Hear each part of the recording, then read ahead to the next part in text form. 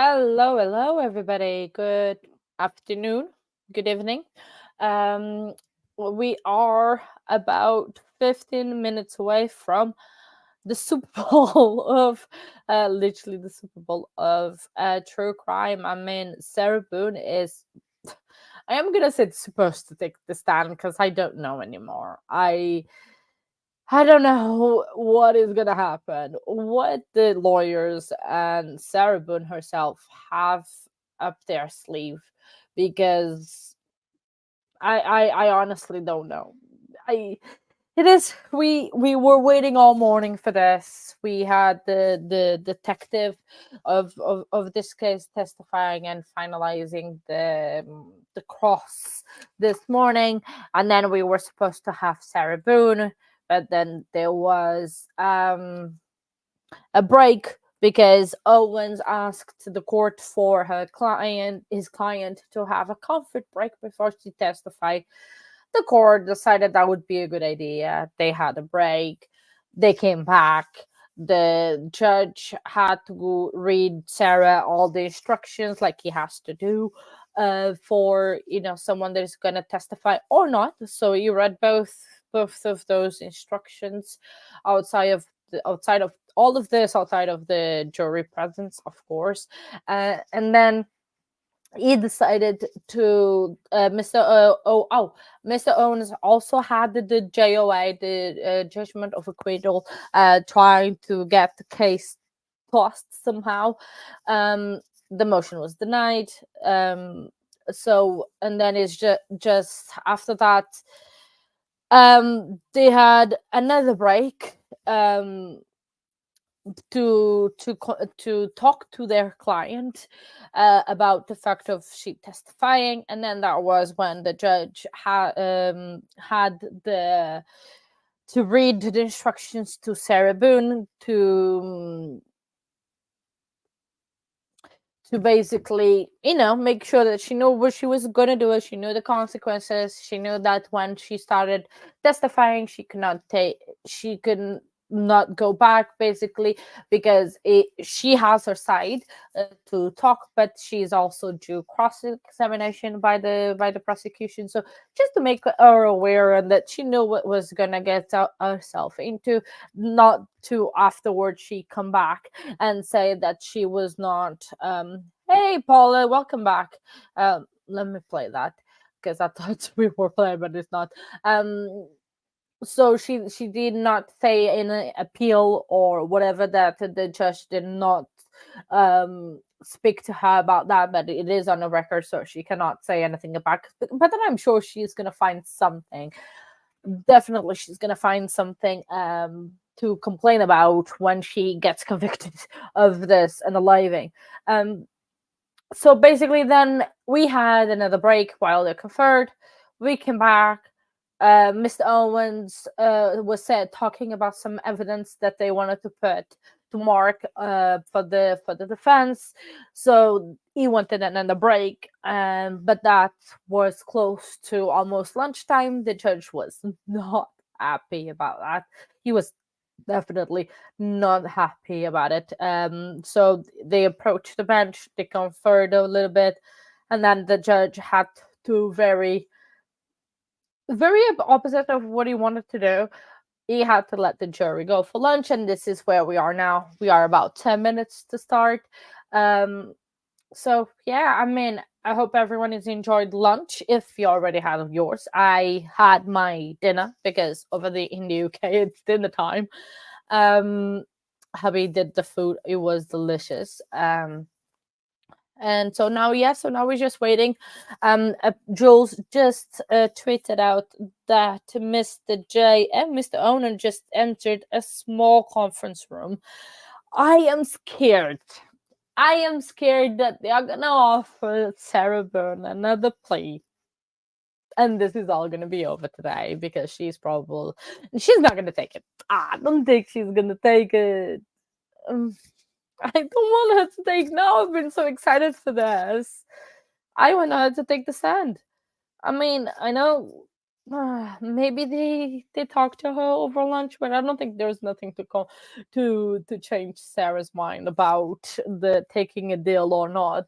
It's oh, I don't know. I am just scared for scared for my life. I'm sorry, that is a bit too dramatic, but I'm a bit scared that they are gonna um take a plea. I mean, if the state offers one last time, the after obviously the prosecution presented their case, they can kind of see the direction that is going the case is going, even though they haven't put and even though she believes in her,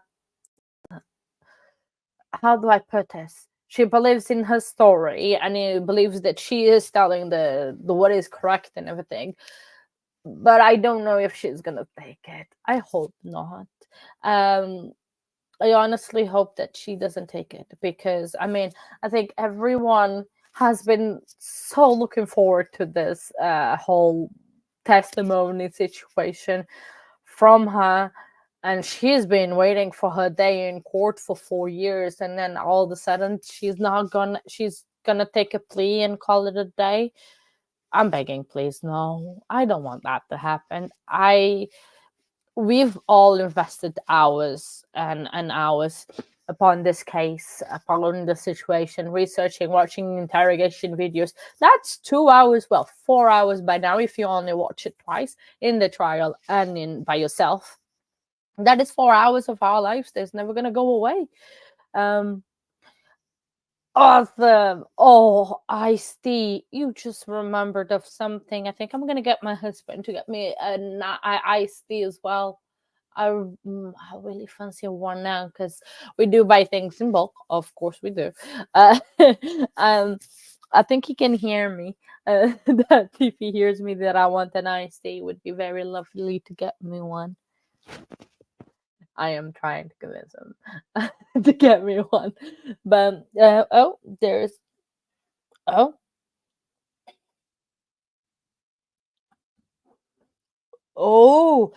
so earlier, so when when we were just coming out of court, um said that there was a very heated exchange between Mr. J and Mr. Owens when they were examining the suitcase. After that happened, Mr. J requested that everyone leaves the courtroom.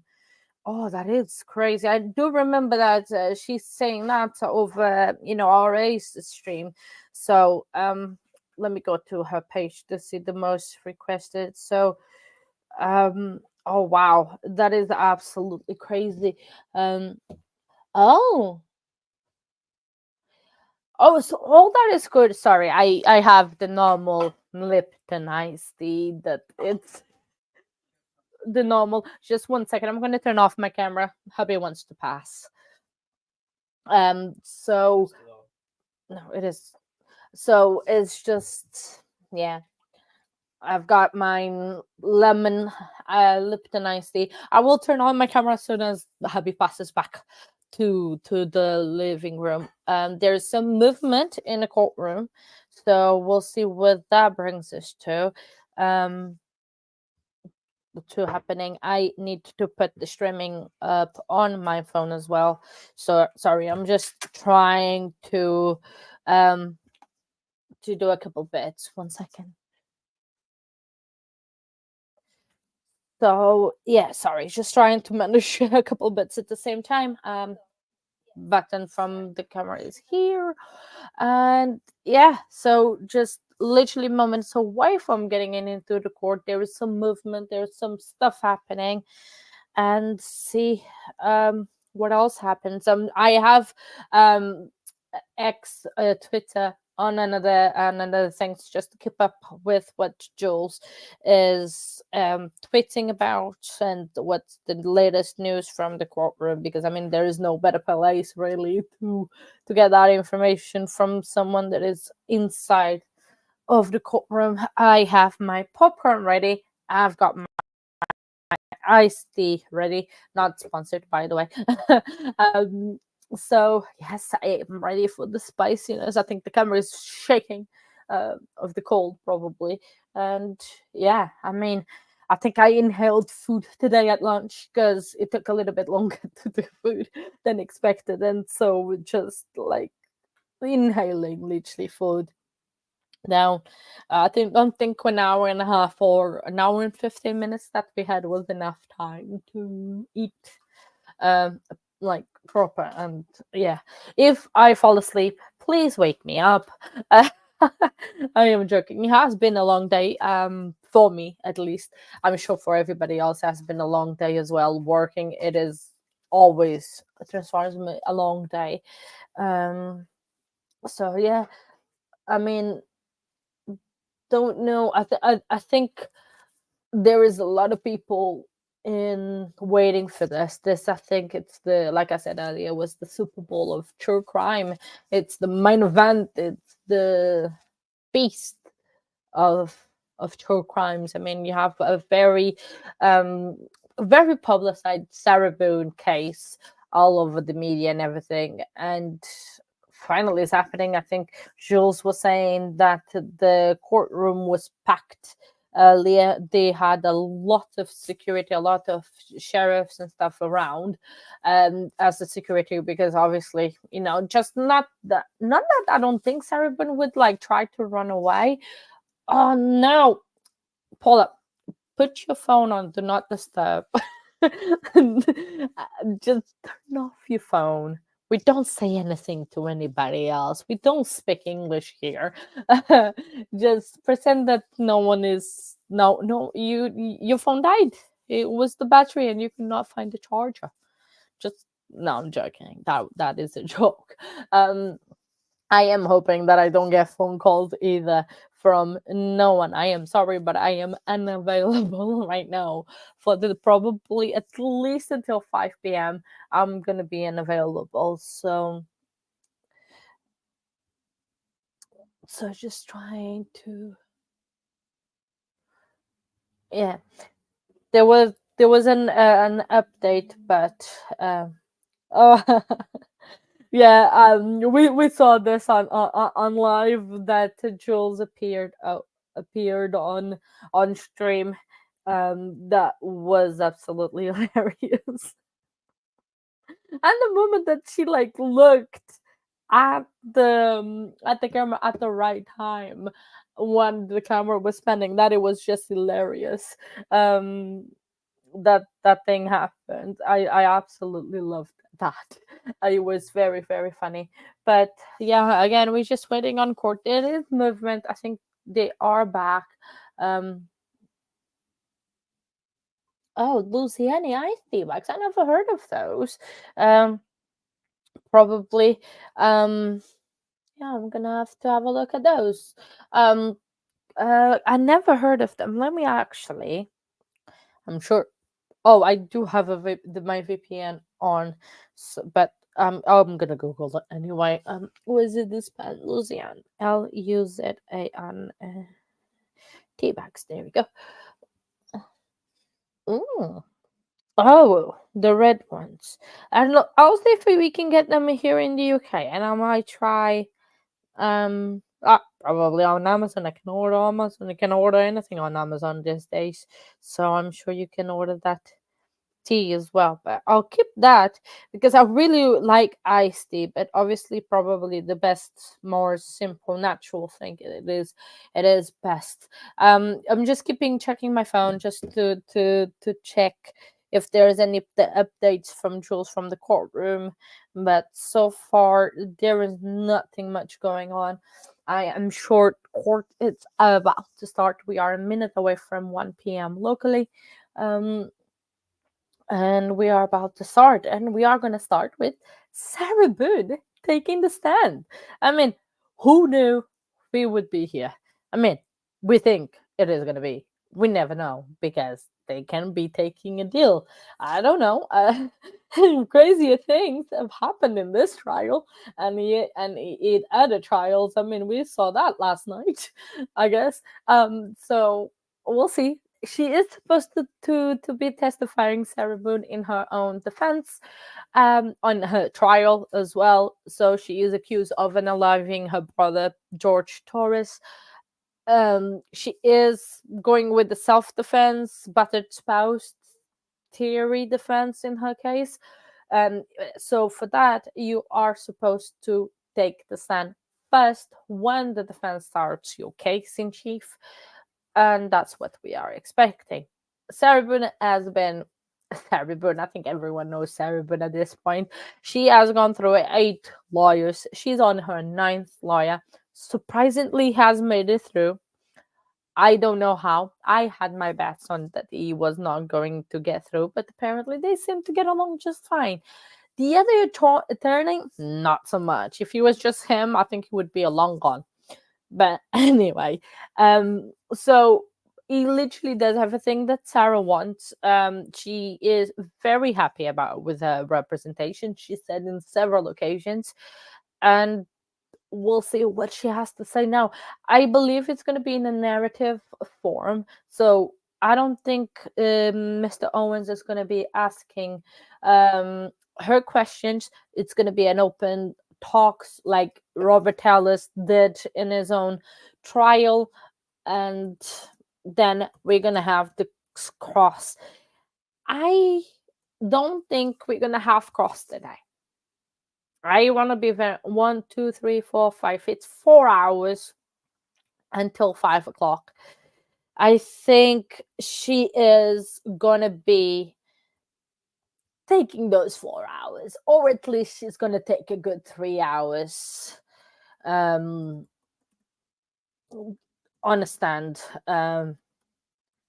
Sorry, I'm just writing already presumptive that she is gonna testify on stand, but there was reports that the judge is on the bench. It is probably just gonna come across our screens momentarily, and there he is, lovely judge. There he is, and yeah, so we'll see. We are on the record. But we'll wait for her. That's fine. Just hang out for me.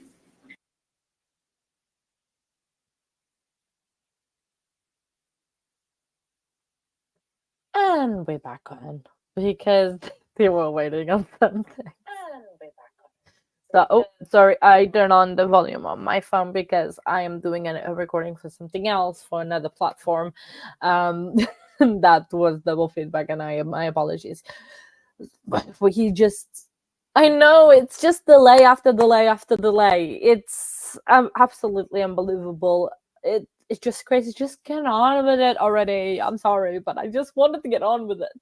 I'm really excited about this. I just want to to get on with it. Let's see what happened now to delay once again. And there is no information from the courtroom about what is happening, so we just wait and tight and wait on. Uh, I know, Paula. I know. I could have had my appointment and not miss a single thing. That's hilarious. If I had the right date, I mean, but since I didn't, I didn't. That is absolutely right. It made me nervous. I was so nervous yesterday. You remember that I was like, I don't know how am I gonna do. I don't know how am I gonna manage to be doing. I'm gonna be just fine. I literally shouldn't have thought it. Sarah Boone. She's gonna find a way to get it delayed. She is definitely gonna. Uh,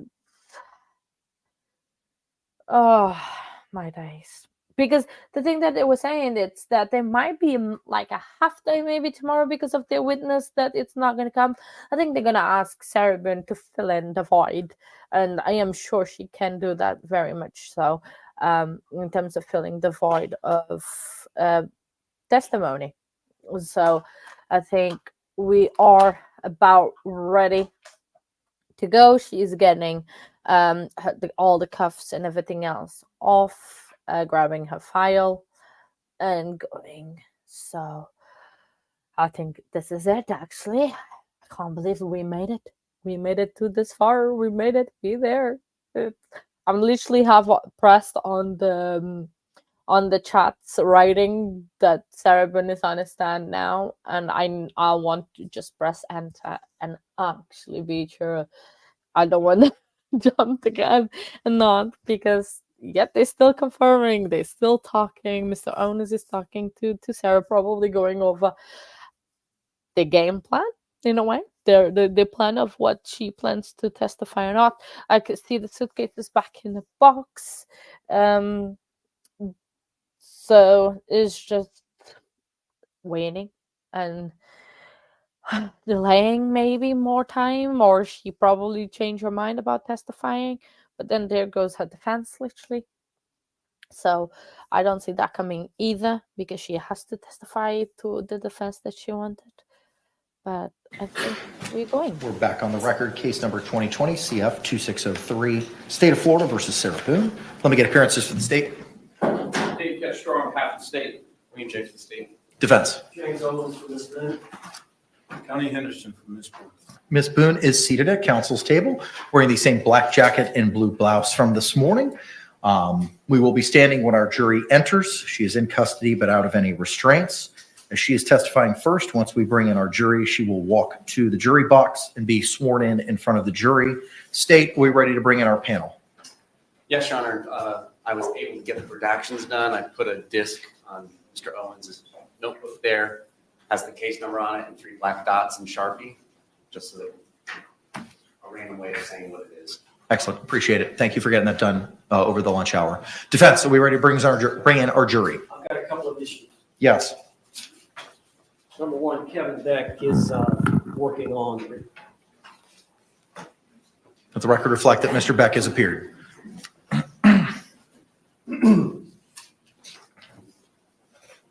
For the record, I'd like to make 2 points about this issue, about whether or not I can bring in evidence of prior bad acts, prior to the overt act. And there's 2 reasons that I believe I should be allowed to do so.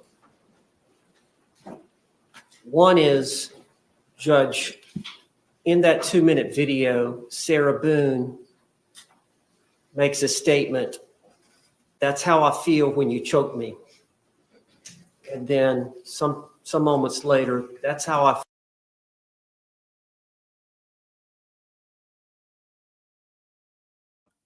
I'm sorry, am I having a flashback or something?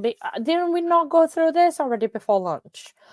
Honestly, this gentleman is trying to test my patience today. Feel when you on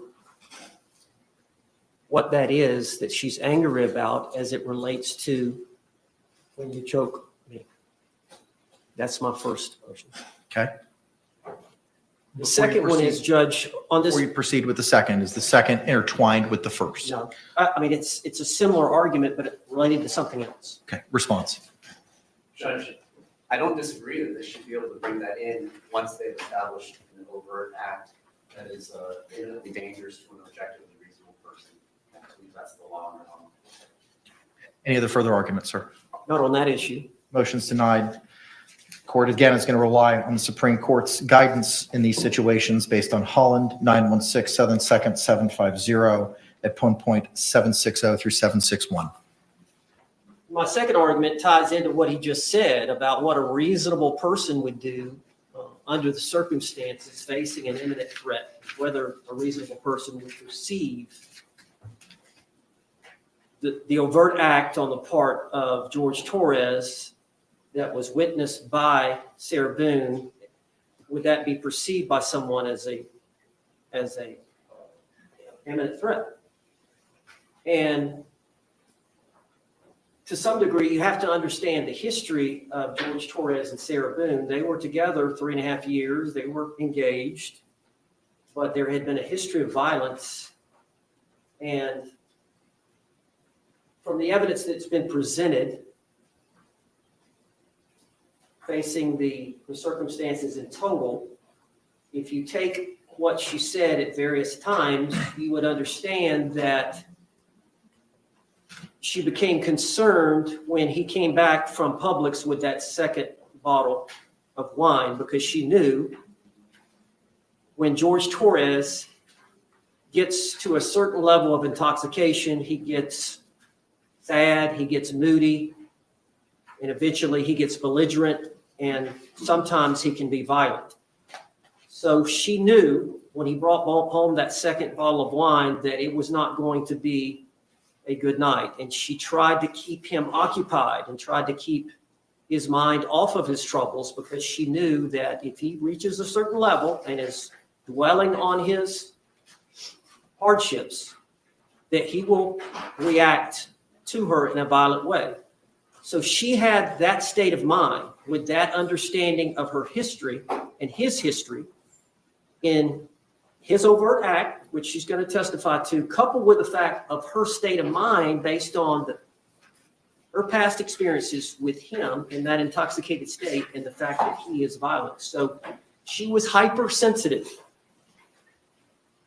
to danger and fear. And I think that ought to be allowed in as part of her collectively an overt act. So it was culminated by his state of intoxication coupled with his overt act created the well-founded fear for her to block the attack, to self-restrain or physically restrain Jorge Torres in the suitcase, to actually use the bat to prevent him from getting out of the suitcase because she knew she was going to get attacked. And the basis of the opinion of about to be attacked is predicated on the prior incidences of violence, correct? Based on Well, there's an overt knowledge. act committed by Jorge Torres, but she was heightened because she knows when he gets to that level of intoxication, and that's a scenario, and that's an issue. So I need clarification. What is it that you're asking me to do? For me to be able to elicit from Sarah Boone that she was concerned once that second bottle was brought, and that's why she tried to placate him over the course of the evening, and that's why she had a heightened sense that he was capable, Judge, due to his degree of intoxication, that he may act violently towards her. And the problem is, a lot of the problem is, Judge, he doesn't remember battering her the next day. That's part of the reason that she videotapes him and photographs him. She starts to document what happens so that she can show him. She loves the man. She adores the man. She wants to marry him. She wants a life with him. But she's tired of being beat on. And so that all ties into her behavior, her sense of nervousness at that point. The reason she was so confident during that 2-minute video is because she knew, okay, this is my chance. He can't get to me. I can tell him exactly what he does that bothers me, that hurts me, and how I feel. And so that's all tied together with then he starts to try to get out of the suitcase, and she reacts the way she does. Response. We held these arguments already. The court has ruled there are no new arguments being made. The court understands exactly what Sarah Boone, the defendant, said to Dr. Werner on October 2nd. The court knows exactly what the defendant said to Dr. Harper over the period of a number of months and years, and there was no overt act. The overt act has to be something that is objectively reasonable to cause a reasonable person to believe there's an imminent fear of great bodily harm or death. What the testimony is not that that's what has occurred, that there's her new testimony is this generalized fear, but you've already read that and you've already ruled on that. And I'll just remind the court that her previous testimony is, it's all fun and games, we're laughing, I zipped the suitcase shut, we're still both laughing, it's funny, and then the decedent says, I can't breathe, and then she flips a switch, gets angry because it reminds her of all the times before where she is asserting that the decedent made her feel like she couldn't breathe. And then that's when she starts beating and shuffling the suitcase so much that it flips over and hitting him with the bat. We've covered this ground. Aggravated assault, aggravated battery, 2 independent forcible felonies. She's committing false imprisonment. She is the initial aggressor after there being no overt act. She can't start it and then say, well, I'm in fear of retaliation, because that's what her testimony was, is Once I started doing these things, once I wouldn't let him out of the suitcase, I was afraid he would come out and harm me or kill me. Well, Judge, if I pull a gun on you and I say, give me everything you own on you right now, and then you in turn pull a gun on me and say, bam, bam, bam, bam, and shoot and kill me, and I shoot, let me strike that. You pull a gun on me to defend yourself, and then I shoot and kill you. I can't assert self-defense. I can't say, well, Judge Kranick pulled a gun on me and I was in fear of death because I was the initial aggressor. I was committing a forcible felony. That's the facts of this case here, according to her previous testimony. And the state concedes if she wants to change her testimony again, that's one thing, and then we'll cross that bridge when we get there. But if she testifies as she previously has, the court has already ruled there's no overt act, and you've read the transcripts. You know what she has said. Judge, she hasn't testified. She hasn't testified. Dr. Harper's testified. Dr. Warner's testified. They have not testified. They've given depositions. Well, given depositions, but she hasn't testified about the act in question. She hasn't testified about the event in question. She had consultations and evaluations by Dr. Harper where they had discussions that Dr. Harper could relate in her testimony. Dr. Warner can say what was said during the evaluation. Again, both of those were not reported. There may be disputes. I disagree with his characterization of that assessment, but it's up to Sarah to tell the truth here today. She's under oath. She's under oath today. She's got an obligation to tell the truth. If he thinks she's made prior inconsistent statements, it's up to him to impeach her with those inconsistent statements. To the extent that you are requesting permission to go into presumably and seemingly prior bad acts, vis-a-vis, he got the wine and I know what happens when he gets it and everything that follows from that, those are bad acts. That is character. And the Florida Supreme Court has provided guidance and circumstances, specifically in Holland, on what needs to be done. You're attempting to provide information that the defendant was apprehensive of the victim at the time of the homicide by virtue of the wine, etc., as you've proffered. That's bad character evidence that you're going to be bringing in. Historic bad character evidence. This is what happens when he drinks. This is what happens when I don't placate him. This is the situation that I find myself in, which inevitably may dovetail into prior incidents of abuse. That's all prohibited character under 404, 9404. And the carve out for that is if a overt act is established. It's not a subjective standard. It's an objective standard.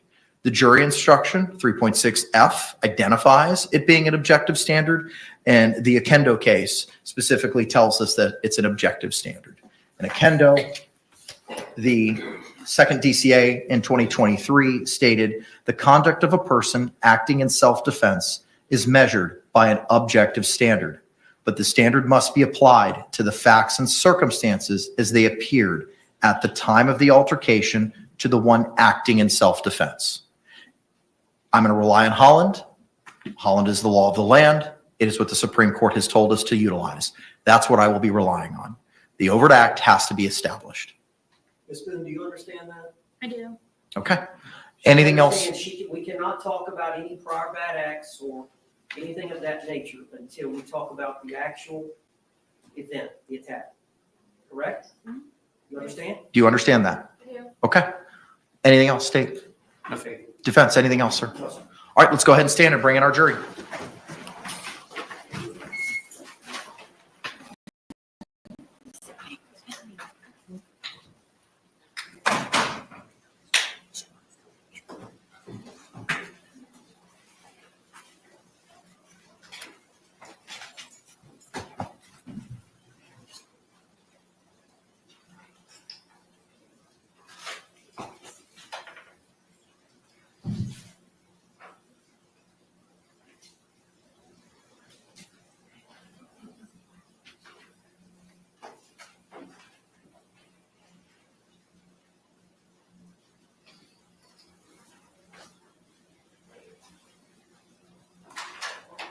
Jury entering. I am sure that everyone will not last 5 seconds without bringing that up.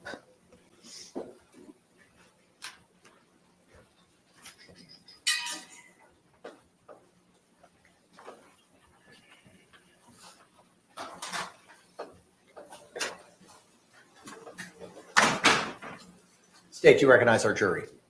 Yes, Your Honor. Defense, do you recognize our jury? All right, thank you. Y'all can be seated. Members of the jury, after seated and comfortable, if you could raise your hands to confirm that you complied with the court's instructions during the break. Record reflect all hands have been raised. With that, state has rested. The defense is going to put on a case. Defense, Mr. Owens, you can call your first witness. The defense would call Sarah Boone.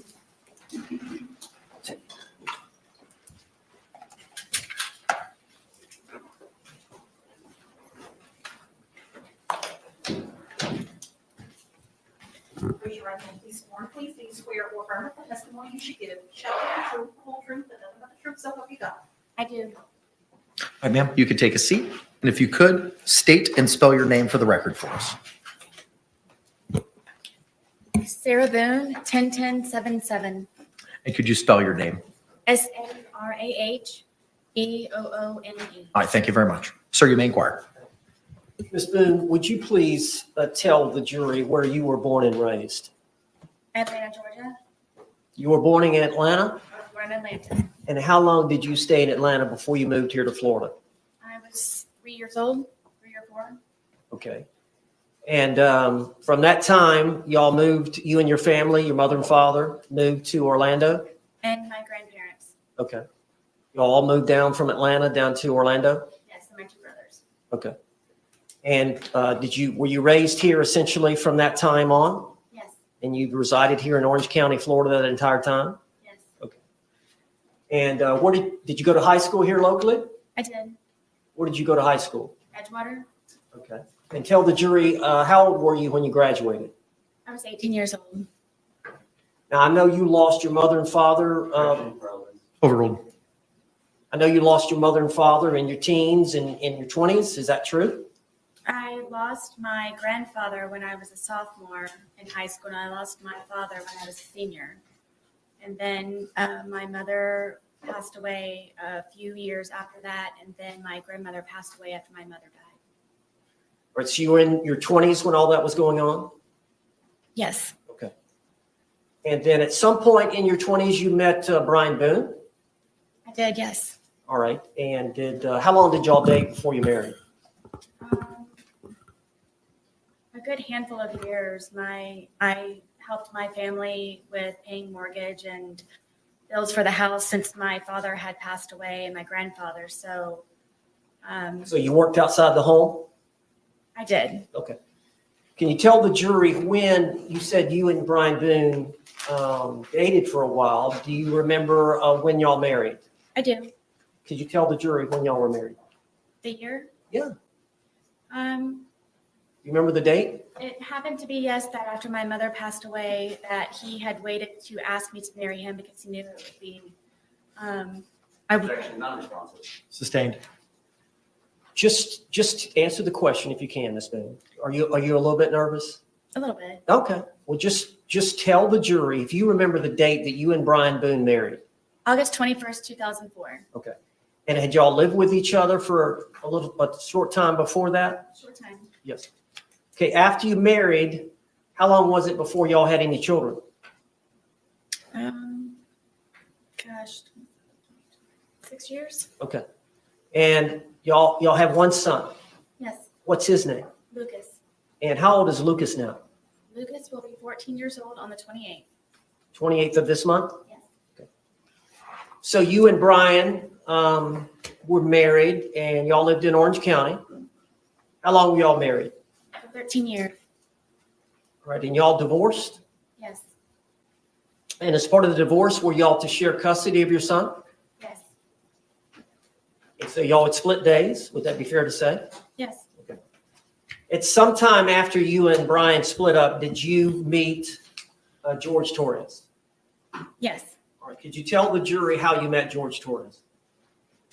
I met George when I decided to buck up, I guess, and was tired of trying to patch things up with my ex-husband. And I decided to go one day for a walk across the street and go have a beer by myself and sit and people watch just to get out of my house and a change of scenery. All right. Now is this your apartment? No, this is the marital home. Okay. Where is that marital home? Winter Park? You're no longer living in that marital home? No, Who lives in the marital home? no one. It has been sold. Okay. So you met George Torres before you got the apartment? Yes. Okay. And you met him at a bar across the street from the marital home? Yes, we had a mutual friend there. Were you introduced? Yes. All right. How did you and George get along when y'all first met? Very well. It was strange how quickly we hit things off and had so much in common. And I never thought that he would be interested in someone like me. And I just couldn't believe that he was actually interested in me and said a lot of nice things. And 1 hour ended up being 4 hours from when we had first met. And then we would always have something to talk about. Why couldn't you believe that he would be interested in you? He was very handsome. He was very funny. He was smart, and I would show up in workout clothes and disheveled hair, and I guess I kind of felt broken from being in the process of the divorce that he knew about. But then one of the things that we could relate also was the fact that he was here in Florida because he had just been divorced from his second wife. So that was another topic that he and I could compare notes on. So eventually the divorce was settled. Did you get your own place? Yes. Is it fair to say that at first you lived in your parents' home, correct? Yes, until I was married. And then you moved directly in with Brian, Yes. and then y'all lived in the marital home, correct? Yes. And then you got this apartment. Yes. So that was the first time in your life that you actually had your own place. Yes. And what was the address? 4748 France Court, apartment number 3. And what city is that in? It's in Winter Park. How far is that from here? 20 minutes. Okay. So you got that apartment, and initially were you by yourself? No. All right, tell the jury. In the almost year, about 10 months of separation from Brian, my ex-husband, that is the time when I met George. And my ex-husband was trying to buy me out or force me out of our marital home, and I needed to find somewhere to live. And So did you and George agree to rent the apartment? yes, I needed extra income. We could not afford it just on my own. You were receiving some income from the marriage settlement, were you not? Yes. So you did have a consistent monthly income coming in from the marriage settlement, For the most part, yes. but you needed more to live. Yes, to pay the bills and for rent. So did you and George have some agreement? We did. All right, what was the agreement? The agreement was that if I decided for he and I to live with one another, because it would be under my name, that he would help with the monthly bills and on a regular basis where it wouldn't be something that I would have to argue with him about. It would just be an automatic, make sure that everything's paid first, and then from there, hopefully have some fun with it. Okay. So I understand from that point on, would it be fair to say that y'all saw each other on and off for about the next 3.5 years? No, I would consider us a couple. At some point, he asked me to marry him. Okay. But y'all did have times where he left and went to live with his parents. Yes, Is that fair? yes, And there were times where there was an understanding that y'all were going to break up. multiple times. Okay. All right. So again, on again, off again. Yes, this was actually before we had our apartment. That was, I guess, our dating days. Okay. So y'all were together for 3.5 years. Is that fair? Yes, And y'all had actually agreed to marry? He had asked me, yes, a couple of times to marry him, and one time I agreed to yes. Okay. Now, I want to get directly to the date of this event so that the jury can hear your testimony. All right. So tell us, I believe the date is February the 23rd of 2020. Explain to the jury that whole day, from the time y'all got up, the whole thing. Approach.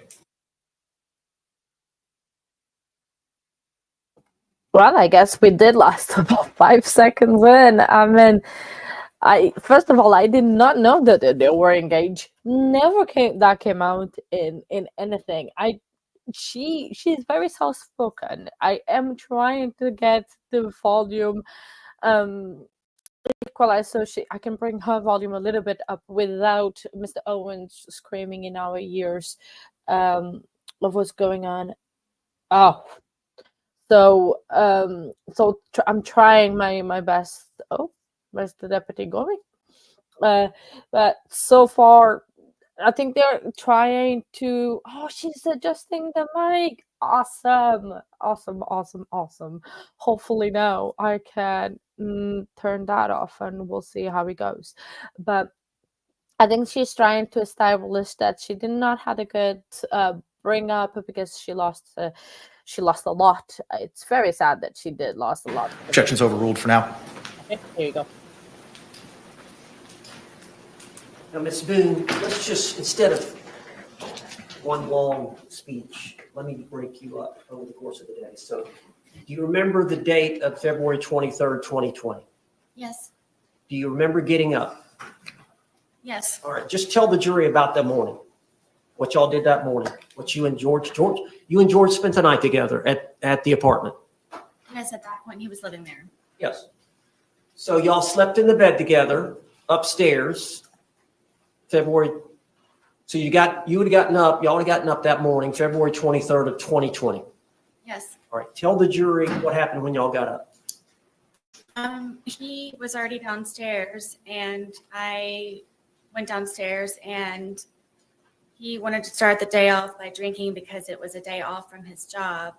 And I talked him into cleaning and tidying up the house for a sense of accomplishment. So that is what we did for however long that it took. So we did tidy up the house and got everything in order, and it was kind of a reward, I guess, to be able to sit and enjoy ourselves and sit on the back porch. All right. What do you mean by cleaning up the house? What did y'all do? We swept and mopped. We folded some of the laundry. I know that we did the dishes, emptied the dishwasher, just general run-of-the-mill tidying up. And did you have your son coming the next day? Yes, that was one of the reasons why we were able to do that. What was the arrangement you had in terms of the next day would have been your day to pick up your son from school? Yes. What time would you pick Lucas up from school the next day? I believe his school ended at 3:00. Okay. So you would have been responsible to pick him up, and he would be spending the night with you that night. Yes. So you wanted to have the house nice and clean. Yes. How many bedrooms are in the home? 2. And you and George had one bedroom? Yes. And who had the other? Lucas. All right. Is that exclusively his bedroom? Yes. All right. So how long would it have taken y'all that morning to clean? I don't really remember what time we woke up, but maybe a good 2, maybe 3 hours. Okay. And would it be fair to say that you and George both smoked cigarettes? Yes. And would it be fair to say that you and George both drink alcohol? Yes. So at some point, y'all finished your chores, Yes. right? And then y'all were going to enjoy the day. Yes. All right. What was the plan? It was just kind of, we've got the day to ourselves. Let's just kind of relax and go with the flow. Did y'all make a decision that y'all were going to start drinking? Yes, we had a half of a bottle that was already in the refrigerator, and I did not want to go out afterwards. I, again, had Lucas coming the next day, so we went over to Publix to purchase another bottle of wine, so we could not have to go out later on that evening. Now, you were here in court when the state played the video of you two and the public's purchasing the bottle of wine. Yes. Is that what you're referring to here with the jury right now? Yes, Okay. And that was around noonish? I believe so. Yes. Okay. Had y'all started drinking the leftover bottle before going to the public? No. Okay. So y'all bought a bottle of wine? Yes. All right. And how did y'all get to Publix? My car. How far is Publix from your apartment? 5 minutes. How would you get there from your apartment? What do you mean? Did you have to go across any major highways or is it right there? You just come out of our apartment complex and you do a little U-turn and then you come up and it's right in that complex. But it's easier to drive than to walk. Yes. I know at sometimes y'all would simply need cigarettes and it was in walking distance. Can you tell the jury about that? Yes. There was a AutoZone convenience store with in the same, I guess, parking lot of our townhome or complex. And it was just a straight shot from our apartment to a back gate, and you could get right into the convenience store from right there. But y'all went over to get that bottle of wine around noonish. And how did you took your car? Yes, Did George have a vehicle? we did not. And how did you pay for the wine? With my debit card. And then y'all came back and started drinking? Yes. Okay, tell us what you did when you got back from the Publix. Just went on the back porch where we usually spend our time because we're able to smoke cigarettes outside as opposed to inside. And Is cigarette smoking not allowed indoors? it is not. Okay. Do you have pets?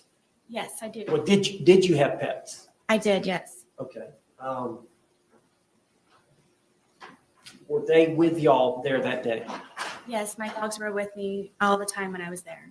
How many dogs do you have? I have 2, And just what are their names? Penny and Tess. And what is the breed? They are red Boston Terriers. And are they both disabled? Yes, Penny is blind and Teff is deaf.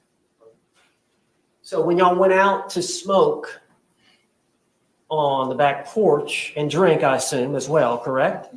Yes. Did y'all take the dogs out? Oh, yes. All right. Is there a place for them to do their business out there? Yes, I extended our back porch for them to have a little bit of area as opposed to going from a large backyard from my marital home to our little townhome. And they would come out there and do their business, and I could sometimes I would open the gate and then walk them in the back part of our apartment. So you and George were just going to enjoy the day together? Correct. Is it fair to say y'all don't have a lot of money? Yes. And so y'all were going to do something there in the home? Y'all weren't going out for dinner or? Yes, we primarily, I would consider us homebodies as opposed to going out and partying and doing this and that. Okay. And how long do you think y'all were out that afternoon outside? A few hours. All right. Could you tell the jury what y'all did during that time? We have a dartboard that's out there, and we just had drinks, and we're just really enjoying each other's company and talking about, things upcoming. We both were looking for a job and just kind of, I guess, encouraging and supporting and planning. And Well, now you said he had a job. Was he looking for a job, a second job? no, the job that he had was very unstable, and at that, So he was looking for something new. yes, at that time, yes. Okay. And so during that 2 or 3 hours, would it be fair to say that y'all drank the bottle? Yes. Okay. So would it be fair to say that y'all were feeling the effects of the alcohol? Yes, Okay. At some point, who made the decision to come in? I did. Okay. Why did you want to come in? I felt that George needed a change of scenery. Okay. So y'all came in and then did y'all do anything else before he left again? Were y'all doing anything? I know y'all did some arts and crafts. What did y'all do? At some point, he went to get another bottle at Publix. Yes. I believe it was after it was right before I believe that we had gone inside. Because he called his daughters. I was trying to encourage him to call his family. Okay, now where are his daughters? His two daughters are located in Pennsylvania, And what are their names? Anna and Destiny. And how old are they? I believe that Anna is in her 30s and Destiny may be in her early 20s. All right, does he have any more children? Yes, he has a son. And where does his son? He is in Pennsylvania also. So part of that afternoon is y'all came in to call relatives, call family. No, I had him call outside, just trying to, I guess, boost the mood. The first daughter didn't answer, and I don't remember the reason I didn't speak to the second one. I believe he did. It was just for a moment. All right, and whose phone were y'all using? My phone. All right. And is that common for y'all to use for y'all to share that phone? It was because George said that he didn't have a phone, so it would either be lost or given to him by his mother. So I didn't know he had a cell phone, so we would use my phone. So it was primarily your phone?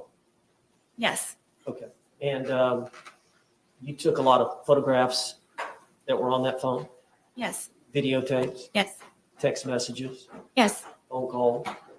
Yes. He and I both on the phone calls. So he would use it as well. Yes. And that phone, is that the one that was seized in this case? Yes. All right, so y'all called his daughters, and then during that phone call period, did y'all also call his brother? Yes. Okay, and which brother was that? John. All right, now, how many brothers and sisters does George have? I'm going to list them if that's okay. Okay.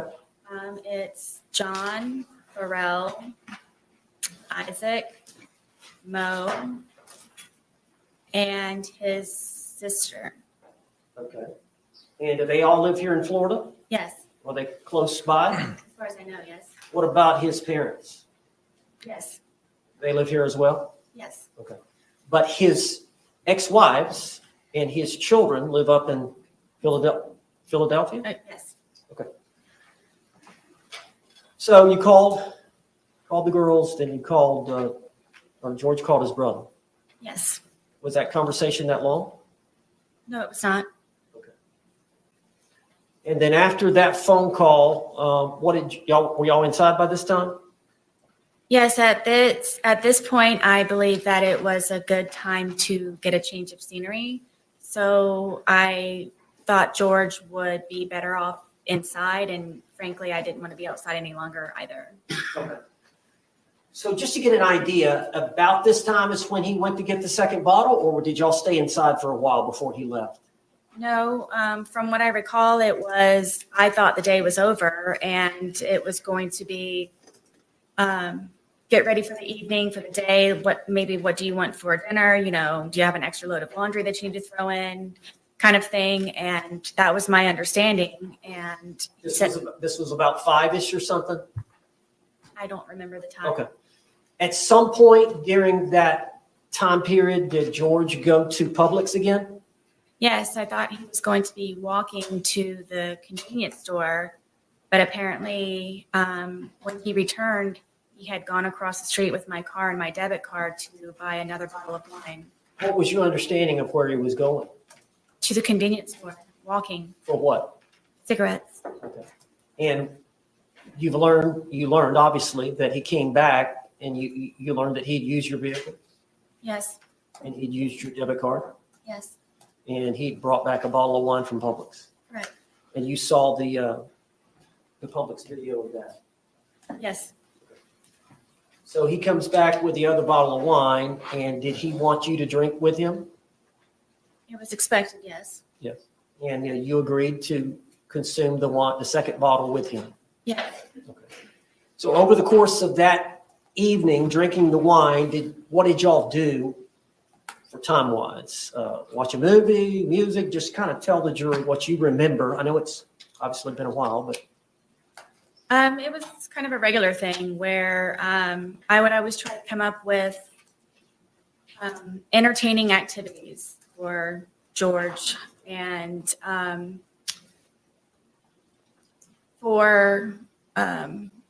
bought a puzzle. We started off at one point doing a smaller puzzle, and then we did that very quickly. So then I purchased a larger puzzle, and I believe it was 1,000 pieces.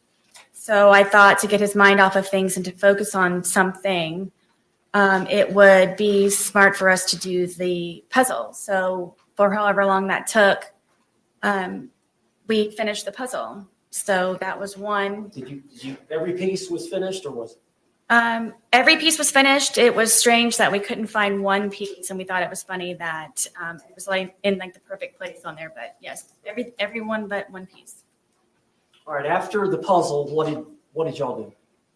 I decided to continue to maintain and focus him, and I have a bunch of paints that I used of my son's that his grandmother bought him. It's a very big art wooden box, and it's got pastels, pencils, paint, any kind of whatever. And he and I were very much into art, and with this resource, it got him very interested in being more creative. How long have you been into art? Ever since I can remember. As a child, You like to draw? I like to do anything artistic. And I know, we saw some of the pictures of your apartment, but it looks like there was pictures and artwork up. Is that all your work and George's work? The majority of it, yes, are belongings from my home. And then also some of George's, yes, on the wall. Was he pretty good at art as well? Yes, All right, so you both enjoyed doing that. very much. So y'all got out Lucas's art set. What did y'all do with that? We were just, I guess, doodling, whatever. I would always tell him that everything that you make is a masterpiece. So just let loose and just let it go. And we would just paint and Drink. paint and drink, yes, and listen to music sometimes, and yes. Now with the dogs, did y'all get the dogs involved? Oh, yes, my dogs follow me everywhere, yes. Is there some dancing going on with the dog? Yes, after we had completed the puzzle and I guess we're painted out, I thought that it might be a good point for us to maybe listen to some music. And the music that George listens to is it's very fractious to me, and it was definitely not going to lighten the mood. So we ended up finding some channel on the radio, and he was feeling it. And then we ended up, my one dog gets very active and was dancing with us, and we were just having a good time listening to music. And I guess it's getting pretty late in the evening. Yes, Anything else I've missed? I don't believe so. All right. So tell us where y'all ended up before you started the game of hide and seek. We were there. I couldn't think of anything else possibly that I had to continue entertainment. But I remember sitting at the end of the couch and him sitting in one of my son's chairs that was in the living room, and just kind of doing this. Like, what are we going to do now? Like, I very much would like to go to sleep. Had y'all finished off the that bottle that he had bought? I don't remember, to be honest with you. Bless you. Would it be fair to say that as the day wore on, the more y'all consumed? Yes. All right. And would it be fair to say that as the day wore on, the more you consumed, the more effects you felt from the alcohol? Of course, yes. Both of you. Yes. So you would agree, would you not, that at the time y'all were trying to figure out something to do and you put your head down on the couch, that would it be fair to say that y'all were intoxicated? Yes. Tell the jury what happened. At one point, I guess he knew that I couldn't come up with anything else, tapped me on my knee and said, "You're it." So from there, I ran up the stairs and hid into our shower, just waiting for him to find me so we could hopefully go to sleep soon at some point. And Your shower, is it a tub or just a walk-in? it's a tub, but it's in the master bedroom, and you have to go all the way upstairs. You have to go in the bedroom, and then you have to go into the bathroom part, and then there's the shower part. So did you lay down in the tub? At one point, yes, I was. So you were hiding. I was trying. Okay. And did you believe that he was going to come try to find you? Yes. Did you wait? Yes, for quite some time. All right. Then what did you decide to do? That I decided that I need to go to sleep. I'm picking my son up the next day, and we need to start wrapping up the evening. And I went downstairs to find where he was. And what I think the jury has seen pictures of your, would you call it an apartment or It's considered a townhome. a townhome? So you walk down the stairs, right? Mhm. And at the bottom of the stairs is a bookshelf here? Yes, at the very end of it, yes. Okay. So you walk down the stairs and you turn and look in the living room. What did you see? I don't even think I made it all the way down the stairwell because I was just looking for him as soon as I could, to hopefully go upstairs as soon as we could. And I looked over and I saw him settling himself in the suitcase. All right. Tell us about the suitcase. How long, is it an older suitcase? Yes, Whose suitcase was it? this is George's suitcase. All right. And did he use it for traveling back and forth to Philly? Yes, I had recently taken him on a trip to go see his children in Pennsylvania, who he hasn't seen in years. And we took that with us. And because of how dilapidated it was, how broken it was, in the end, after that trip, we decided that we would donate it. All right. And I understand y'all kept the suitcase upstairs. Yes, How long did y'all keep it upstairs? since we had moved in. Is there a closet up there you kept it in? Yes, it was in the master closet, the master bedroom closet, all the way in the back because of the size of it, and there was nowhere to put it, so it's all the way in the back. So when did y'all decide to move it down from upstairs to downstairs? Was it that day or sometime earlier? No, it was maybe a week or so prior. Okay. And so what, y'all were gonna donate that to Goodwill or? Yes, we were going to do, I guess, a spring cleaning. Anyone who has children understands that they grow quickly, and there was a lot of clothes that I needed to go through of my sons, and then also from George and I moving in and just kind of putting everything in there, at one point where we just needed to actually go through it and organize it and get things more in order. So is that the reason it was downstairs? You were gonna donate it and a bunch of things that you were gonna put inside of it? Correct, yes. Okay. So it'd been down there a week, so it was already down there. Yes, George brought it down. Okay. So you said that you got down there, you're looking for him, you see him settling into the suitcase. Yes. What did you do?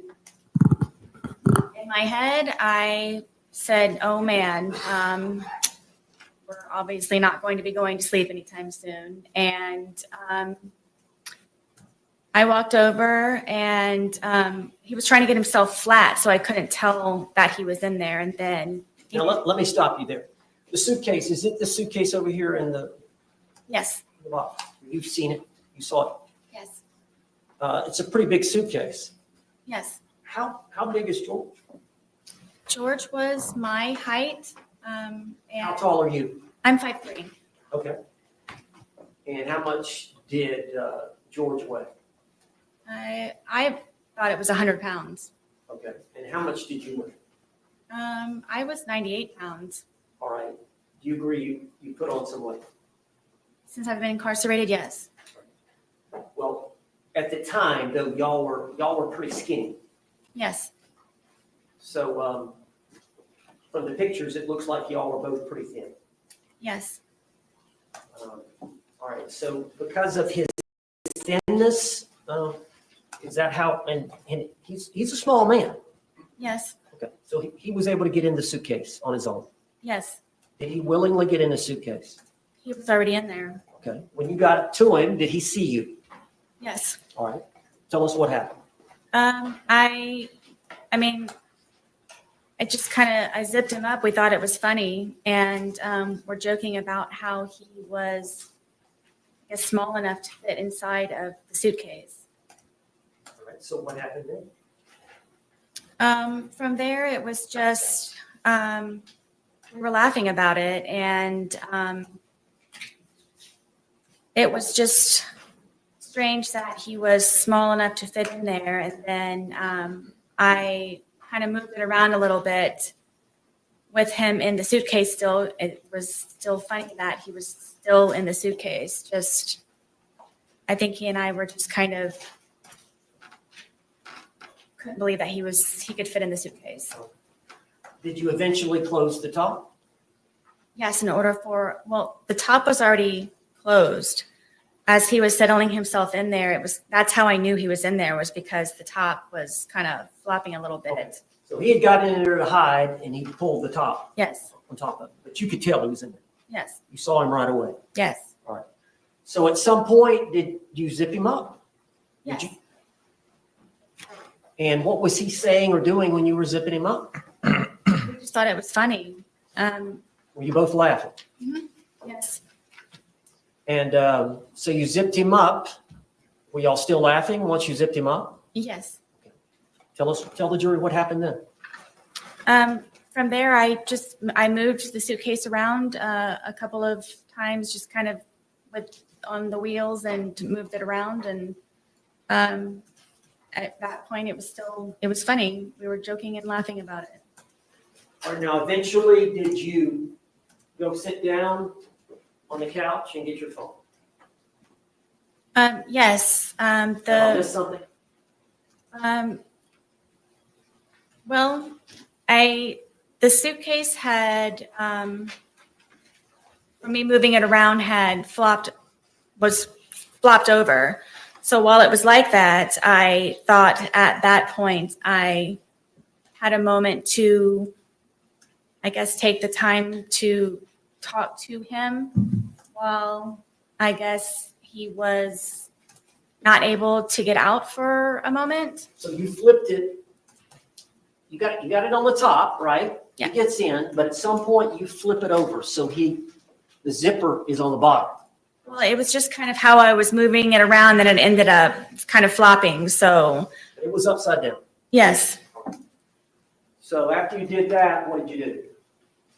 that's when I went over and decided to videotape to just see the, I guess, the jest in it, for him to understand that right now I feel safe, and right now I have the ability to actually speak to you in a manner that normally I would not have the ability to do. And you were intoxicated, Yes. and you would agree that you said some things you should not have, Yes. but you realized he could not get out and get at you. Is that fair? At that moment, yes. So it goes on for about 10 minutes. Yes. You heard it here today, did you not? Yes. You heard his voice as he was speaking from the suitcase. Yes. That was his voice on the video and audio. Yes. And you heard your voice on the video and audio. Yes. That was your voice. Yes. All those things said by the man were said by George in that 2-minute video.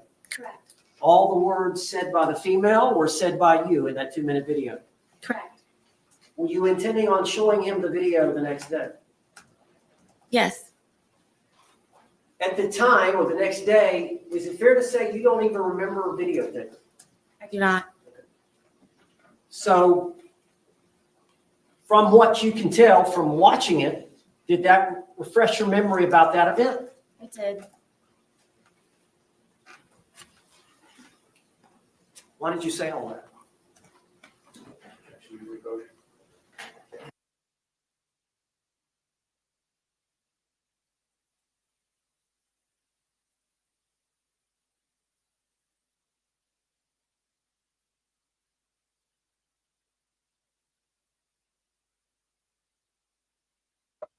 Oh, this is wild. It is absolutely completely wild, this testimony.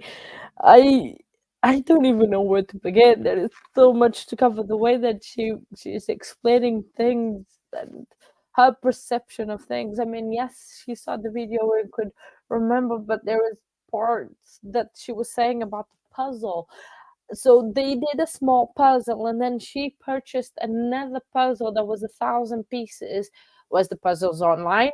Was was it physical normal puzzles? Because she was saying they could not find a piece. So how can she purchase a puzzle that quick? I mean, I know there is Instacart and stuff like that, but I don't think they would spend money on that. Or and even if when he went out, she said about she was expected to drink.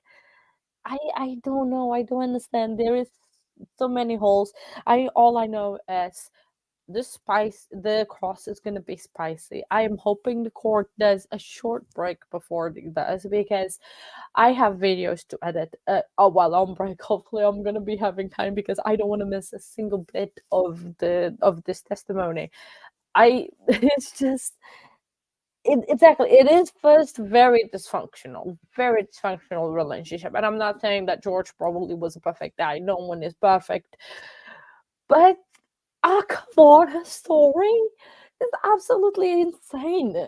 How can she? It's just like, oh, here we go. Mr. Owens, you may proceed.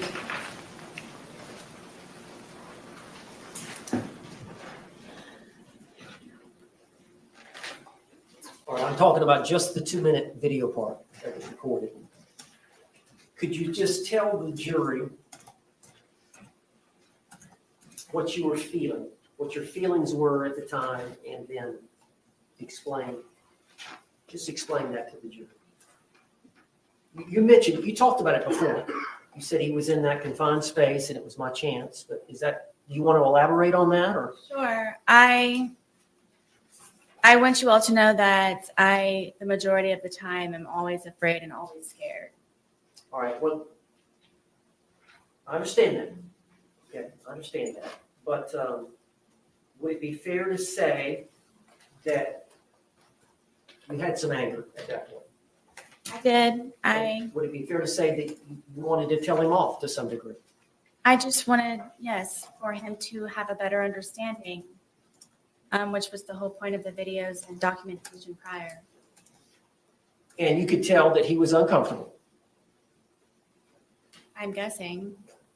And did you want him to feel some uncomfort? I did. Okay. Now, at some point, you turned off the video. Yes. And then we saw a second video, which was approximately 11 minutes later. And you've seen that video. It was played to the jury. It was 22 seconds long. Yes. And I don't think you speak in that video. You hear George say Sarah one time. Yes. Is that fair to say? Yes. So between the 2-minute video and the 22-second video is an 11-minute period.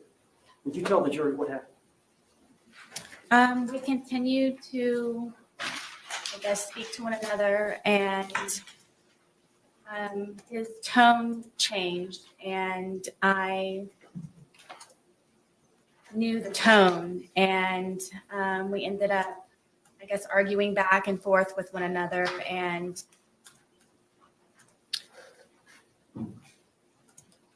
it was the things that he was saying very much frightened me, and cursing at me and threatening me. And Did he want you to let him out of the suitcase? I'm sure so. Okay, go ahead, tell the jury. And it just got very heated very quickly, and he continued to push on the suitcase.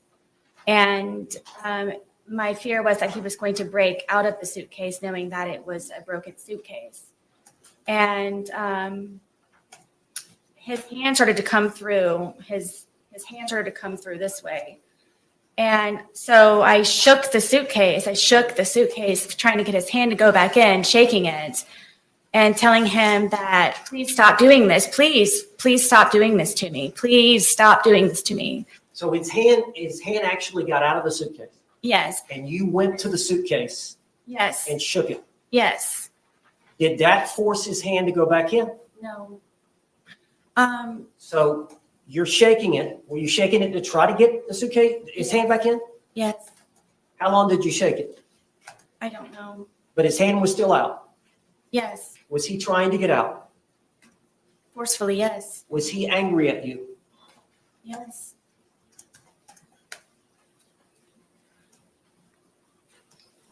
Were you in fear?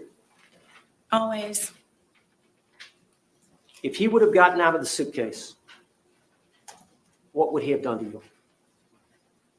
Like he used to tell me, he probably would have made me unrecognizable, or I would have lost my life. Did you lose the grip on the suitcase? Yes. Where was the bat in relation to the suitcase? It was leaning up against the dining room table right there. How far was the bat from the suitcase? 3 feet, 2 feet. Was his hand still out of the suitcase? Yes. And was he getting out of the suitcase? He very much was trying, yes. And so what did you do? For the split second reaction that I had, I happened to see that and I grabbed the baseball bat and was trying to poke his hand to go back in to please don't break through, please. So I hit his hand. Did you hit the outside part of his hand? Yes, We've seen the photographs of his left hand. Did you cause the bruising there? I'm guessing yes. Now, you've seen the bat. It's a youth bat. Yes, I bought it for my son. Is this the bat you used? Yes, And you said you poked him with it?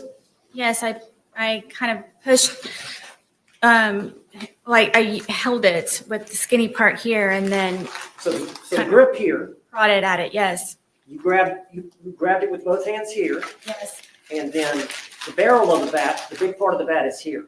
correct. And you thrusted it into the different areas of the suitcase?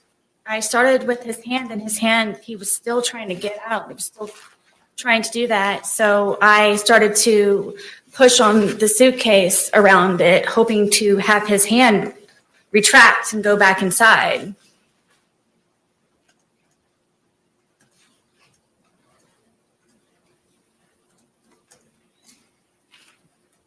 You made those injuries. I did, We've seen the photographs. yes, We see the bruising. Is that from that bat? yes. Eventually, did his hand go back inside from you doing? Yes, finally, he had subsided and retracted his hand. So in your mind, did you prevent him from attacking you? Absolutely. Split second decision. Now, once he retracted his hand, do you remember zipping it up some, or what did you do in relation? Because he was upside down, was he not, at that point? Yes, At some point, you flipped him back up. I did. Tell how that happened. He wasn't cursing. He wasn't threatening. His hand was inside foremost. There was no more of him trying to break through the suitcase. So I felt safe enough to turn it back over. It wasn't happening anymore. You went back to the video and the couch, I did, yes. and we saw the second video, Yes, the 22-second, and he's right side up again, yes, and you hear him say, "Sarah." yes. Had you left enough room for him to get out? Zipper to zipper. Yes, that's how his hand was trying. That suitcase has 2 zippers, doesn't it? And they meet at various places along the line? Correct. How much room, when you flipped it over, how much room was between zipper to zipper?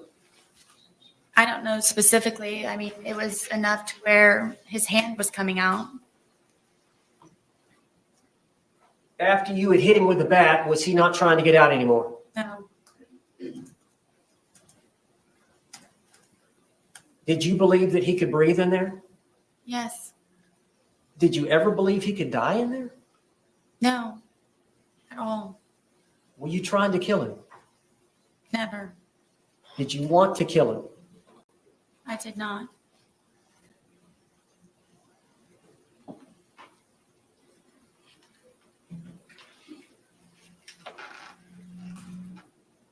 Did you walk upstairs? I did, yes. Why didn't you let him out before you walked upstairs? Were you afraid? Terrified is more of the word. As long as he was in the suitcase, he couldn't harm you. Correct.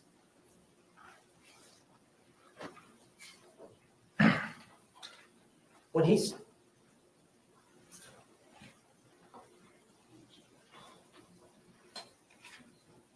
Did you want him to calm down? Yes, I wanted him to stop being angry because I know what it is for him to be angry. You went upstairs. Where were the dogs? The dogs ran upstairs with me. And where did they go? On the bed.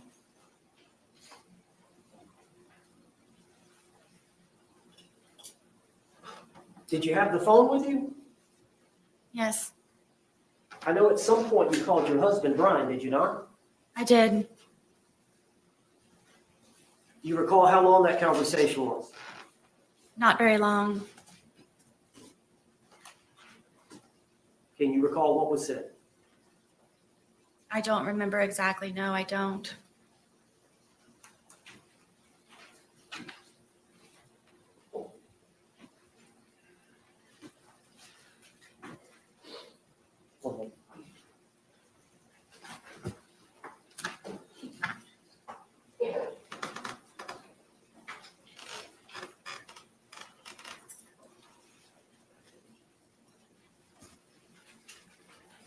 Miss Boone, Sarah Boone, you said that when he was in the suitcase, he was threatening you. Can you tell the jury what he was saying? I don't know. Am I allowed to curse? Yes. But he was going to fucking end me. And that's what made me ask him please to stop doing what he's doing to me. That he was going to, I'm guessing, try his best that night to probably take my life. But what the threat you heard was He's going to say the fucking word. end me. Excuse me? Fucking end me. End you?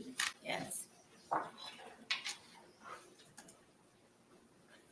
One more. Yes, sir.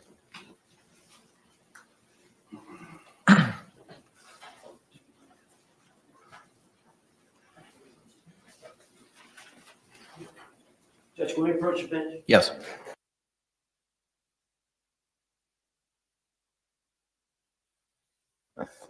I don't even know where to start. I mean, this is wild. That is completely wild. It's where do we start? It's just she. I don't believe her one bit. I am sorry. I cannot wait to get the reactions for from the court from Jules about the jurors. Oh my days. This is I just don't know. I'm trying to catch up on the live tweets because I absolutely don't believe her one bit. I mean, how can she's I gave up on taking notes because I would be writing the whole testimony of how, but all the information that she's giving to the judge, to the, well, juries in this case, it's absolutely maddening. How can All right, members of the jury, it is 2:14. All right, members of the jury, it is 2:14. I have a matter that I have to discuss with counsel at this point in time outside of your presence. So I'm going to ask you to retire to the deliberation room. We'll bring you back in as promptly as possible. Again, similar instruction that I've given you. Please do not conduct any independent investigation or research as the person, places, things, or charge involved, and do not have any discussions amongst yourselves or anyone else about those things. We'll bring you back in as promptly as possible. Thank you. There it is. Thank you.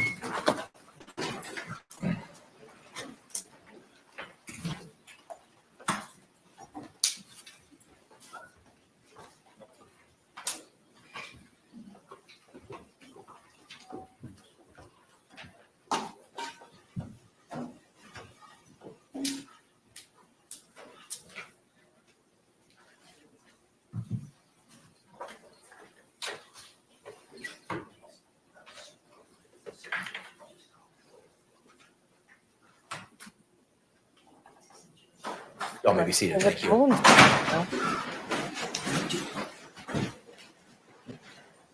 State, you can proceed with any argument at this point in time.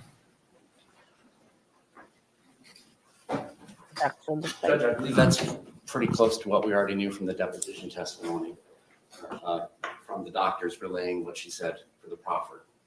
What we have here is testimony from the defendant.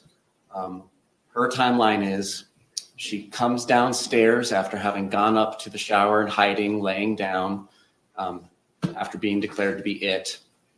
She comes back downstairs, and before she gets back to the bottom of the stairwell, she can see that the victim is in the suitcase trying to get flat because the lid is flopping and he's not hidden just yet. And so she comes over, and I believe she testified she was moving it around before actually zipping the lid shut, but moving it around, everybody's laughing. It's all fun and games still. And then she zips it, and it's still fun and games, and everybody's laughing. And then at this point, she testifies that this is now her opportunity to get on her pulpit to express her true feelings about everything. And that's when she sits down on the couch and opens up her phone device and begins recording what later turns out to be IMG _1062.movie at 11:12:45 for 2 minutes and 3 seconds.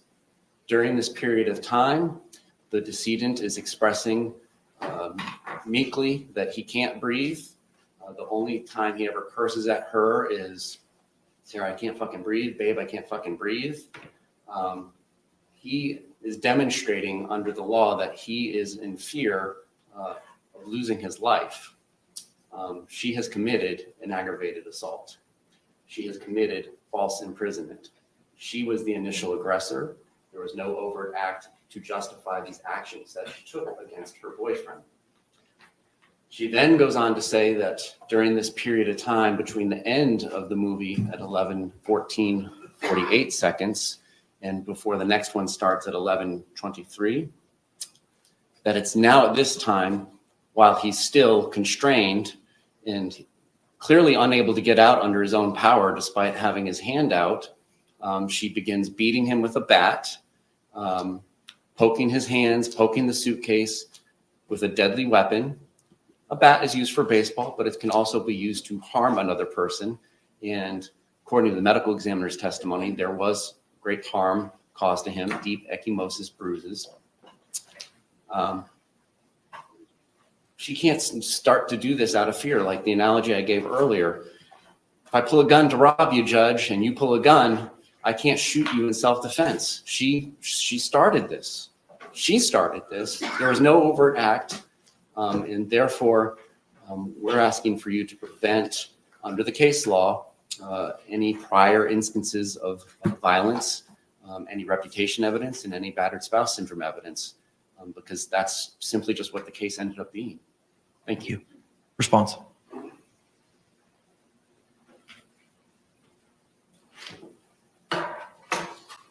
Judge, this was a game. by two intoxicated people. When people are drunk and intoxicated, they do silly and stupid things. The evidence is uncontroverted that Jorge Torres willingly, by his own choice, elected to hide in the suitcase. And Sarah, just to By their interaction between the two of them, giggling and laughing at each other, he consented to her zipping up the suitcase.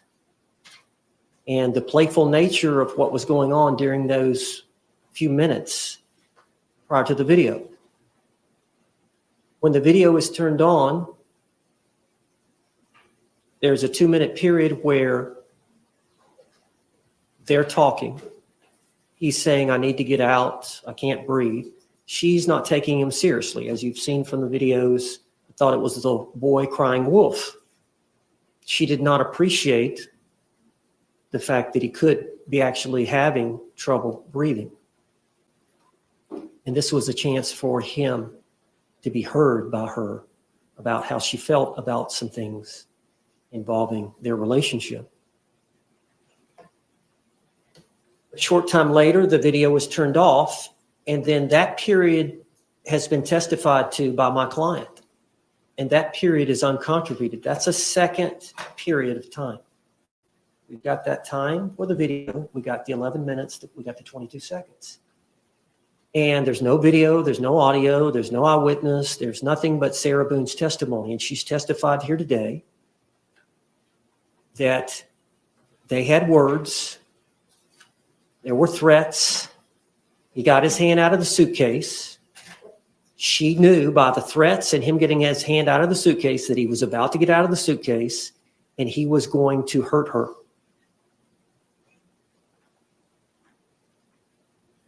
A reasonable person under that scenario would believe she was about to be harmed. She was an imminent threat of harm. She blocked that attack by grabbing the bat, hitting his hand. When that didn't work, she started poking him with the bat in the suitcase. Eventually, she poked him several times. He put his hand inside the suitcase. She put the bat up. When she realized he was not going to do that any further, she flipped him over right side up. She still had a fear, knowing that if he got out, she would be harmed. He would beat her up. She went upstairs. That is an overt act based on the discussions, coupled with the fact that he threatened her, using the word, I'm going to fucking end it for you, or some words to that effect. I don't remember her exact words, just before she went upstairs while he was still in the suitcase. If she would have let him out, and this is a crime, now this is an event involving an omission, failure to act, failure to unzip him at that point before she went upstairs. The failure to act, the failure to unzip, which would have let him out, which would have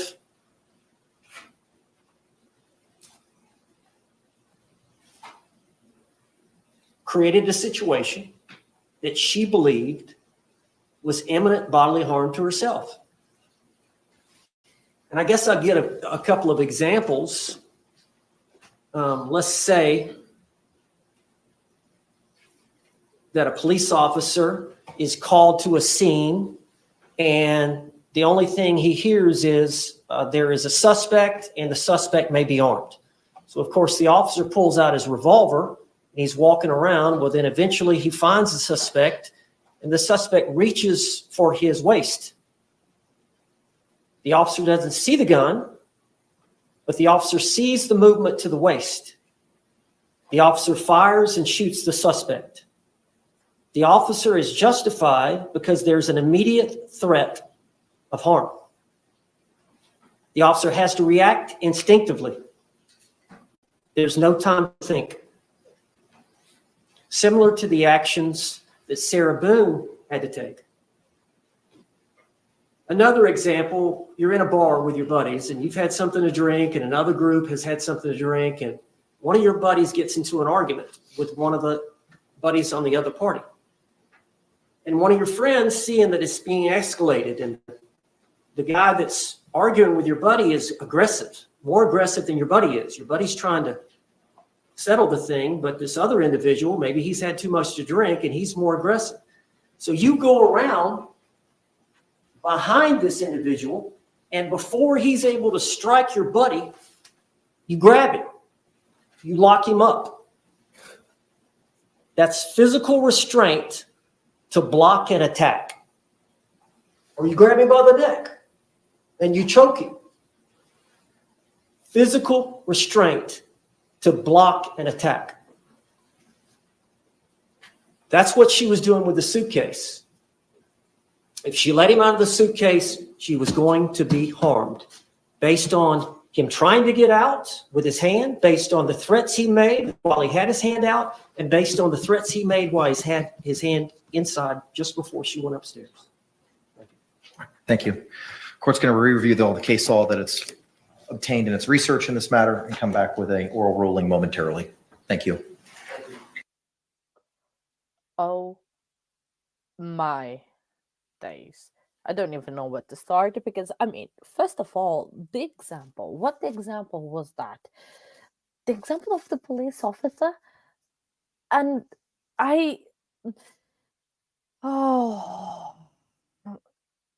it, and if she believed that George was gonna actually do something to Sarah, one, if it would come out of the suitcase, why did she call 911? Was she that drunk that she could only record him? And very conveniently, she only recorded him when he was not threatening her. I mean, you would believe that she would record when he was threatening her, not when he wasn't threatening her. If whatever was happening, that is just what I don't understand. I just don't get that. I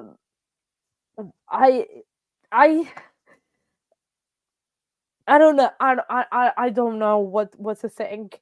I don't know what to say. I have no words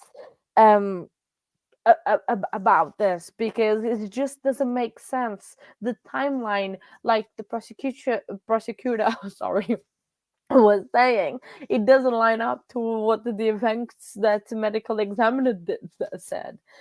All the evidence as pointed out to the contrary to what she's saying, so they can, I think, in my opinion, they can impeach her just by the whole thing. And honestly, I just don't get it. What she said doesn't align to any of the evidence. It's just no way, no possible way that happened the way that she said. First of all, if she did not remember because she was drunk and she only revived her memory with the videos that she recorded and it was presented there, then how can she remember that George went by himself to Publix again and he thought that she was going to get cigarettes first, and then he ended up getting her car to go to Publix to grab another bottle of wine, and then came back, and then he forced her to have a drink. I mean, if she already had a bottle, they both between them already had a bottle of wine, and it was big bottles of wine like they were saying, how can she remember those details? So many details. And then she was on about the music to carry on the entertainment. So why did you not go to sleep straight away? If you knew, if you had to get up early because you had to pick it up with your son, why did you have to carry on drinking and carry on the entertainment? Why did you not go just to sleep? Why did you have to carry on the entertainment? I just don't understand that, and I am sorry. In terms of a battered spouse thing, I don't believe her on one word. But Jules was actually saying that what did she say? How did she word it? Hang on, let me. Oh, she says if anyone is buying the whole story of Sarah Boone, it's gonna be jury 13. Jury 13 is that juror that is going to testify against her her husband on a battered case that he is actually being charged with battery. So I guess we'll see. I mean, she can be the one jury that it probably is on the fence about hung or not guilty, but I mean, there is the deliberating. They can talk about the evidence, see everything again. I don't think they can listen to testimony again, but they do have notes. They are taking notes, and they can compare the notes and talk about that. So sorry, just one minute. I don't know why the stream just went down. Uh-oh. Okay, I think we're back again. Let me just have another one in the background just in case if this one does go down. I do have another feed. Probably I'm gonna use that one instead of this one. I'm gonna share this one instead. Okay, there we go. Of that one, I'll close that one because hopefully this one will be a little bit better. Sorry about that. These things happened, and we're trying to do all that at the same time. But I mean, I just don't get it. She like she was saying that she didn't have to do what she did with turning the suitcase around, with grabbing the bat or anything, because if he actually could get out of the suitcase, it would have by the time she went to sleep. Because she was saying that between the two videos was when the bat situation happened and the turning the suitcase, and I don't believe that in her, because on the second video George was still talking a lot, but if you tumble in a suitcase all around and you get a bat in your hands or anything, you would be screaming in pain. He would be in pain. So how come he was not screaming on the second video? How come he was not in pain saying, "Oh, you hurt me, what did you do to me, why are you doing this to me"? He did not say that. So I'm just not buying it. Her story is not believable in my point of view, because you have the both videos. If the both of the videos were done with 11 minutes, her tiny person of her size, even though she was the same height as him, she would have needed extra strength to be doing the suitcase, even to launch the suitcase around with the wheels. She would need to be having a lot of strength. And I know people, when they're drunk, they have a supernatural force. I know, because when I get drunk, I have a supernatural force. Just ask my husband about that. But I still would not be able to pick him up or put him in the suitcase or launch a suitcase with him around, and especially turning and then hitting with the bat and doing all these things that she says she did it with the space of 11 minutes. And then being seated down, her breath was not like of someone that just did a lot of exercise, a lot of physical work in terms of doing the suitcase around, and then just like that. So I absolutely, her testimony to me, it's absolutely null. I don't believe a word in what she said so far. It's just mind-boggling. I don't know. What do you guys think about her testimony so far? I just no. Her theory of battered spouse, I think it is not good. She would record the. It is exactly what we expected. Definitely what we expected. But and now the cross, oh, it's gonna be spicy. All right. So right now is 20-3 in Florida. So that means that's 2 hours, basically, to 5 o'clock to when it finishes. When we go back, it's gonna be. Yeah. Because that's the thing. If you would say that someone is being violent towards you, you record that person being violent, not that person yelling, Sarah, babe, please let me out, I can't breathe." you wouldn't record that part. You record the part that he's threatening you, he's calling you names, the part is being violent. You would not call him when he's being peaceful in a way. Well, he was stuck in the suitcase. So I just don't know where she is getting this from. I think she has made her story believable in her mind, and she is doing a good job in trying to convey that to the jurors. But the cross is going to be everything. Cross is going to be everything. Mr. J needs to literally fumble all her theories and all what she is presenting of the whole situation, and her reaction to that, it is going to be essential, and that is going to be the way the spiciness. I don't think she's going to lose her control or anything, but I don't think she did overreach. I don't think it was. I mean, she literally confessed to everything. I understand it. She did left him there because she could have called the 911 or called Brian, because she was very good on calling Brian next morning. Why didn't she call Brian that night? She could have very much called Brian, her ex, about the whole situation. Listen, I don't want to take George out of the suitcase because I'm scared of what he might do. Can you help me?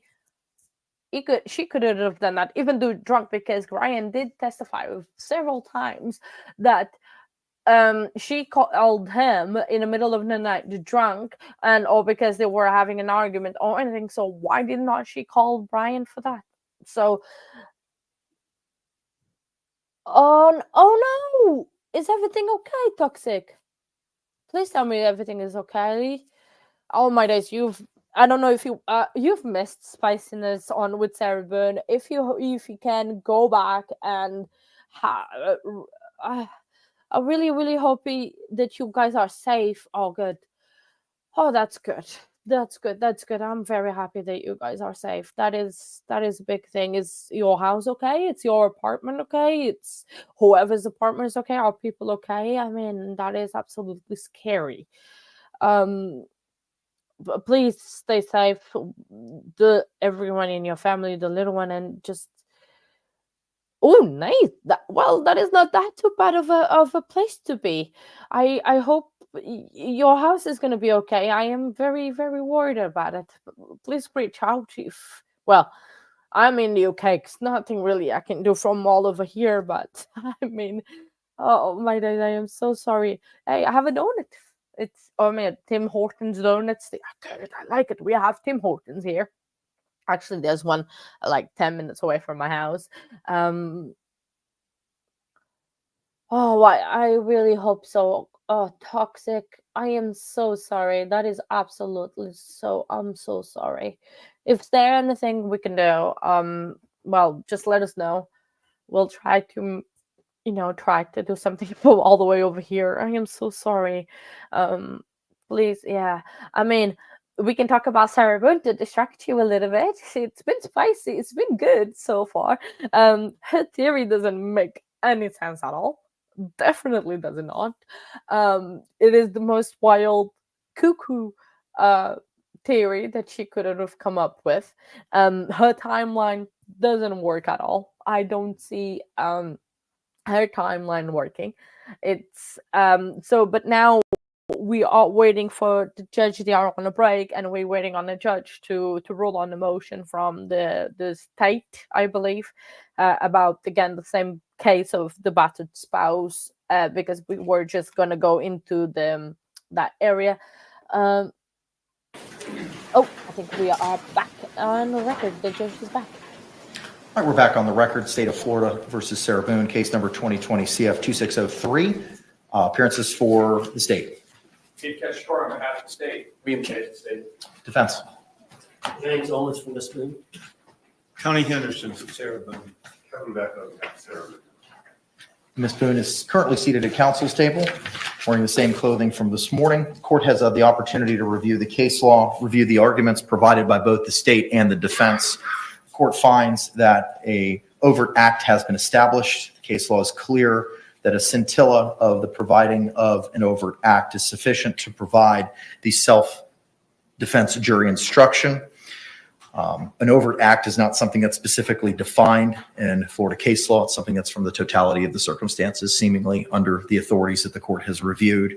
As such, the court is going to find that under Holland, a overt act has been established and will allow the defense to proceed with evidence of reputation and specific instances of conduct and battered spouse evidence, so long as the necessary predicates are established for those items. Any questions or clarifications with regard to the court's order state? Defense. I think it would help if we went through my exhibits involving the blow-up photographs and these other photographs, because I think some of it was contingent on the court's ruling. So I don't know if you want to try to deal with all of them one at a time in front of the jury, or whether we want to just talk about them ahead of time so that we know. Are there any objections to those items? It depends on the items. I was shown a lot of different things, including like a rap sheet between the victim and the defendant. So I've taken that. I'm happy to take care of some of this stuff in advance. I'd rather do it now Yes. so that it's not up, down, in and out with the jury. So Go ahead, Mr. Owens. What do we got? Well, I had the clerk go ahead and mark everything. Some of it is a composite. Is this it? Rich?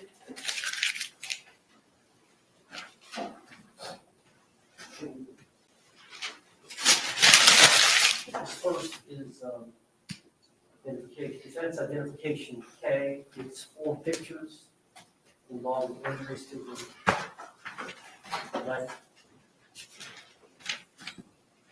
Mr. Owens left what? The leg. assuming a predicate for fair and accurate depiction, et cetera, is laid, we don't have a specific objections to case. Okay.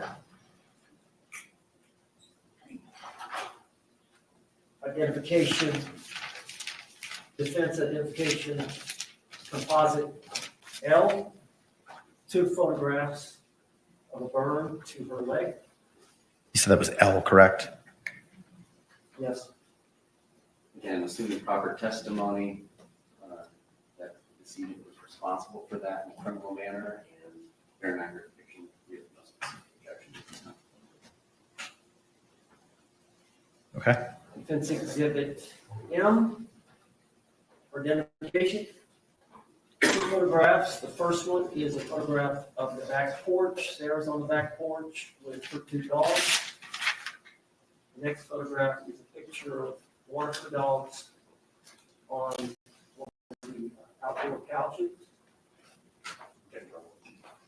Because relevance is that he would threaten the dogs with harm if she didn't comply with his directives, and he actually harmed the dogs, kicked the dogs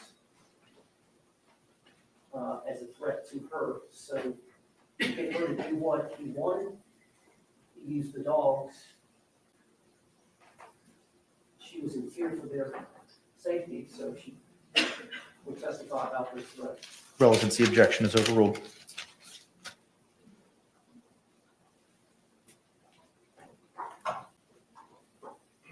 Identification, defense identification number N, or letter N, 1 photograph. It's a photograph of the living area, but also the stairs, and it shows that one of the allegations by the state is that the defendant. Okay, no objection. No objection to, assuming all the normal practice. Judge, this is where he took a bath. It's 5 photographs where he took a bath to TV, to Sarah's TV. My understanding, is this O? This is still O, correct? Yes. My understanding from the state is there's no objection so long as the foundation's established.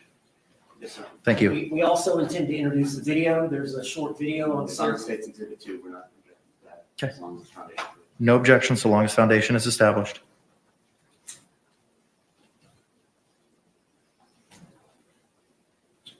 P, identification, defense identification P, is 2 photographs of an incident in which No objection, on foundation laid, et cetera. All right, no objection, so long as appropriate predicate is established. these next ones are individual photographs, not composites, but Q for identification is one photograph. Is that part of the right stuff that we already done? I was told this was separate from the burn. This was, I think, a slap or something. Not for the burn. No objection, foundation laid. With regard to Q, no objection, so long as the appropriate foundation is laid. Identification R. No objection, as long as foundation laid. No objection to R, so long as foundation is laid. S Same for S. for identification. With regard to S, no objection, so long as foundation is laid. Same for T. T. No objection by the state, so long as appropriate foundation is laid. Same for U. No objection from the state, so long as appropriate foundation is laid for U. Same for V, Same for W. W, Same for X. X, Same for Y. Y.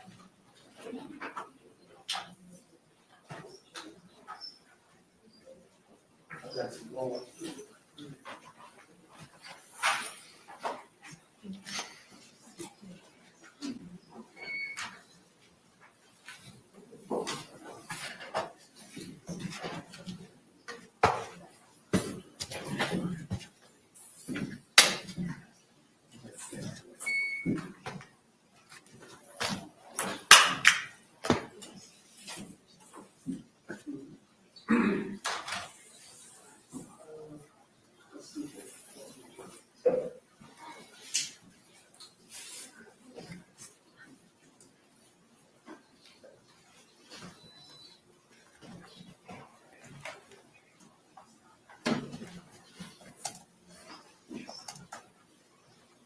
It's one of the other, I'll go ahead and say. A, identification for A. Were these the ones that we addressed pre-trial?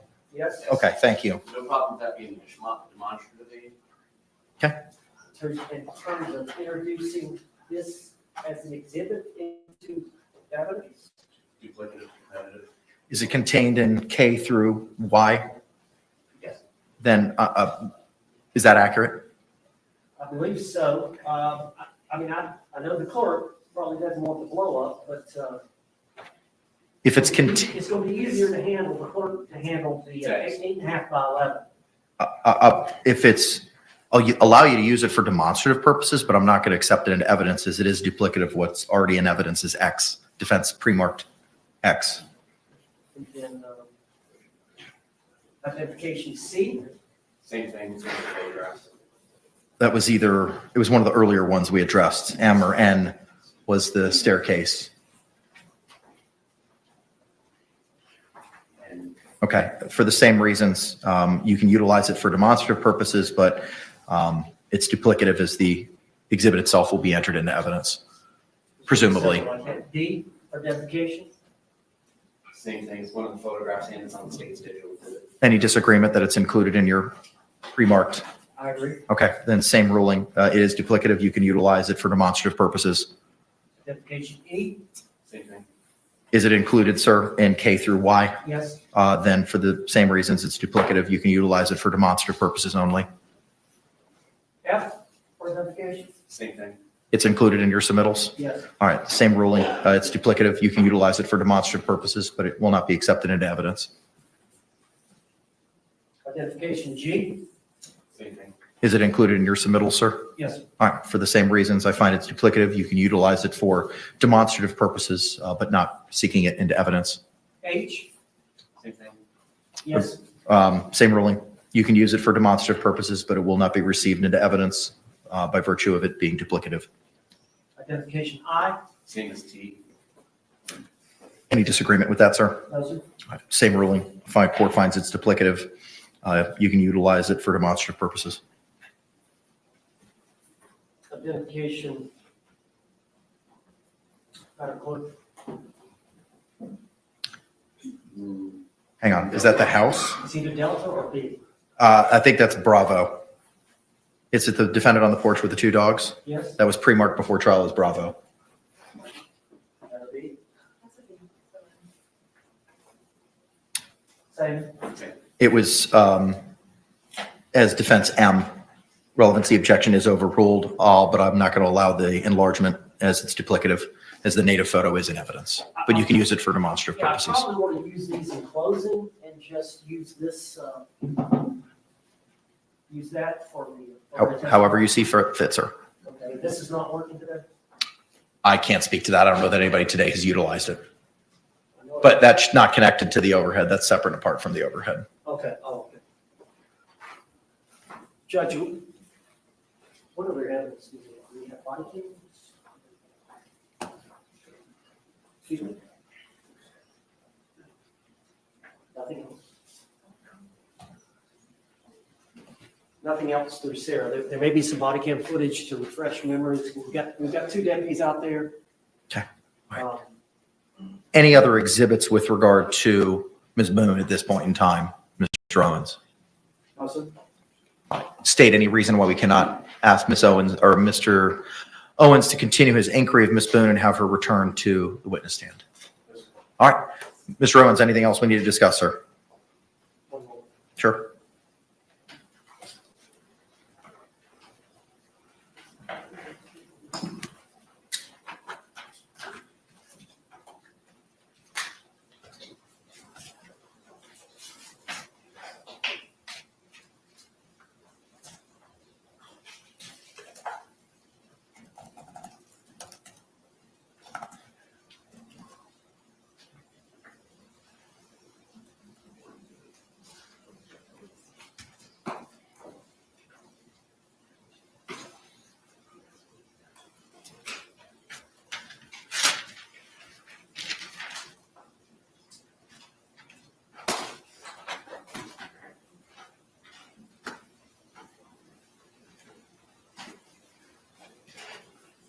Judge, I think we're ready. Okay. If we can bring Ms. Boone back up to the witness stand. Once she is seated, we can bring back in our panel.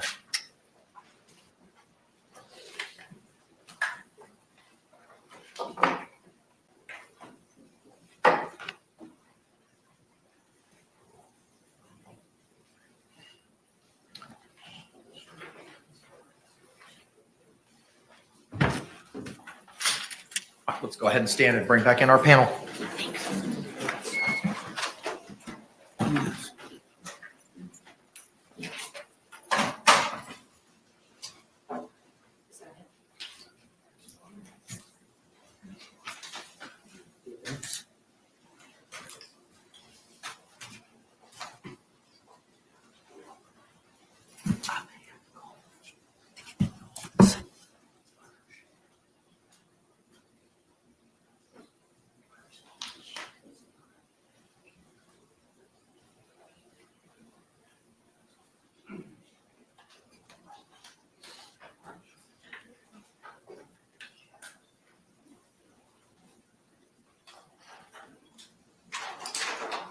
Jury entering.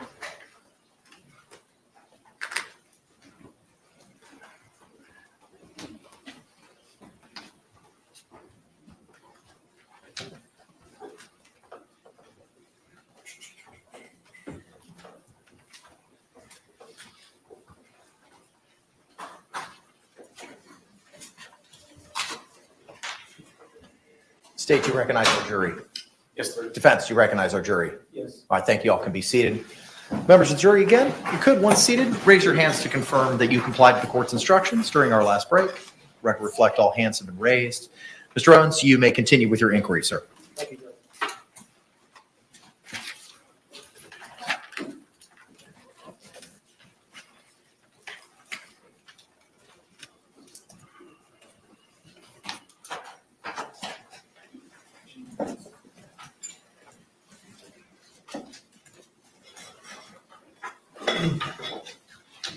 Ms. Boone? So I think we left off. You had called your ex-husband? Yes. All right.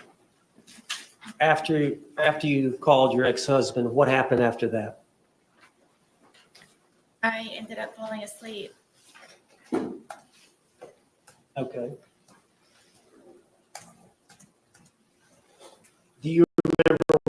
waking up the next morning, Yes, did you sleep in?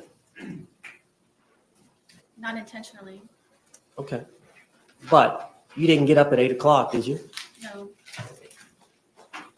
Did you wake up closer to noon? I believe so, yes. Did you check the time? No, Now, did you hear your phone ringing? yes, my phone was ringing. And did you answer it right away? No,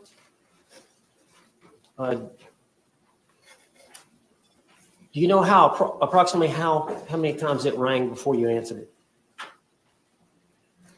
I believe the call was about 3 times. Did you know who was calling? I figured it was my ex-husband. And why would he be calling? To make sure that I was still on schedule to pick up our son. At 3 that afternoon? Correct. And he goes to school there close by? Yes.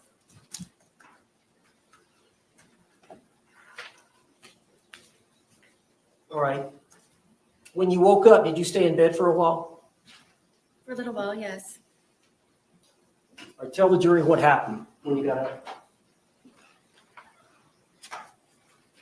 I knew it was my ex-husband calling repeatedly. I didn't answer right away because one of our problems is that he doesn't understand that I'm doing things around the apartment and looking for jobs and so on and so forth. So I inevitably just let it ring, and I laid in the bed, and I figured that George was downstairs either drinking or looking for jobs, or may have just left. And so eventually I decided to get out of the bed and start moving to go downstairs. I was motivated enough to go downstairs. And when I went downstairs, it was very quiet. So I had the understanding, I believed that he had left. And Did you check to see if where would he be looking for a job at? Usually on the couch, he would have my son's laptop, and he and I, which we would share. Y'all only have the son's laptop, Correct. and the TV was not working at this time? The TV was not there. So you thought he would be in the living room on the laptop? Yes. He was not there? No. Where else did you look for him? I looked on the back porch. I went through the front door to see if my car was there, thinking maybe he had taken my car. I checked the bathroom, and when I was checking the bathroom, I saw the suitcase, and I remembered about the night prior, and I unzipped the suitcase Let me and stop you there.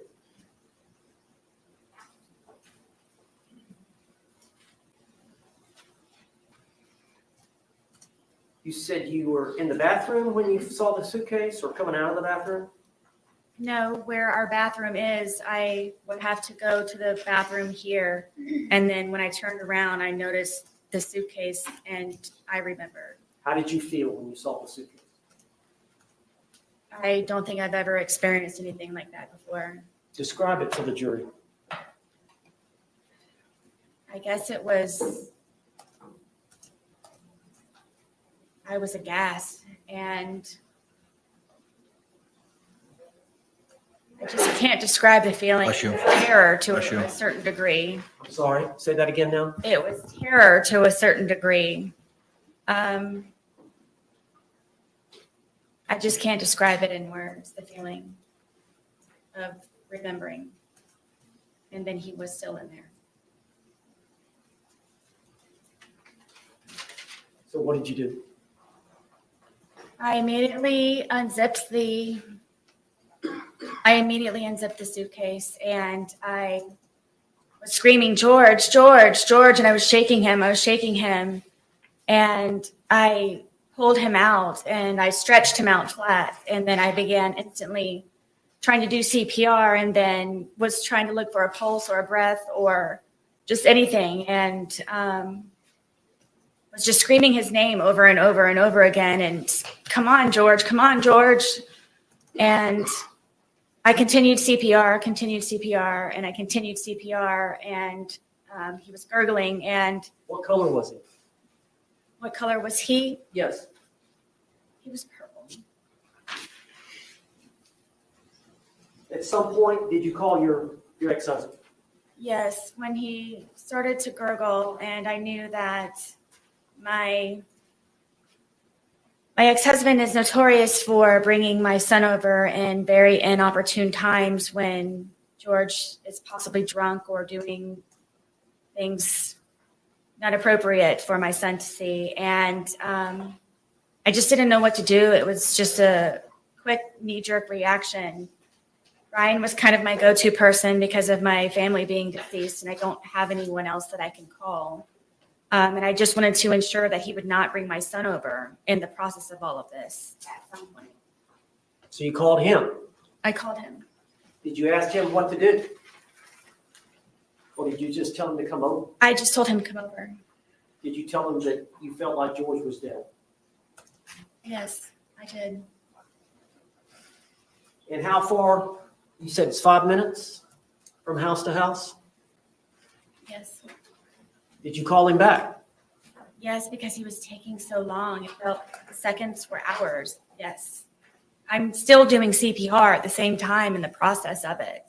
I'm Yeah. doing CPR, I don't know how many times. Did he get there? Yes, Did he walk in? yes, Did he walk out? yes. What did he tell you to do? Call 911. What did you do? I called 911. Is that the recording we've heard here in this trial? Yes.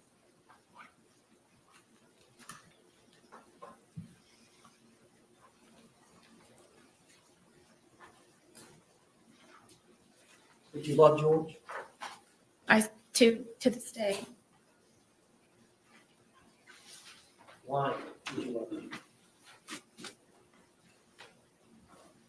George was very passionate.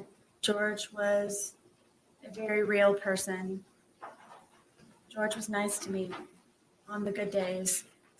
George complimented me. George and I were two bodies with one soul, he and I would always say. I don't believe that I've ever had a connection with anyone like I have with George. Did you have that connection with your ex-husband? I did not. Was it even close? No.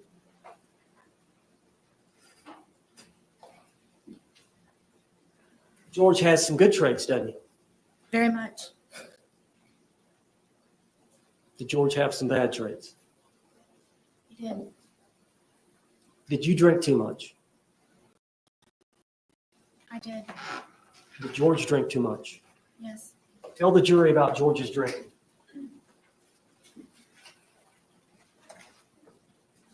If George was able to, he would drink from sunup to sundown. And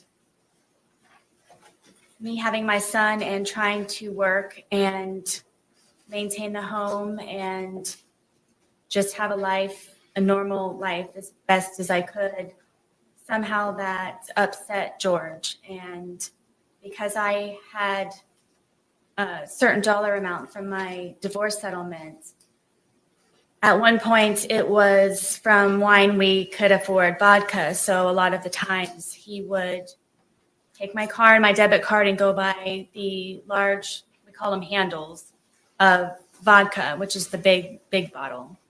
And sometimes he would finish that all off on his own throughout an entire period of a day into an evening. That's honestly where I thought that he was going to be that morning when I came downstairs, because he's notorious for just automatically already being outside from drinking all the time. All right. And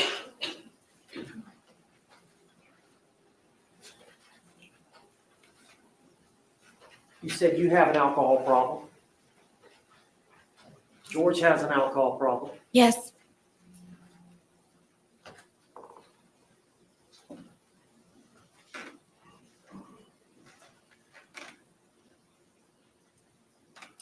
How did George's drinking adversely affect you? It would debilitate my ability to help him the way that I was always trying to help him, because it would be one good day, a day of survival, and then it would be another day where I'm having to peel him off of me and call 911.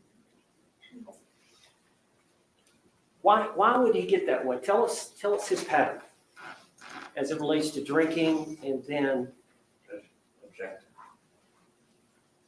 Approach.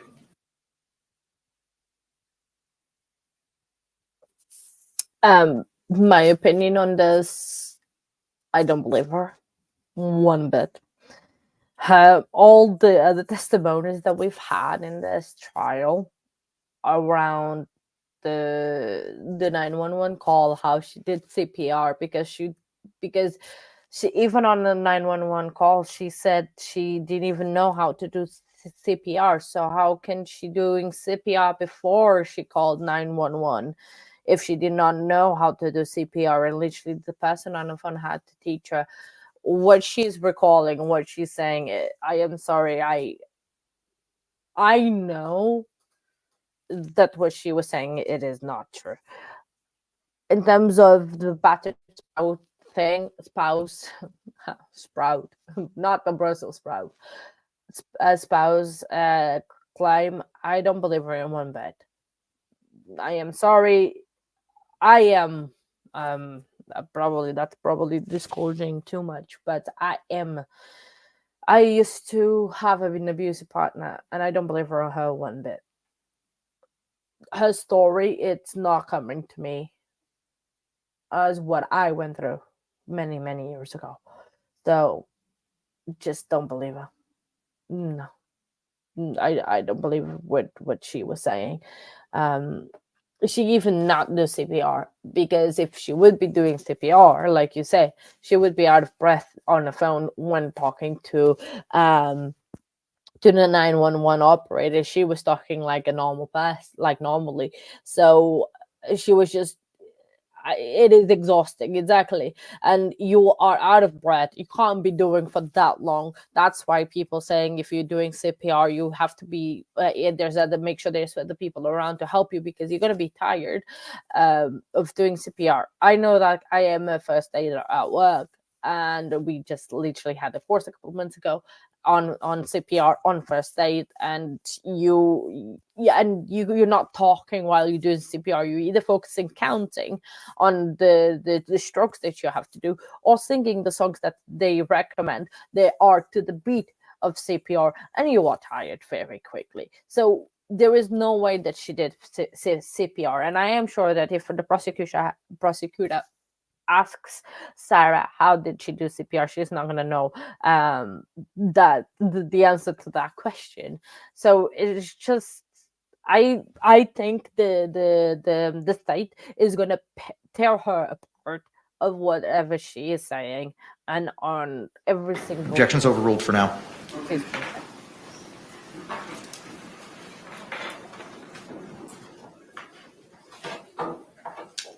you already go the 3.5 years. Yes, Is there times when he would get to a state of intoxication where he would get violent against you? quite often. Judge, can I approach the witness? Yes, as long as you show it to the state first, please.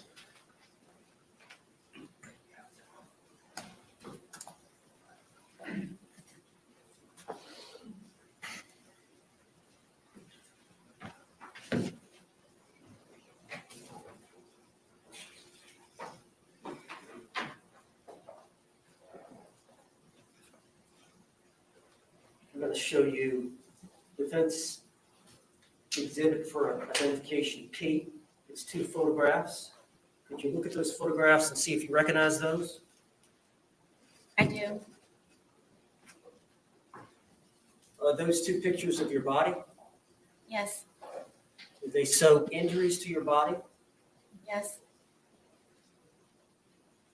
Were those injuries caused by Jorge Torres? yes, Are those photographs a fair and accurate depiction of the injuries you sustained at the hands of Jorge Torres? on this occurrence, yes. Do you remember this occurrence? I don't, it was so often. You don't remember a specific date? I don't. But you're sure that that's you? Yes. Is that the injuries that what's the injury to the rib cage? I don't remember specifically. These may be the pictures. So when we used to go over to his brother's house, one of his brothers and his, Probation. Non-responsive. Sustained. You gotta have the answer to the question. Do you know what happened to, did George cause these injuries? yes, All right. Were y'all both drinking at that time? I don't remember on this instance. Judge, I'd like to move this exhibit into evidence. Okay. What was pre-marked as P will be received into evidence without objection as Defense Exhibit 2.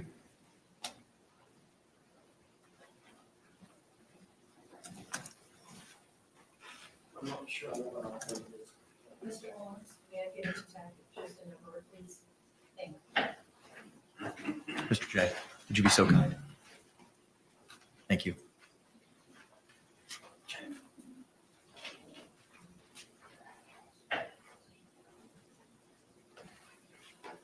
And I need to ask permission to publish it. Yes, sir. You may do so. Right,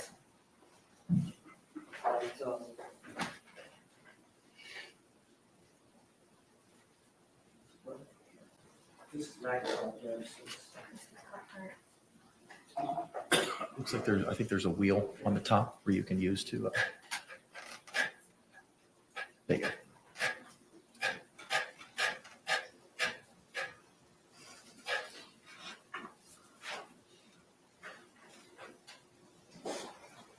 Ms. Boone, is that you?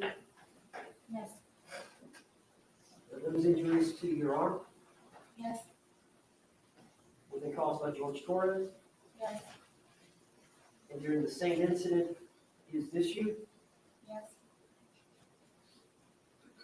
Is that an injury or bruise to your rib cage area yes, and your arm? yes.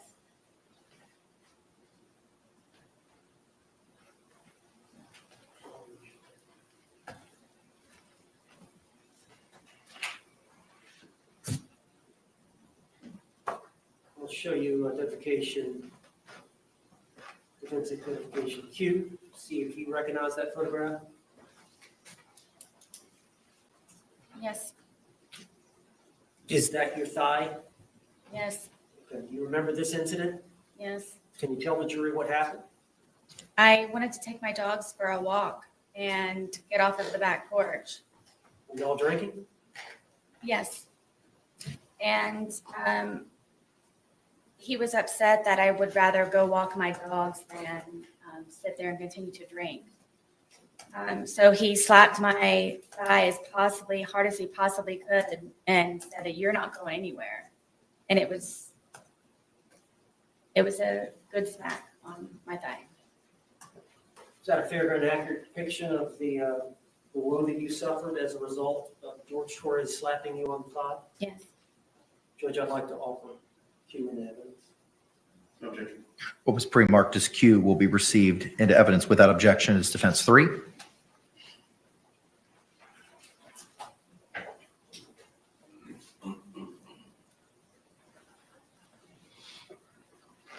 Judge, can I publish? You may, sir. And for the jury's sake, is this the photograph you just mentioned? Yes.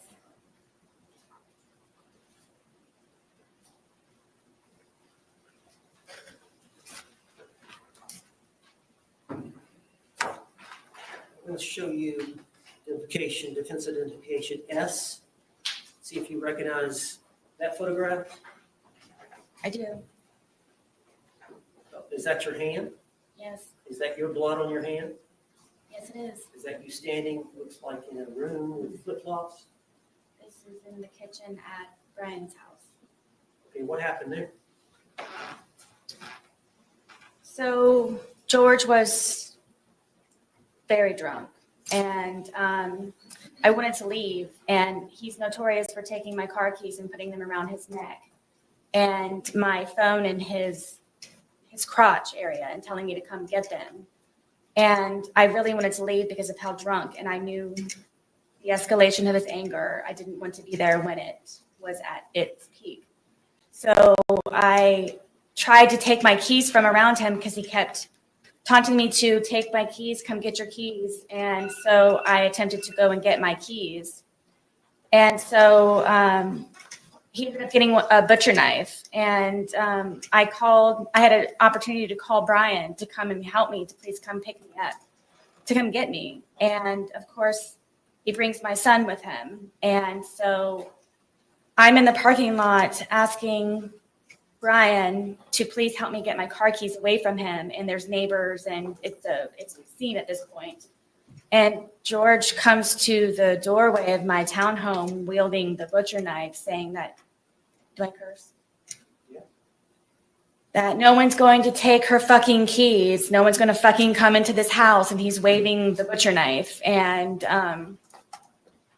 I walked up to him, and I just wanted to leave. And my little son, who was, I believe, 7 or 8 at the time, just is screaming, give mommy her keys, give mommy her keys, let her leave. Brian was even trying to negotiate with him, saying, please, you know she'll come back, just let her leave. So I went up to try and take the keys from him, and he was pulling on them, and I ended up pulling harder. And he pulled them back again to try to pull me in the house, and I pulled them even harder, and it ripped my finger. And at one point, I had lost the fingernail, and the tip of my pinky was severely gashed. Judge, I'd like to offer this to the evidence. Okay. What was it pre-marked as, Counselor? Looks like S, but not important. What was pre-marked as defense S will be received into evidence without objection as defense 4.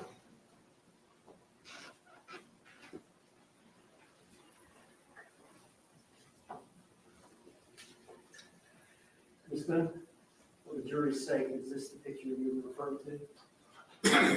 Is that the nail, or was it on, still on? I believe so, yes.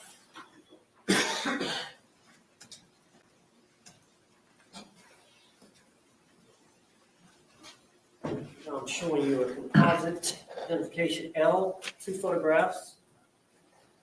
Can you look at those photographs and tell the jury what they are?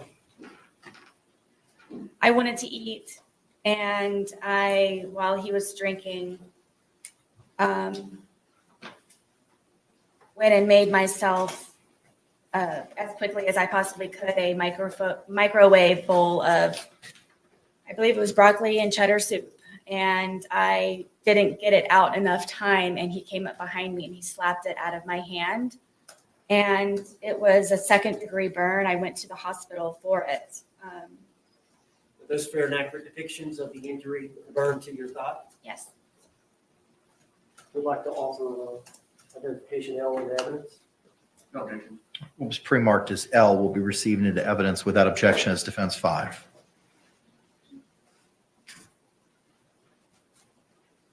Permission. Yes, sir. You had to go to the hospital as a result of these injuries to your thigh? Yes. Okay. It was extremely painful. Is that a depiction of the burn? Yes. Is that your thigh My thigh, yes. and your knee? Yes.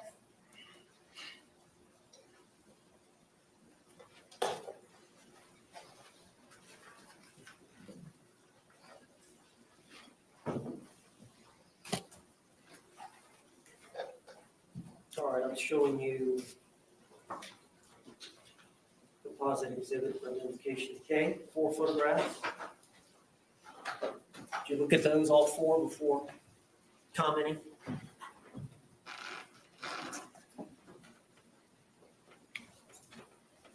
This is a longer story, isn't it? Go ahead and tell.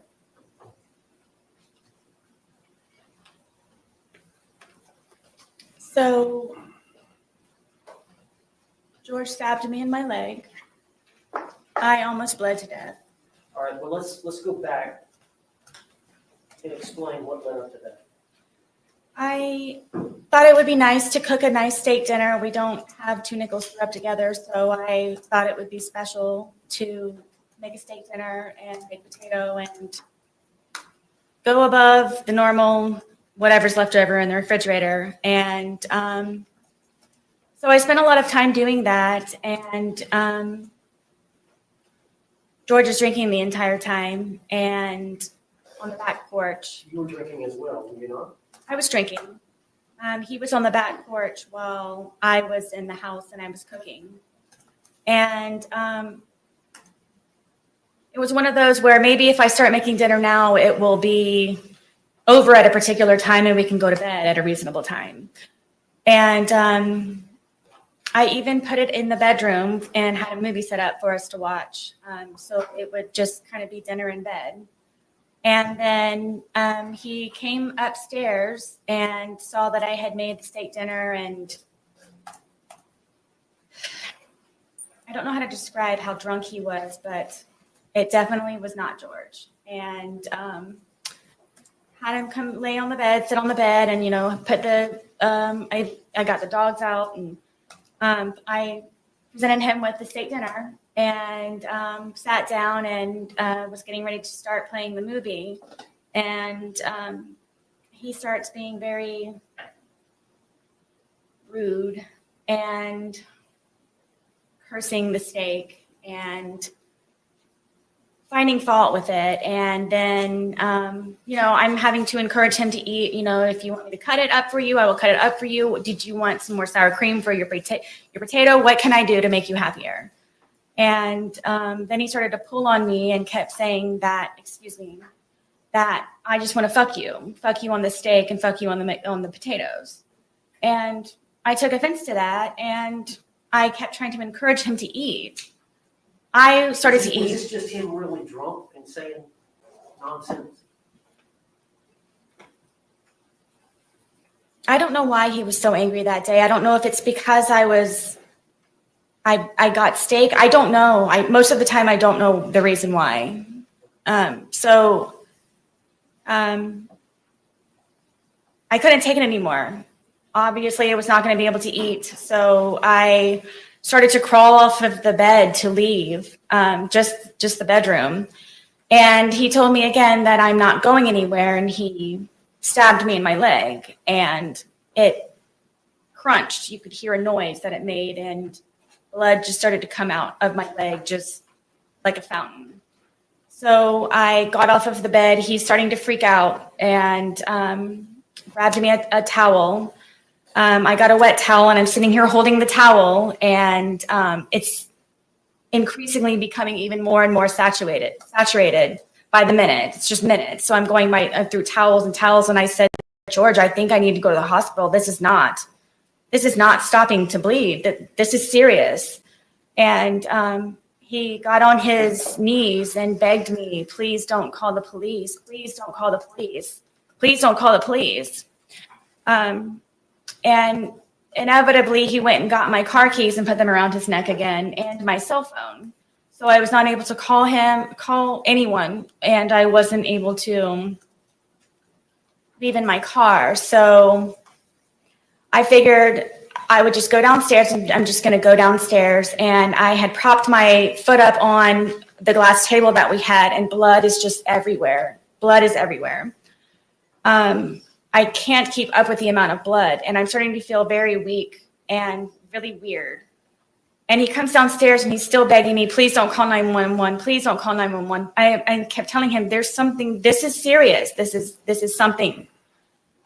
Because he knew that he would probably get arrested or something bad would happen to him. So I couldn't take him anymore. He was just all over me, and just, I'm bleeding. I'm bleeding very badly, and he's having me try to console him. And I kept telling him, please, I need to call 911, please. And I said, okay, just give me a moment. And I crawled upstairs to my son's bathroom, which is the furthest bathroom away from everything. And I remember holding onto the sink, and I looked into the mirror, and my lips were blue. And I knew I needed help. I needed help. And he came upstairs looking frantic for me, calling my name. And then I turned to him and I said, please, I'm going to die. I've lost a lot of blood. There's something wrong. My lips are blue. Please, please, we don't have to call an ambulance. If you could just take me, I'll drive whatever I can do, please, to go to the hospital for this. And he said that before anything happens, I had to concoct a story in order for him to not be arrested or be in trouble when we did inevitably get to the hospital. So I'm sitting there with this blood-soaked towel with blue lips, trying to come up with a story of what I can tell them when I go down there so he's not in trouble, and telling him that it's okay. And I came up with the story of that we were sword fighting silly after drinking with our steak knives, and he accidentally punctured my leg. And from there, How did you get to the hospital? originally he told me to drive, and because of the amount of alcohol that he drank, and I couldn't. So he got into the driver's seat and drove me, and the entire time he's barking at me to make sure that I get the story straight. We're sword fighting, okay? We were drunk, Did you go to being the silly. emergency room? Yes, All right, and did you get treated there? yes. All right. I was bloody, and All right, let me show you the photograph. I'll show you these. All right, is this a fair and accurate depiction of the injury to your leg? yes, I had to go to 2 different hospitals for it. And you lied to medical personnel about how this happened? Yes, they brought in sheriffs and everything. Was it consistent with, they brought in sheriffs? Did you have to answer to the law enforcement officer? Yes, Did you stick with the story that you and George had agreed? I did. Judge, I'd like to offer this composite zip. No objection. What was pre-marked as K will be received into evidence without objection as defendant 6.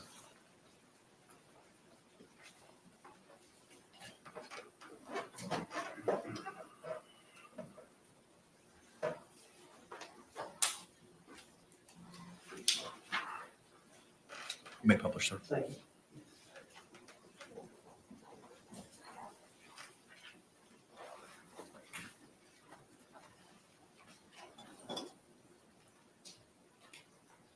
And is this you at the hospital? Yes.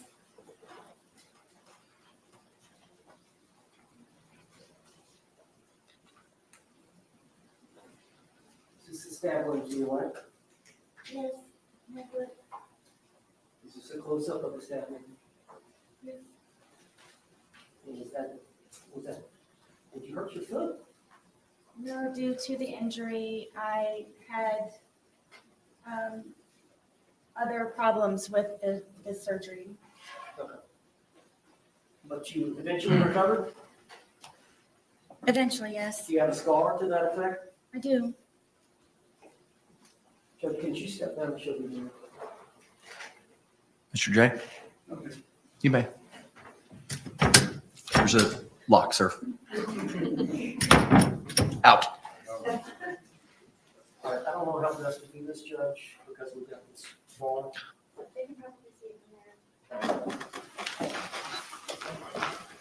Is this the injury here? Looks like there's an admission.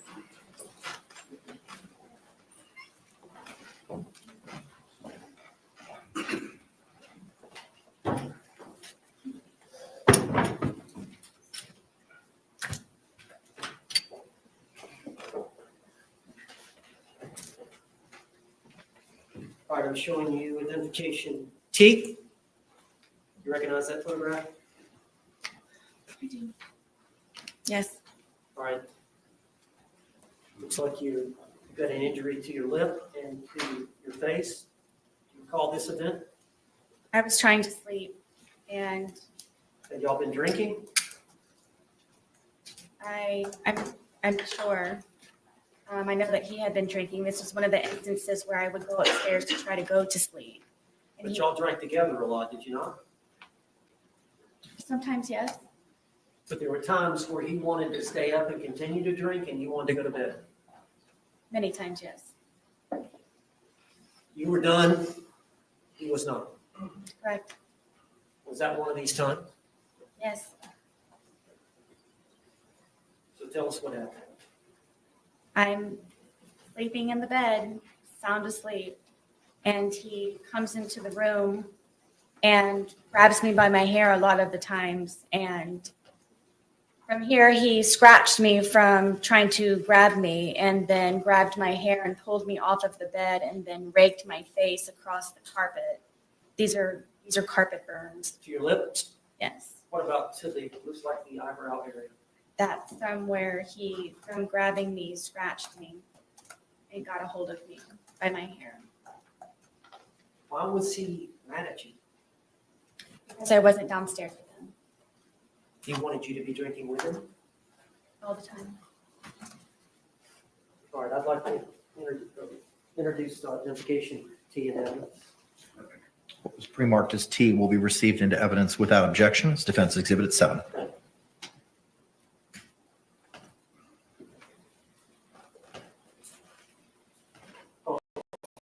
Permission vote. You may, sir.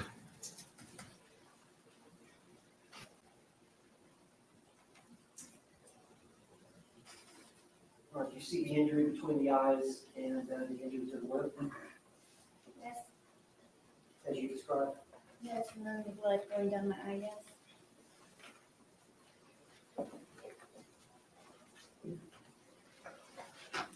Showing you what has been marked as exhibit for identification, or defense exhibit. You for identification. Yes, Can you describe that photograph? I can. Go ahead. This was the first time that I ever called 911. George and I had gone to a bar across the street within walking distance, and at some point, I asked a guy, or he asked me, somehow or another, it was over a cigarette. And he left, and I didn't know where he went, and the bartender said, oh, he left. He took your car and he left. So, Why would he do that?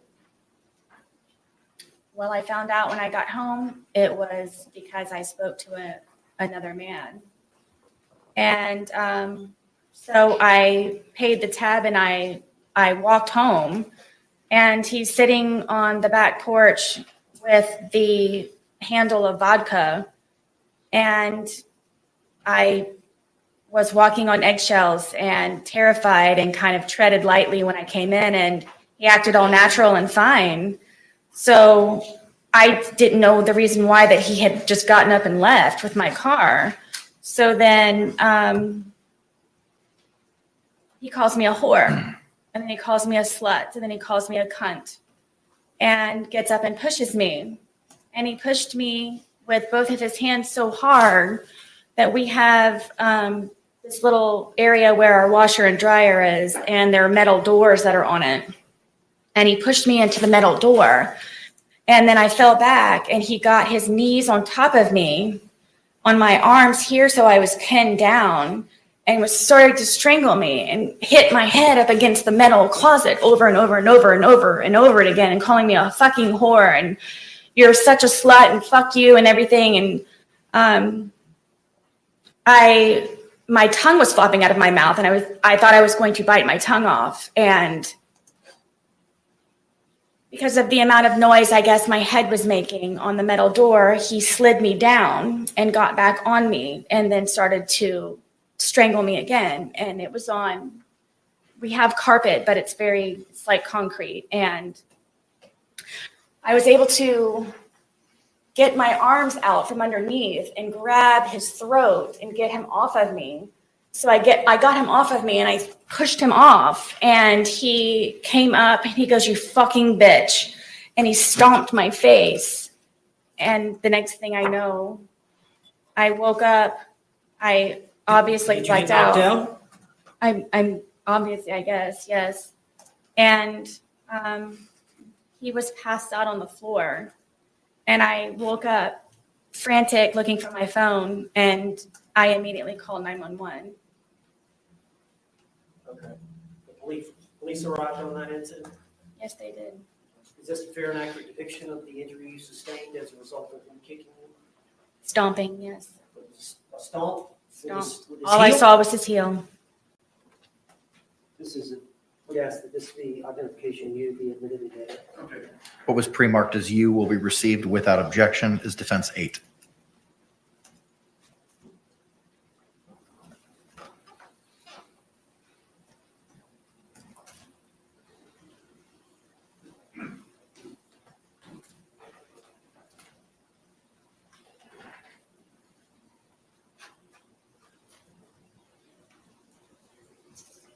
Was that the next day, or is that a few days later?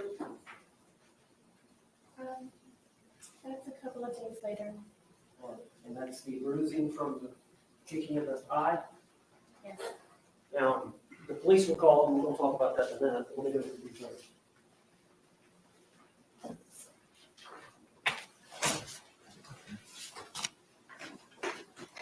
I'm showing you identification V, defense. Could you recognize that? You have to speak up. Yes. Can you identify that picture? Yes. Is that your leg? Yes. And was that like the injury to your knee? Yes. Is that a fair and accurate depiction of the injury you sustained to your knee? Yes. Do you remember how that happened? Yes. Did you tell the jury? I was trying to get off of the back porch and he grabbed me and pushed me, and it was a rock or a really sharp piece of mold from him grabbing me and pushing me onto the ground. And I guess I just happened to hit my knee just right on whatever it was. Were y'all drinking? Why did he push you? Because I wanted to get off of the back porch. He wanted to stay out there? Yes. He wanted you to be with him? What's the deal with him wanting to be with you all the time? Insecurity, I guess. I don't know. I don't know. Did you do your best to please him? And then some, yes.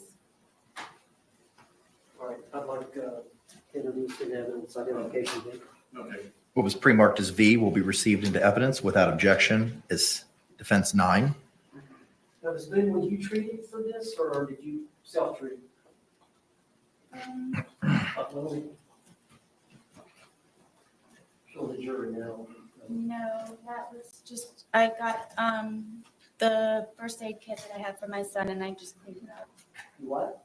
I said I got the first aid kit that I had for my son and I just cleaned it up and put a Band-Aid on it.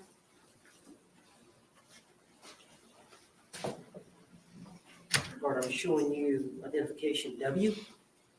That's identification. You recognize that photograph? Yes. What is that a photograph of? This is a photograph of my arm. And is that a fair and accurate depiction of your arm with some type of injury? Yes, Do you remember this event? multiple times, yes.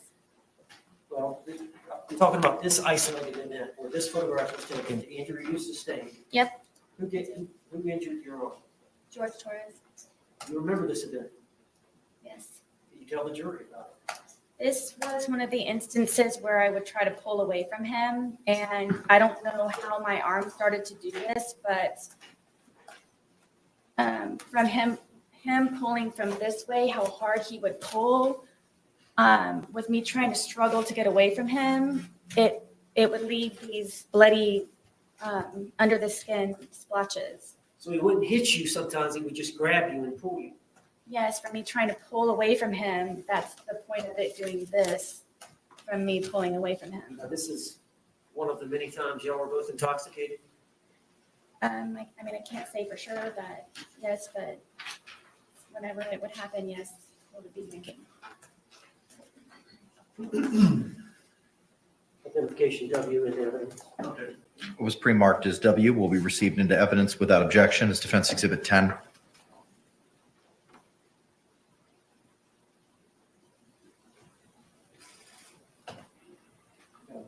You may, sir. All right, it doesn't look like a wound or anything. Objection to commentary. Sustained. Tell me, you said it's just from the grip, him losing his grip?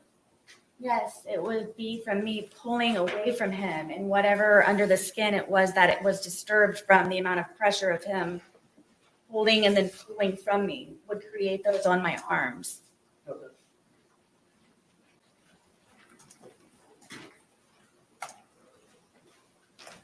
I'm going to show you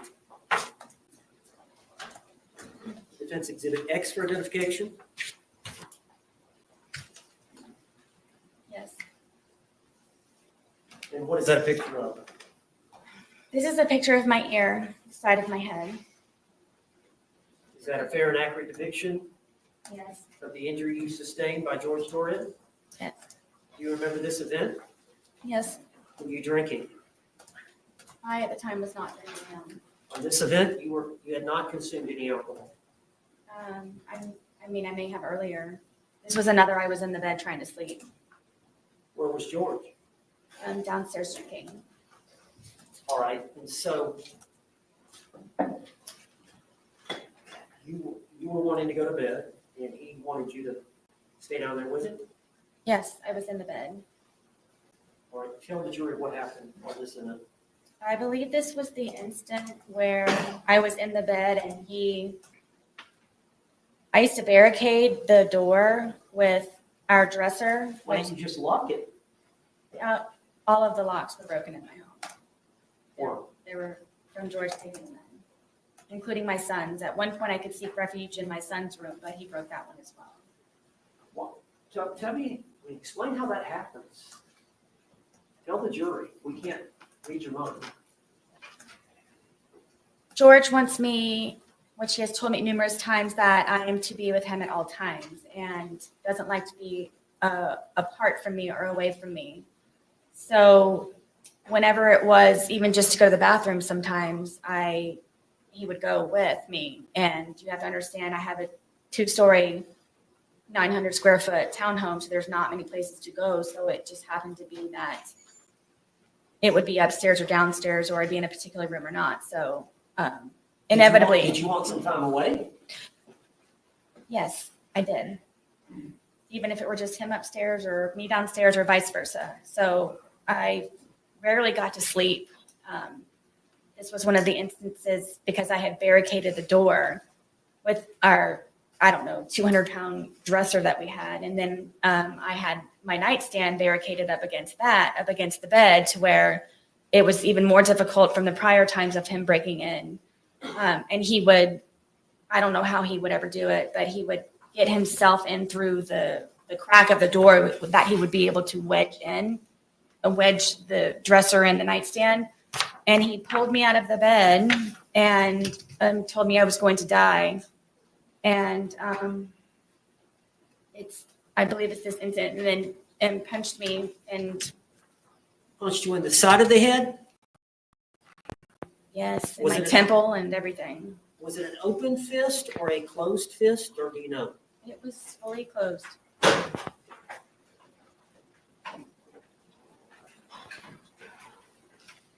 Like identification X introduced in the Was pre-marked as X will be received without objection as Defense Exhibit 11.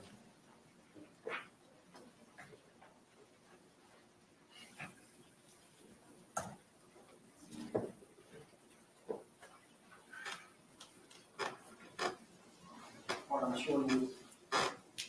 This exhibit. That's you? Did you get any treatment for that? Medical treatment? I know the police came, but I don't remember. I remember it hurt for a good solid 2 weeks after that. Was this one of the incidents where the police were called? Yes.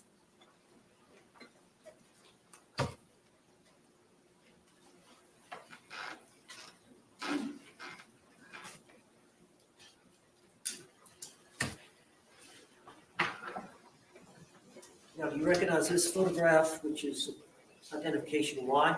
Yes. Was that the date of the incident? The date of this event? No, it happened prior. But this picture that was taken of the, This picture was taken, would have been taken February 24th of 2020. yes, And do you recognize that as your close-up facial? Yes, Is that a fair and accurate depiction of how your face looked on February 23rd of 2020? yes. What's the significance of this picture? Again, because I was sleeping, George was upset with me and came in with a metal curtain rod and bent it and snapped it in half and then crunched me in the forehead with it. And then started to beat the furniture that was in the bedroom. This is probably a good month before or after it had happened, before I really do believe that I should have gotten stitches, but I was not allowed to go to the hospital. Judge, I'd like identification why introducing the evidence. It was a gash. Okay. What was pre-marked as Y will be received into evidence without objection as defense 12. Is that the same curtain rod that you mentioned in the 2-hour interrogation video? Which they didn't take, yes.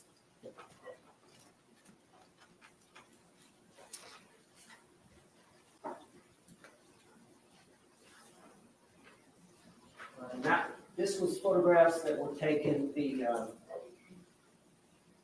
I guess it would have been the crime scene. Was it the crime scene investigator that came out and took photographs? I don't remember who it was, but yes, someone did on the day of the incident. Was it different from the extraction, the phone extraction expert? Was it somebody different? I think. But is it this wound right here? Yes. And remember, that's a month later. And then on that same date, they took, same time, they took this photograph as well, which is identification R. Yes. All right, and what does that do? I believe it's from holding the baseball bat, and Is that an injury to your hand? it's a bruise. Was that taken, February 23rd, 2020, when the investigators came out, when, February 24th, I believe. February 24th?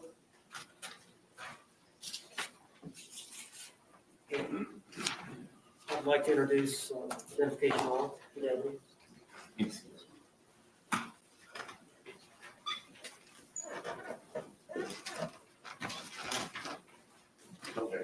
What was pre-marked as defense R will be received into evidence without objection as defense 13.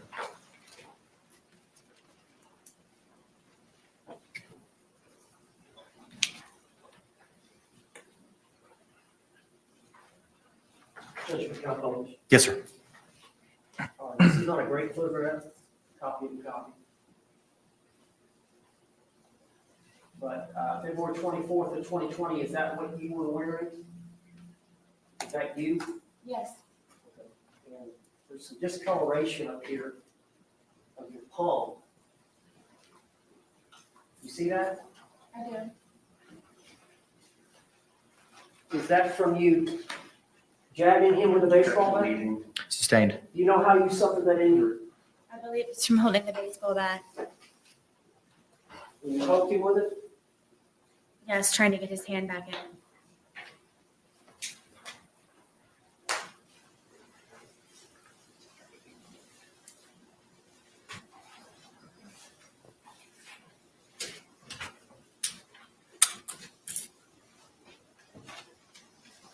I'm showing you defense identification N.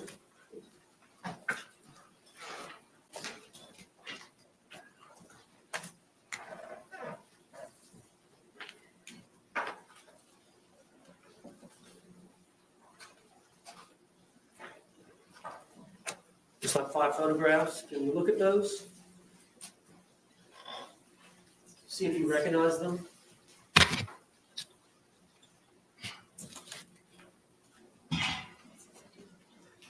All right, well, let's continue now. Yes. And for those fair and accurate depictions, Yes. as a composite of the events that occurred in relation to Jorge Torres and your TV? Yes. Yes. All right, are those stills of a videotape that you took? Yes, And is that videotape, was it on your phone? yes, So when law enforcement sees the phone, they would have had access to this video? I believe so, yes. And tell me about it.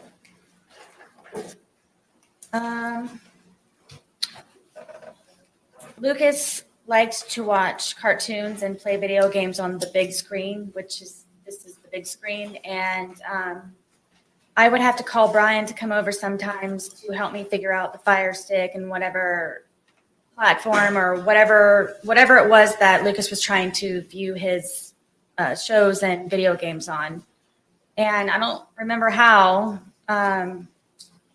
George found out that Brian had come over. I believe because it was actually fixed and he knew that I didn't know how to do it.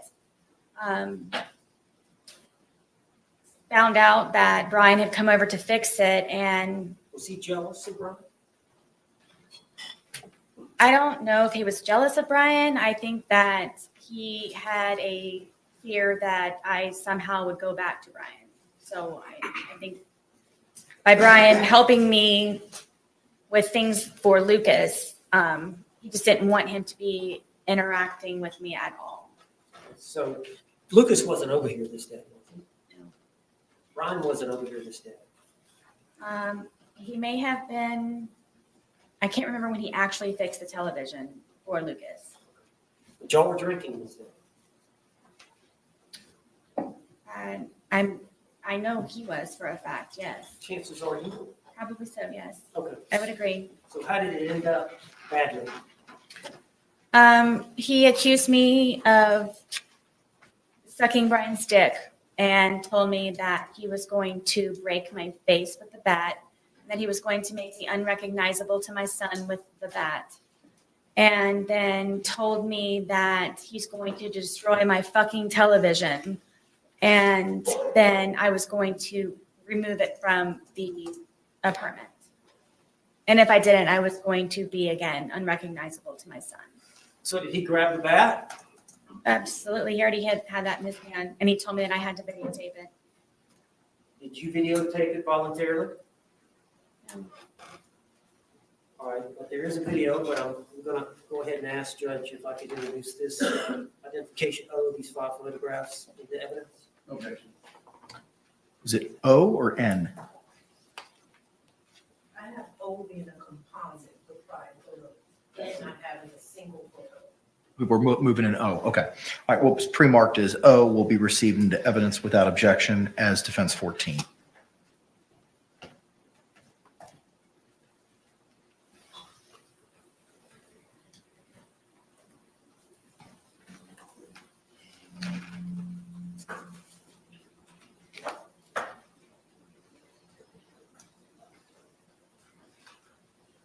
All right, so these are some stills from the video.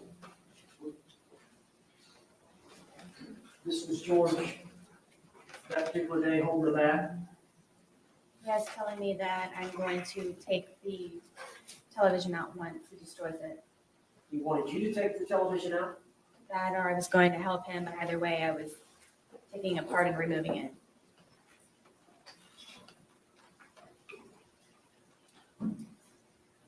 And what is this picture of? In the process of him destroying my television. While you're videotaping. Correct.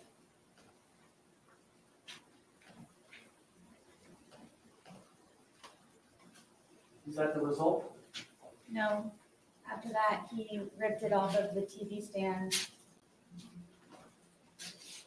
Did he later pass out? Like he usually does.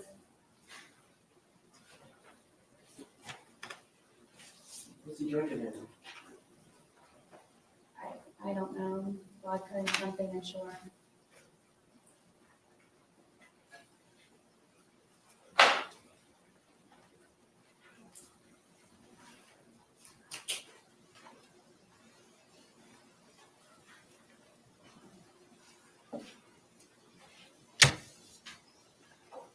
I'm showing you identification N. Did you recognize that? Can I let it go? In the stairwell? All right, were those, was that a photograph taken by a crime scene? Correct. Is that a fair and accurate depiction of your living room and stairwell? Yes. And I'm going to try to introduce this as identification, not as an exhibit. It's pre-marked as M, correct? It's got N. N, I apologize. Was pre-marked as N will be received into evidence without objection as defendants 15.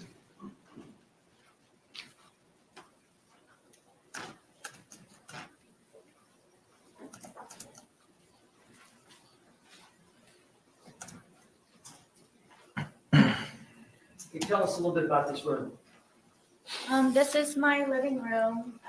This wall that we have over here with the hearts, that's where we would display all of our artwork. We were in the process of taking it down to add more, so he could continue to be entertained. The bookshelf over here is my son's bookshelf with all of his toys and little guns and musical instruments. He's got a little karaoke machine down here, his guitar. The stand right here with the red bucket on it, that was the television stand. And then my back porch area and the dog bed here. Okay. And then it looks like in front of the bookshelf at the foot of the stairs is that a doggy? It's a baby gate, but my dogs would wander upstairs sometimes and go to the bathroom sometimes when we couldn't get them out. So I would, at nighttime, or whenever we weren't home, make sure that they didn't go upstairs. And plus Penny was blind. There's an allegation that you pushed George down the stairs Apparently, or got him in the suitcase upstairs and pushed him down the stairs? supposedly, Did that occur? absolutely not. Is that bookshelf disturbed in any way? No, nor the plant next to it.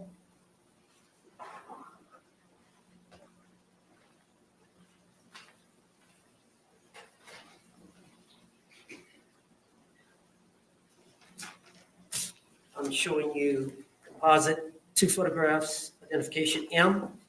Did you look at those 2 and see if you recognize them? Yes, this is me sitting on the back porch with my dogs. And as you can see that we are both drinking. All right, who's taking the picture? I'm guessing George is, or maybe it's one that Lucas, no, Lucas wasn't over here, so it had to be George. How can you tell y'all are drinking? Because there's a cup here and then he has a beer. All right. And there's 2 dogs. There's one sitting next to you. Who's that? That's Penny, she's the blind dog. I used to have to pick her up to put her somewhere so she would stay there because she was unfamiliar with the area, especially since we moved from my marital home to the townhome. So most of the time Penny would be close or next to me. Who's next to the film? This is little guard dog Tess. She was the deaf dog. And this is the fence here. Well, I'll show them. Okay. But this is Tess, and then this is deaf, blind. Penny and Tess. All right, and then the second one. This is Tess on the back porch taking a nap. She was never far from me. All right, when George was sober, how did he treat the dogs? Nice. I don't know if he was a pet person, but I mean, he was nice. If I needed him to feed them, he would feed them. Were there times when George was drinking where he would threaten to harm the dogs? All the time. All right, you're gonna have to tell the jury. One of the worst threats was Penny being blind. He would actually leave the gate open in the back. He wouldn't threaten me to do it. He would actually do it on nights that I had to go up to sleep or I fled the night before or something. And would tell me that he hoped that I would come back and find her bloated body dead in the pond across the way from our townhome. And Tess was notorious if I wasn't there to go look for me, and would say that he would hope that I would have to scrape up her dead body from the street that was out in front of our apartment complex. Why was George upset with you? Why was he threatening to harm the dog? Anything that he could get to try to have some type of hold over me. Control? And he knew I loved my dogs very much, especially that they were handicapped. Were they afraid of him? Yes. Penny would hear his voice and instantly go underneath the dining room table that we had. Tess was always fractious and very, very quick with his movements, but she was never far away. They never showed their teeth. They never growled. Tess would occasionally bark, but it was very rare. And he used to kick them and just. For what reason would he kick them? Penny would try to find me because she's blind. Speculating in the mind of a dog. Sustained. I'd like to move identification in and evidence. Any objection? Was pre-marked as M will be received into evidence without objection as defense 16.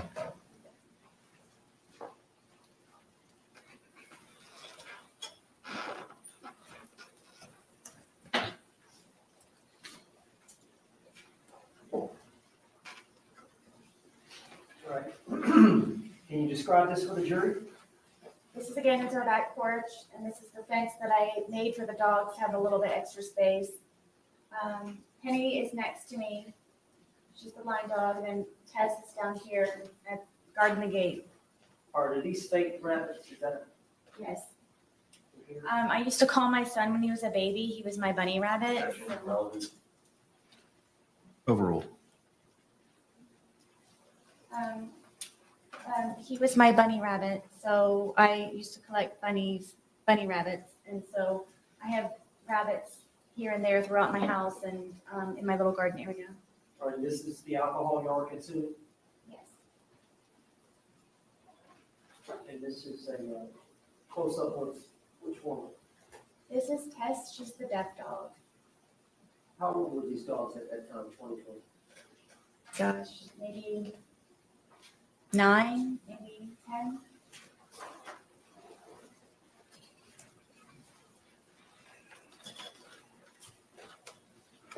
We approach. Yes.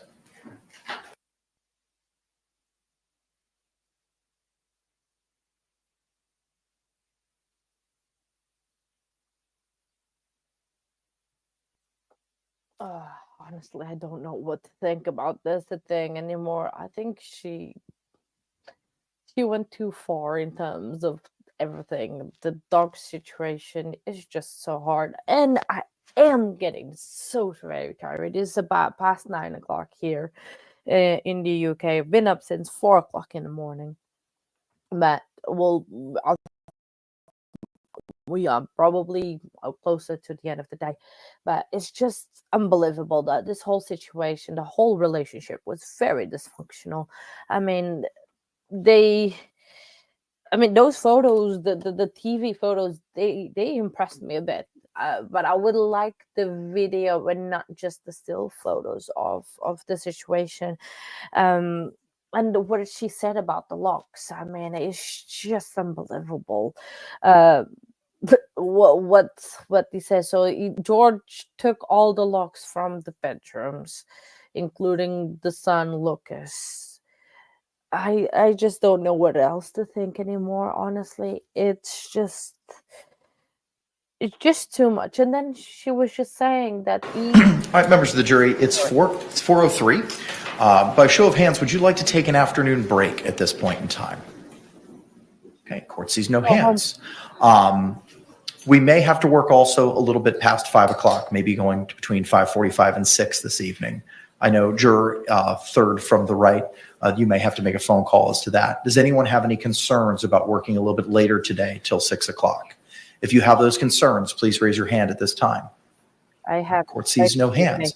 Ma'am, are you in a position to step out to see if you can get assistance with childcare, or is that not an option for today? I'm actually all set for today. She's already taken them up. You are? Okay. All right. Excellent. Very good. Thank you very much. I appreciate you all. With that, Mr. Owens, you may continue. Yes, sir. I think one of the jurors raised their hand. Oh, I'm sorry. Yes, juror fifth from the right. Are we gonna get a break before the 5:45 mark? Because if not, then yes, I would like a break. Then I tell you what, let's go ahead and take it at this time. We'll give you all a 15-minute recess. It's 4:04. Hang on. Don't leave yet. I got to tell you a couple things. It's 4:04. I'll see you back here at 4:20. Same instruction as before. Please don't conduct any independent investigation or research as the person, places, things, or charge involved, and don't have any discussions amongst yourselves or anyone else. We'll see you in a couple minutes. Thank you very much. Jury exiting.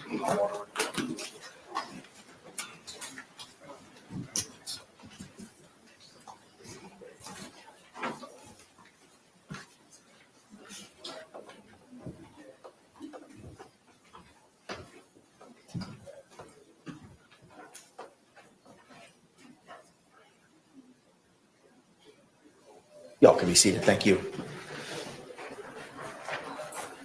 PM Florida that time that they're gonna stay until. So we are in for a long ride. If Ms. Boone needs to use the facilities, we might as well take advantage of that at this time. All right, court will be in recess till 4:20. Thank you.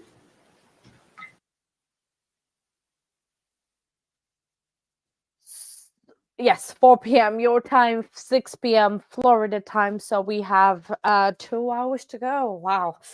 Yeah. So it's gonna be a long night. We're here for it. This testimony, I am still in very, very, very doubt.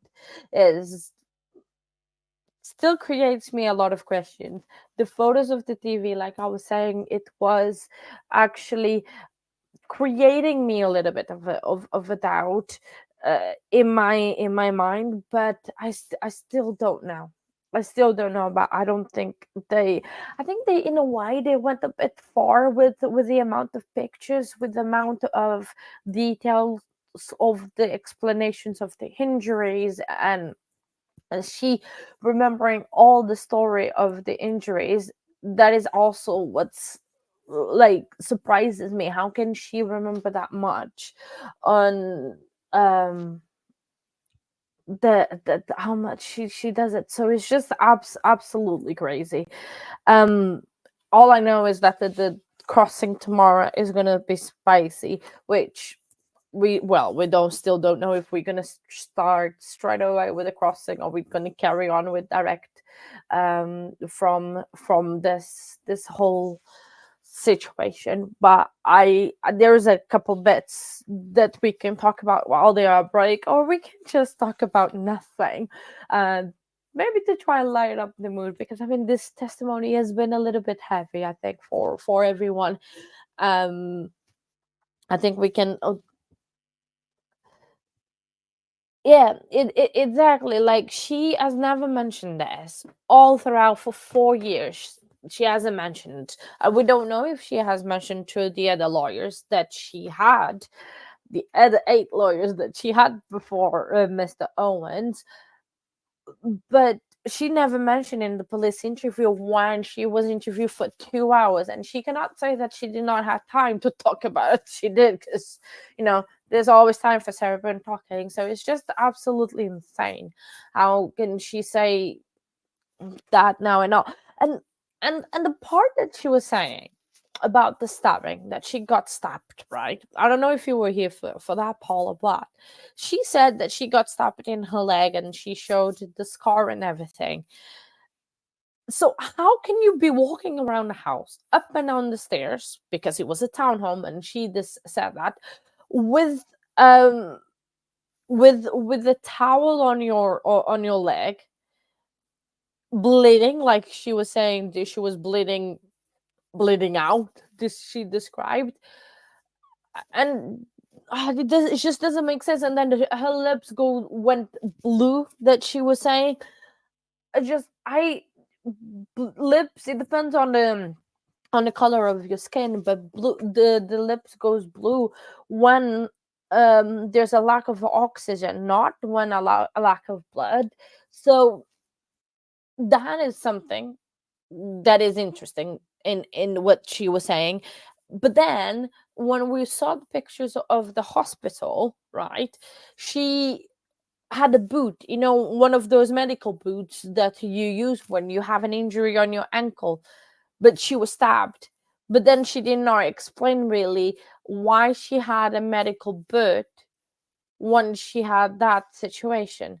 Because Owen showed some photos of the foot bruised, but did not really explain how did that happen. How can a stab in a leg cause a foot to be bruised in a way?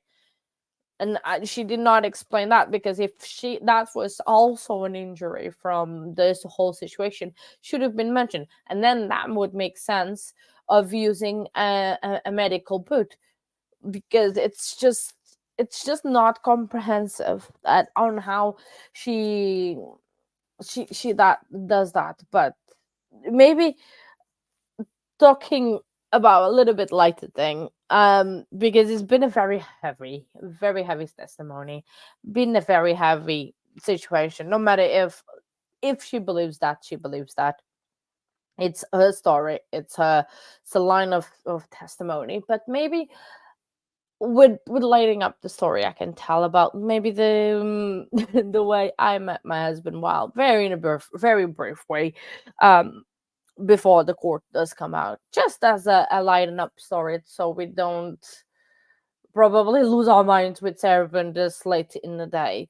Um, but yeah, so actually, it is actually interesting. Me and my husband, we met um, over Zoom during COVID, and we had mutual friends. And I lived in a town far away from where we live. I lived in the south of the country. We live in the northeast of England at the moment. And so he came down uh, to Bedford, where I used to live. Bedford in the UK, not in the US. There's many Bedfords. Um, so he came down and he almost fainted on me when we were going out on a first date, because because he was with a friend of ours, and they got into a car accident literally minutes before they met me at the train station. And he texted me saying that, oh, I got into a car accident, I'll be there when I can. And I thought of like, I think I just got stood up. I did not believe him, because we met online, and all the stories about catfishing and everything. So I actually thought that he was standing me up in the train station. So I grabbed the coffee, coffee, love coffee, um and was waiting. I did not wait long. They they did. I know. And then he did came. He actually was not sitting me up. And then we went to our friend's house while he was dealing with the insurance and everything. We were just watching Family Feud on YouTube, that we both enjoyed to watch, that like the highlights, the funny bits. Um, and then we went out for dinner. Just in terms of the going out for dinner was a case in itself, because it was just out of COVID. It was just we just had come out of a lockdown over here. So all the restaurants were super busy, super packed.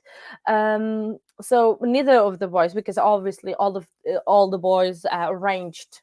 Well, they were supposed to arrange a reservation, but they didn't. So we went to 4 different restaurants to try to find spots, but everything was booked, because you had to book at that time.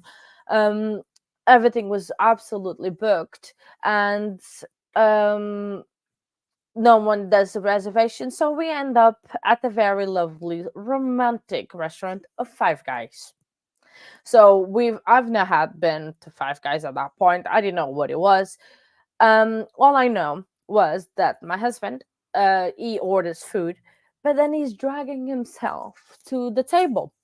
So what happened was we did not eat anything all day, and when he doesn't eat all day, he gets very fainty, and he gets very low on blood sugar and everything. So he was literally almost, in a way, getting unalived at the table where we were trying to eat. So what we had to do was dragging him to the car.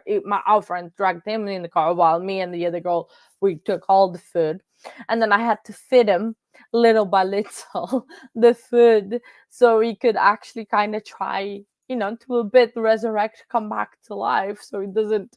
I don't have to go to the hospital on our first date because he passed out. Because then I was thinking I would have to call my possible future in-laws. I mean, it was the first date.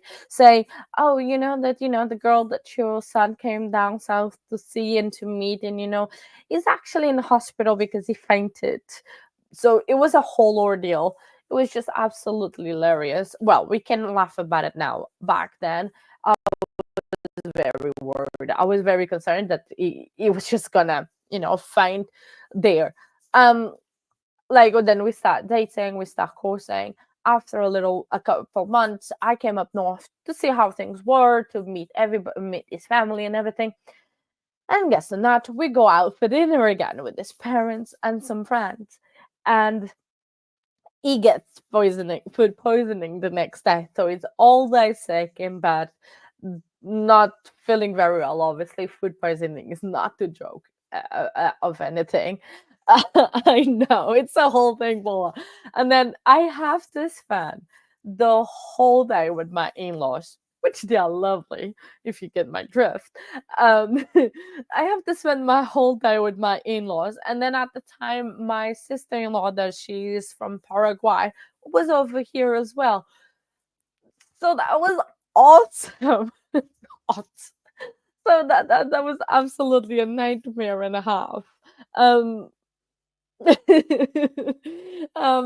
so that happened, and then he got better and everything. I eventually went back south, and then we made the decision that I would move up north because it made sense. He has all his family here, he has his own business and everything. I particularly didn't have anything that big that would make me stay in that city, so I moved up here, which is fine. I don't regret it at all. I absolutely love it. But I always said that I would move up north. I only would move with a job. So obviously apply for jobs, and then I was able to secure some interviews. So I came up here again. Guess what? Guess who was sick? My husband. Again. So every time that I was kind of coming up here, for some reason he would get sick. So I was thinking, like, what did I get myself into? Because he's always sick every single time I see him. We see each other in person. So I was like, is this going to be a normal thing or anything? But no, now we barely get sick. I think he got sick enough throughout the time that we were courting that now he doesn't rarely get sick. I mean, he does get flus or anything, but he hasn't gotten proper sick, which is good. Knock on wood, to get sick. But it just was, I find it hilarious. I really like the story of how we met and how we got to the where we were. Our proposal was a very spontaneous type proposal. I am not a person that likes a lot of romantic gestures or being the center of attention. But so he proposed on a bus stop when I was going back south, back to my house when I used to live down south. Down south, it wasn't like a bridge viaduct type thing, but basically was at a bus stop. But I like it. I like our story.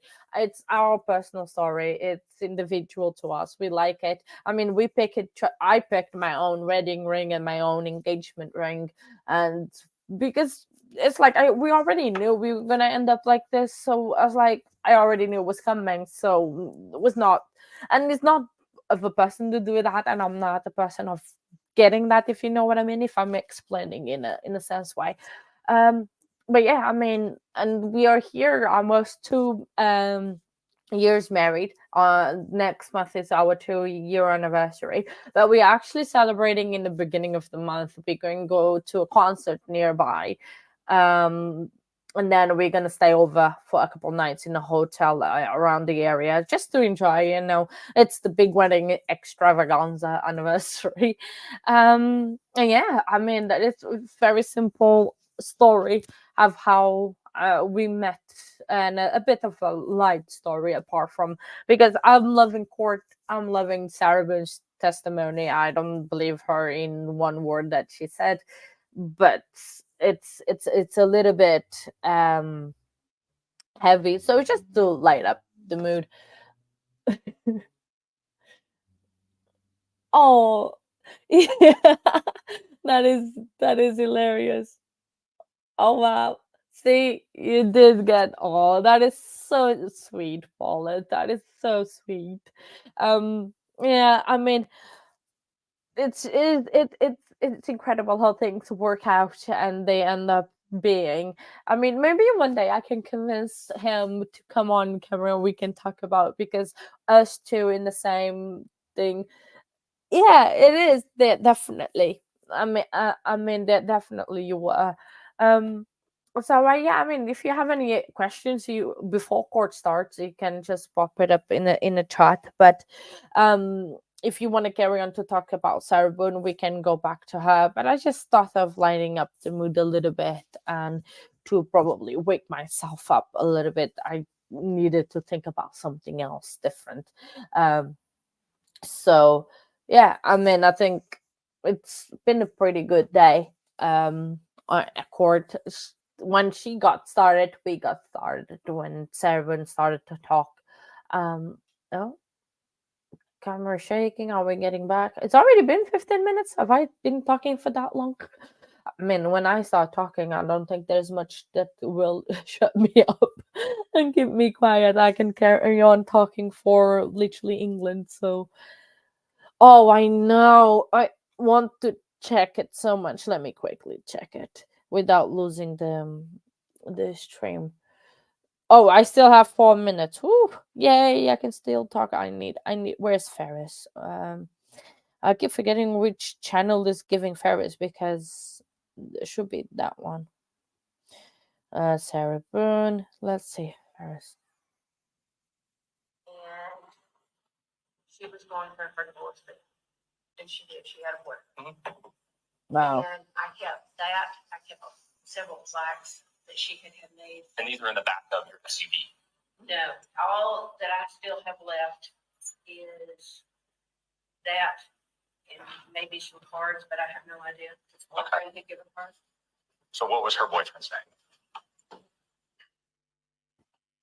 I think it's some kind of interview, or I hope it's still not the interview we were listening this morning.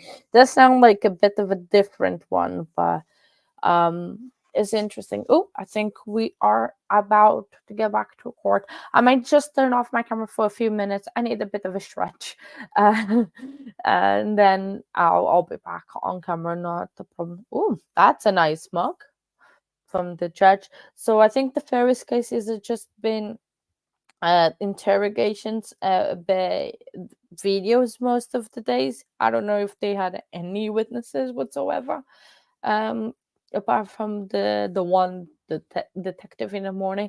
It sounds like it's just continuously interviews. I think there is sound from the court. All right, we're back on the record. Case number 2020 CF 2603, State of Florida versus Sarah Boone. State. Dave Ketchner on behalf of the state. William J. for the state. Defense. James Owens for the school.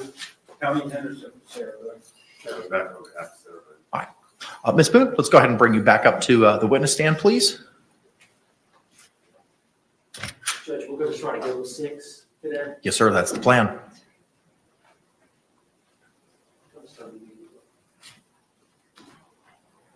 Motion takes, I mean, it's just how it goes. You said about 20s. All right, we're ready to bring back in our jury. Yes? All right, let's do it. Oh, Judge. Hold on. Oh, she's up there. I'm sorry. Awesome.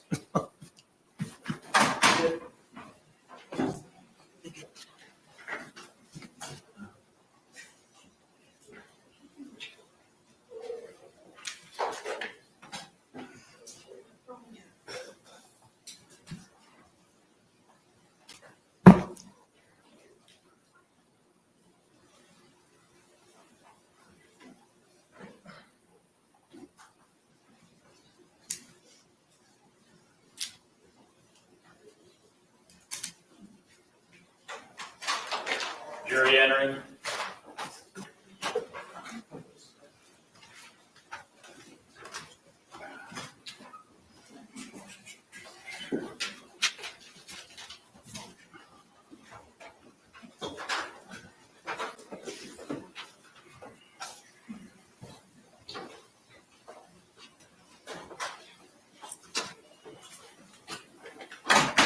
State, do you recognize our jury?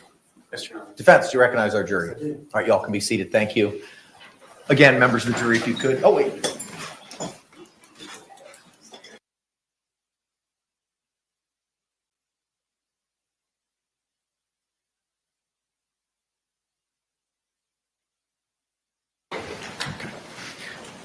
Can the parties approach for a moment?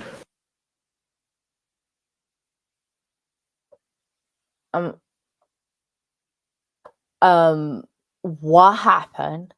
The sheriff came in, and let me sit down. Let me get comfortable. 1 second.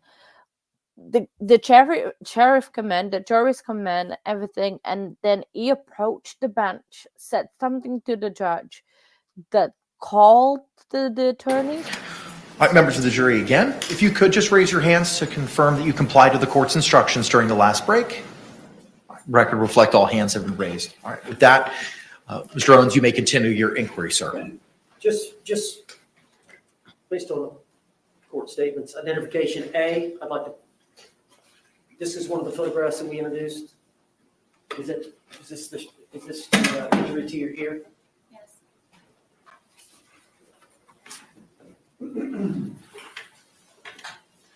And then this is your living room. This is identification C, the blow up. Yes.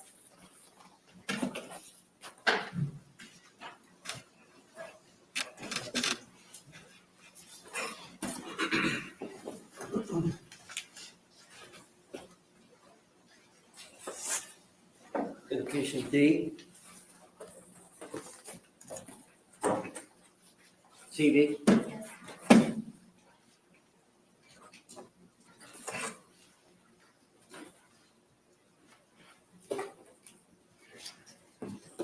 Identification E. Is that your arm? Yes.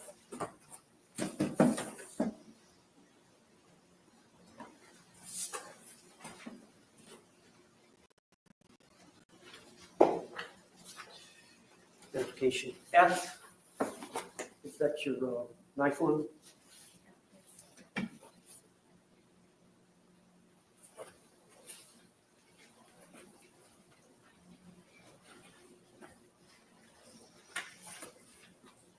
Identification G. Is this the curtain rod? Yes.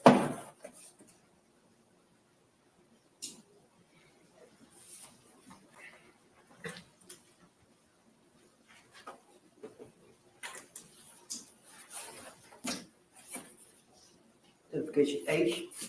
This is the eye.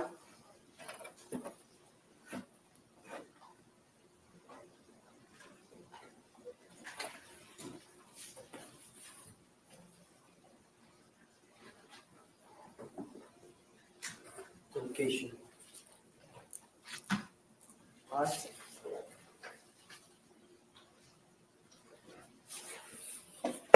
See your face shot, Yes. with the lip, the eyebrow.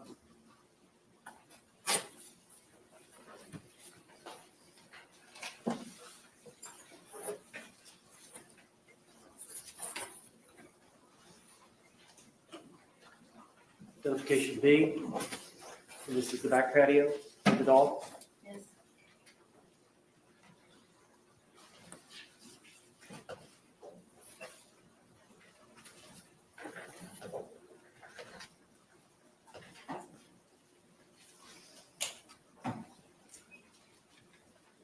Okay, I'm gonna bounce a little bit. It's been.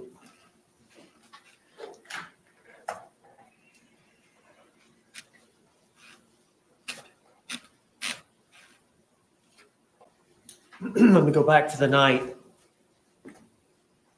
earlier in the evening when I think y'all may have been out on the back patio and you had suggested to George to call the children, but then I think, did he call his brother or his brother called George? Do you remember? George called his brother. Okay. And you made a statement about tell him something. Explain that to the jury. I told him to tell his brother about you choking me the other day. This is a separate choking incident. We had been drinking, and I wanted George to tell him, but he didn't tell him, so I said it in the background. So he would be aware. What did you tell him? Tell him why you choked me, or that you choked me. Now,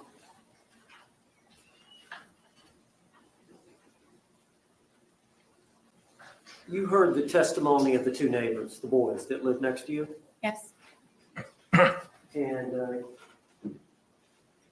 you heard that they were actually questioned. I think the audio, they were audio interviewed. You heard from Detective Copsel. I think it was a couple of days later on the 25th of February or 27th of February. yes, And you heard their testimony earlier this week. yes,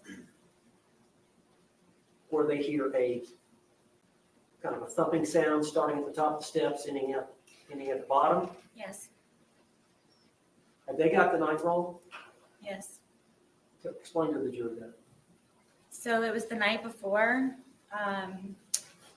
Again, I was sleeping, and in the middle of the night with the door barricaded, he came in and ripped me out of the bed. And first got me with one hand, and then got both hands and pulled me completely off of the bed. And then, like a caveman, had my hair like this and was going down the stairwell, taking me with him to come downstairs so I could sit and drink with him. Do you believe that's the noise that the two neighbor boys heard, I absolutely do. and it was just the night before? Correct.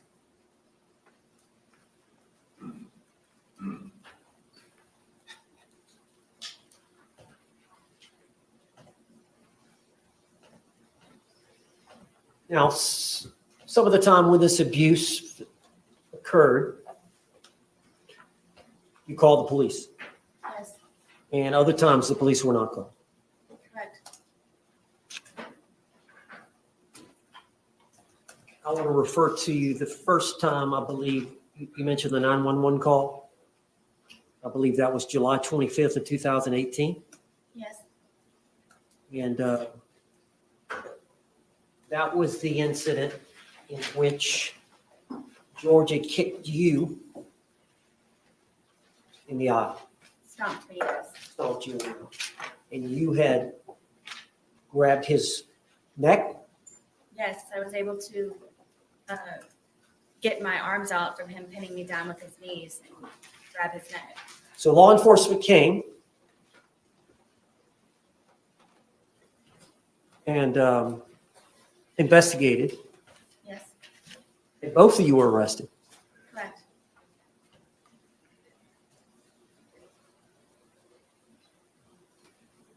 Do you recall asking the officer when you were arrested, why am I being arrested? Many times, yes. Do you recall asking the officer, why am I being arrested? Yes, And do you recall making any other statements to law enforcement as to why you did what you did to George? that was the first time ever that I actually officially fought back. Did you tell the officer that you were fighting back? Yes, because I was in complete shock that I was getting arrested because of it.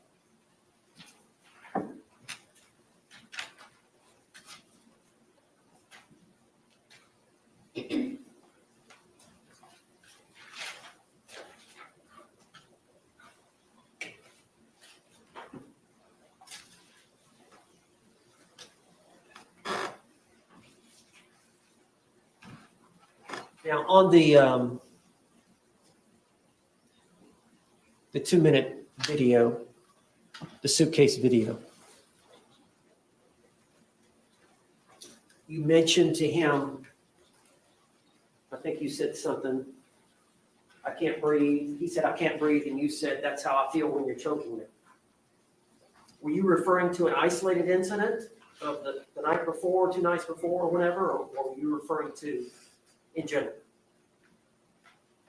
In general, the more than 2 or 3, 4 times that he had done it. Okay. And then the part about cheating, he didn't physically cheat on you. No, he did not. Okay. And just, I don't want to go into a lot of detail, but what are you referring to? George was, I believe, addicted to pornography, and a lot of that would be found on my phone from him supposedly wanting to call up job interviews. And as a solution, I sat him down and I explained to him, to me, that's you visualizing yourself with someone else, or at least having a pleasurable moment with someone else or watching other people. And to me, I told him that I considered that cheating on me. Okay. And so he would download that on your phone? Yes.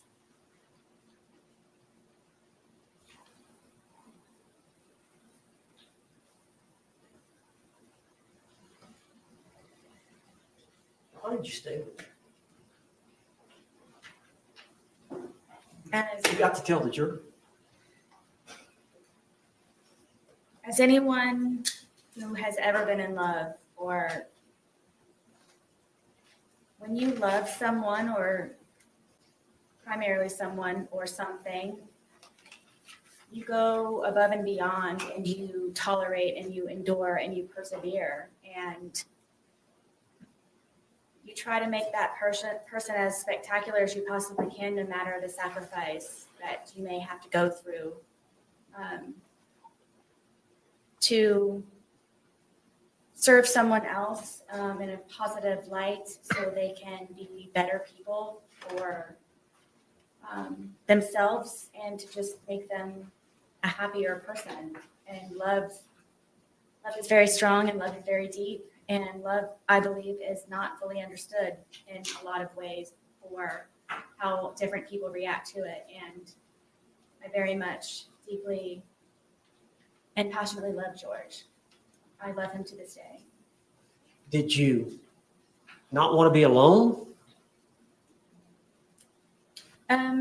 Beginning through my divorce, it was very nice to have him around, and he was a man to me, and I felt protected, and he's very nice, and as lame as it sounds, he used to compliment me, and it made my day. So yes. During that period of time when you first started seeing George, would it be fair to say that you had low self-esteem? Yes.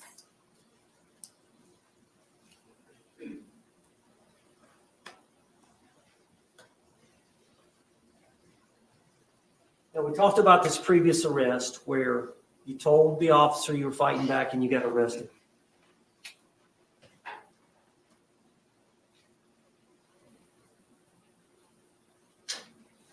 Now, I want to talk about your conversations with law enforcement. But first, I want to ask you, why did you go to the police station that day when you were interrogated there? We saw the 2-hour video. Tell the jury. The day of the incident, the detective Copsell gave me her business card with her personal cell phone number on it, and said if I happened to remember anything or anything that I would like to add to the day, for me to not hesitate to give her a call. So throughout the rest of the evening, something was off. I didn't feel comfortable with what she told me and how she told it to me. How long were you at the scene? Gosh, all day, from the moment that they were there to the moment that the coroner's van drove off. All right, when it ended, did you stay in your home? No, I raced inside and collected some pajamas and a toothbrush, and I went over to where my son was at my ex-husband's house. Did you take the dogs? I didn't even feed them. It was so fast. All right, and then once you got over to your ex-husband's, what happened? as it relates to Detective Copley? Something just wasn't sitting right with me, and I had a suspicion that she just wasn't being honest with me, so I took it upon myself. Sustained. So you called her. Tell us about that. I called her and I told her that I felt that she was being dishonest with me. She originally had told me that due to her being pregnant, it would just be a lot easier for her to have me come down to the station to pick up my phone. The original plan was for she and Detective Loman to return the phone to my apartment. But she said that it would be a lot easier for me to just come down and pick it up because I remember when I was pregnant. That's what she said. You remember when you were pregnant. So I said, I feel that you're tricking me and I feel that you're being very sneaky about something and I don't believe that you're being honest with me. And I said, regardless, I'm still going to come. Sustained. So you agreed to come, but you understood it was to get your phone? Correct. All right, you came that afternoon to the station, I did. and the original agreement was they were to come to you. Correct. All right. When you got to the station, what happened? I thought I was just going to be picking up my phone. My car was there. I had everything in my car. It was just a regular, I'm just going to go in, maybe sign something and pick up my phone. And there's people that are over here at the windows. And I thought that I was supposed to go over there to get my phone. And Detective Lowen came down and said that my phone was upstairs. So if I would just follow him upstairs, that's where my phone was. And then I was taken into I guess it was an interrogation room, and they told me to sit down, and that then I guess the interview or interrogation began, and I just simply kept getting my phone. Sarah, tell the jury why. Yes.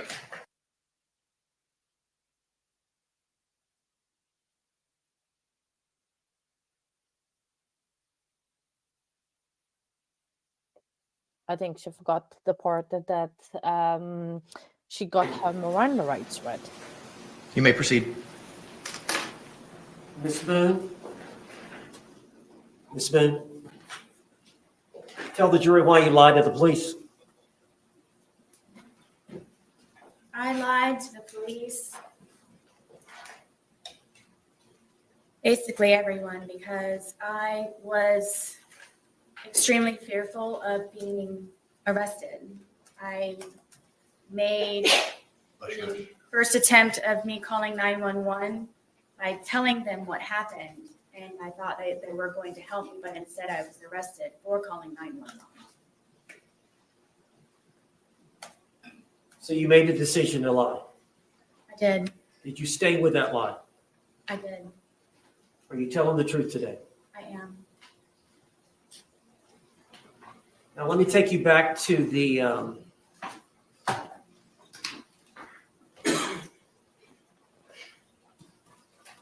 to this incident.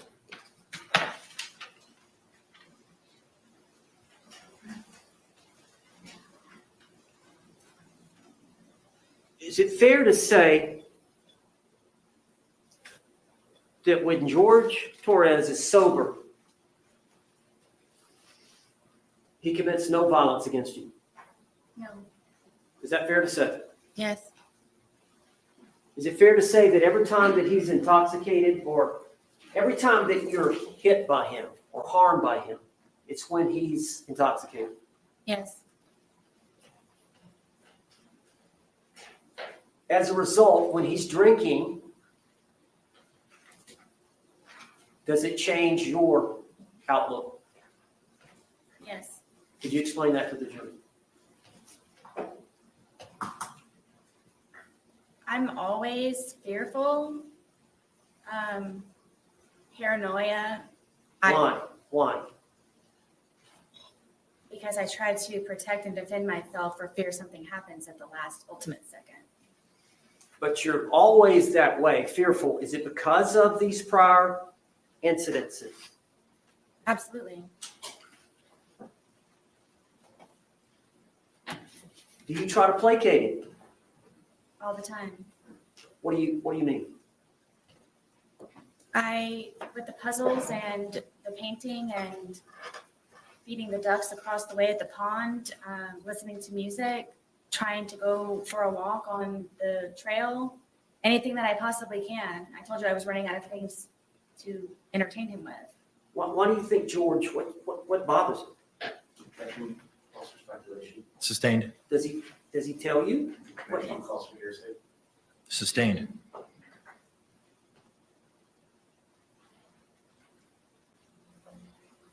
As a result of how he behaves towards you in that intoxicated state, how were you feeling the night of this event? Objection has been answered. Overruled.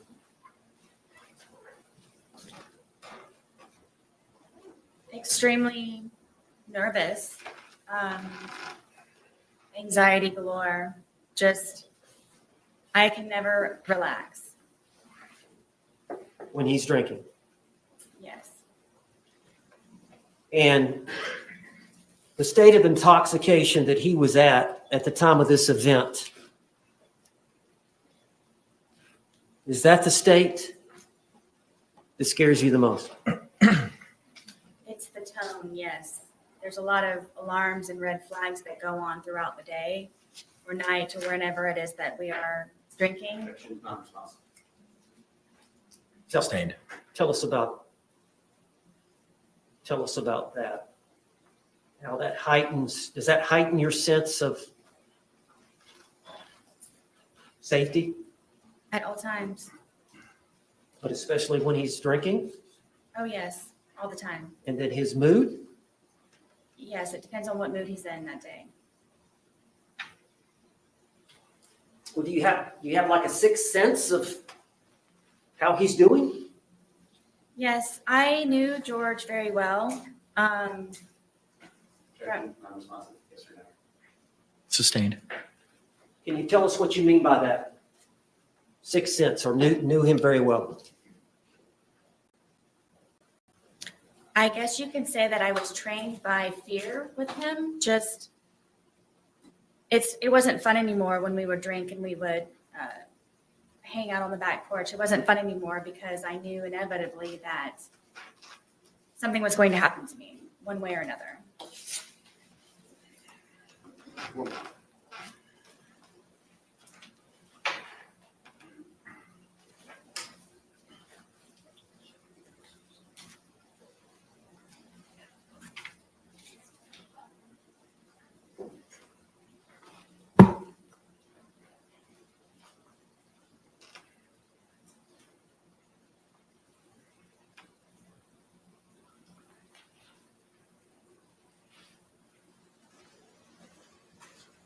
Miss Boone, you know, those bruises that we saw of him, they look pretty deep.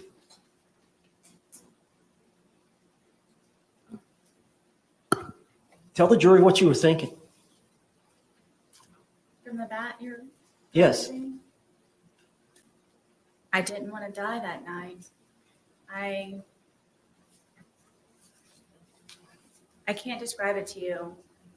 It's terrifying love to a certain degree, where my plan was to show him the next day, and just I wanted him to be better and treat me nicer and be the person that he was when I originally met him. And I knew that was in him still. I knew that it could be found, and I just couldn't figure out what it was that I was doing wrong in order for it to not be back to where that was. And I was tired of living in fear and just sick all the time of figuring out how I can entertain him so I don't die, and continue a relationship with my son and try to live a normal life. That wasn't a normal life for me.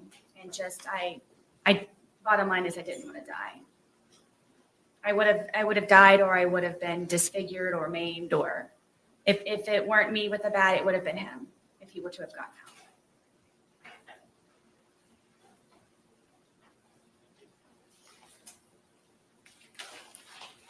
That's all. Any cross-examination?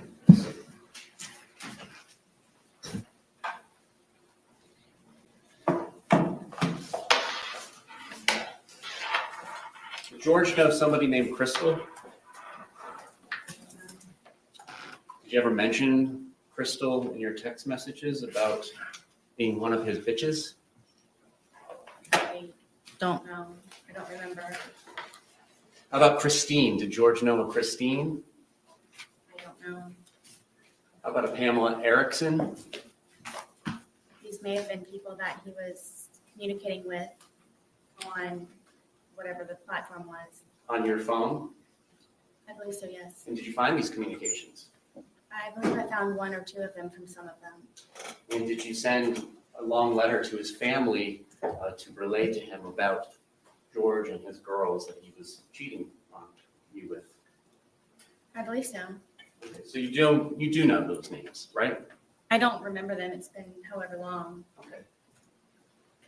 Now, on February 24th, 2020, you called 911 at about 1 p.m., correct?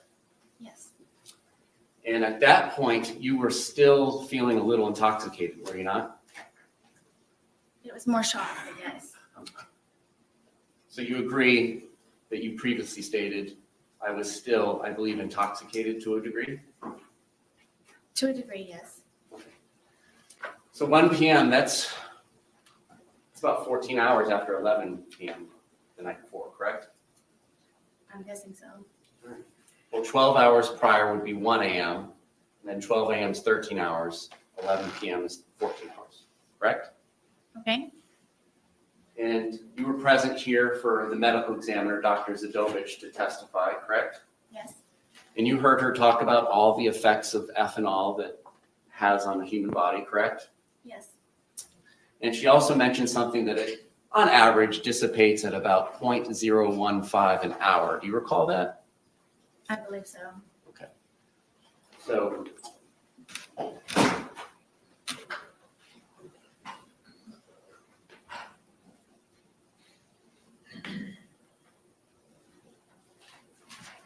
would it be fair to say that if you're still feeling the effects of the alcohol at 1 p.m., so that's 14 hours, 0.015, you were at approximately about a 0.21 at 11 p.m. the night before. Do you feel like you were 2.5 times the legal limit at that time?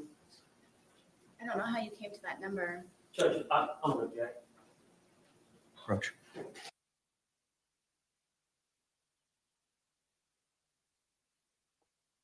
You came up by that number with math, Sarah. The Mr. Orange Judge, I'm gonna go object. Just say that you object. You don't need to call the judge for it. But straight away, already in the beginning, she did not remember the names of people, but yes, she remembers situations to the detail and the specification she just gave about everything else. I am already loving it. It's been like 5 seconds of cross examination.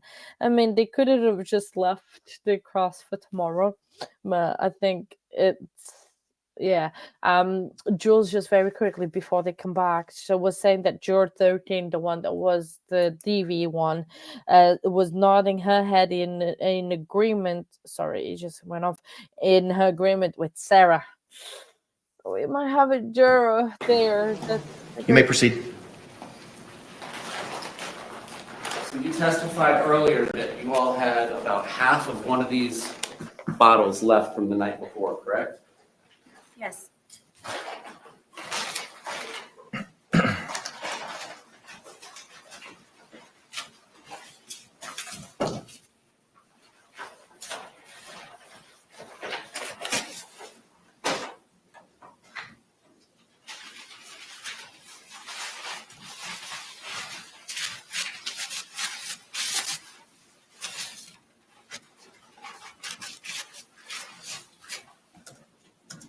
And so would you agree that this is one of the 3 bottles that was purchased between February 22nd and the 2 that were purchased on February 23rd of 2020? I'm guessing. Okay. Maybe it's like the bottle, yes. All right, and it's 1.5 liters. Would you agree?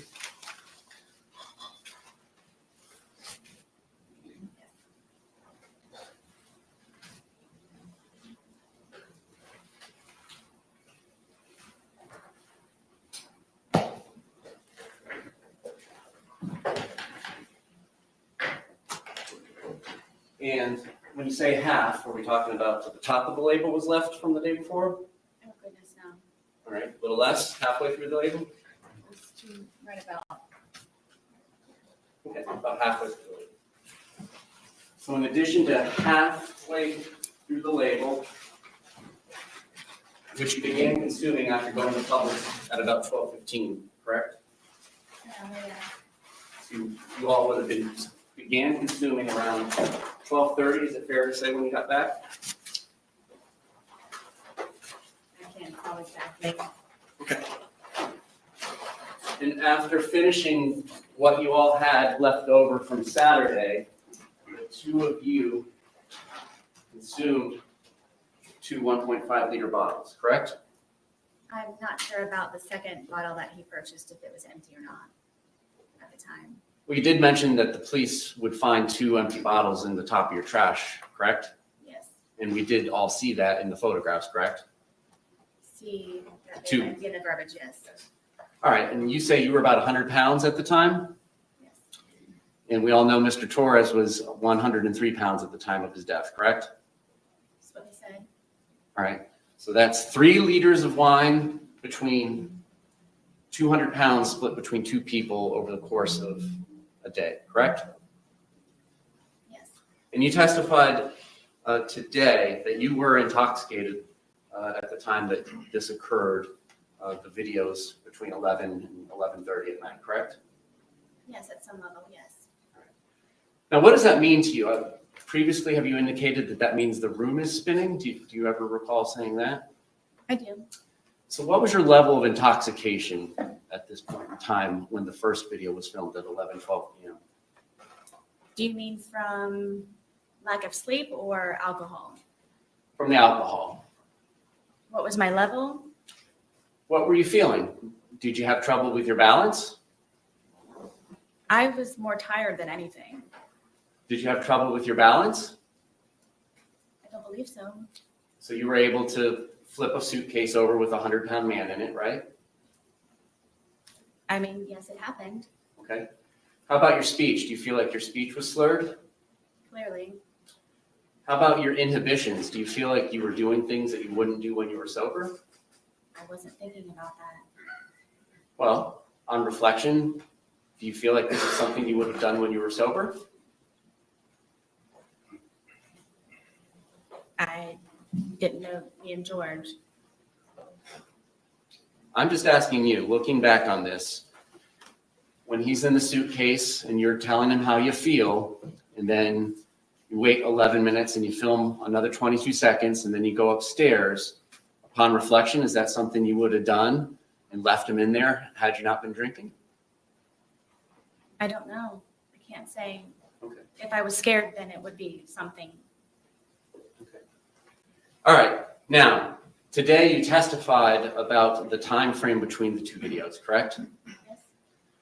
So you came down from the shower where you were hiding, correct? Yes. And as you're coming down the stairs, before you even get to the bottom of the stairs, you can kind of see over your shoulder or towards your right that he's trying to hide in the suitcase, correct? Yes. And the lid is down, but it's not closed, and you can tell he's hiding in there. It's not a great hiding spot just yet, right? Correct. And so you come over to him, and you're laughing, right? Yes. And you move the suitcase around some before zipping it shut, right? No. No? You immediately zip it shut? Yes. Okay. And you're both still laughing about it, correct? Correct. All right. And then it's during this course of time, how quickly is it after you zip it shut that you begin filming the first video? I don't know without watching it. I don't know. Okay. I mean, the video's not going to catch you zipping him up because you're like 10 feet away, right? How quickly after you zip him up is it before the video starts, is my question. I don't know. Okay.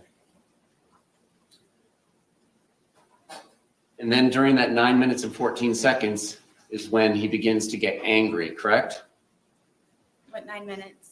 Between the two videos, there's 9 minutes and 14 seconds between the end of 1061 and the beginning of 1062 and 1063. So you got the 2 minute 3-second video that starts at 11:12:45, correct? I guess.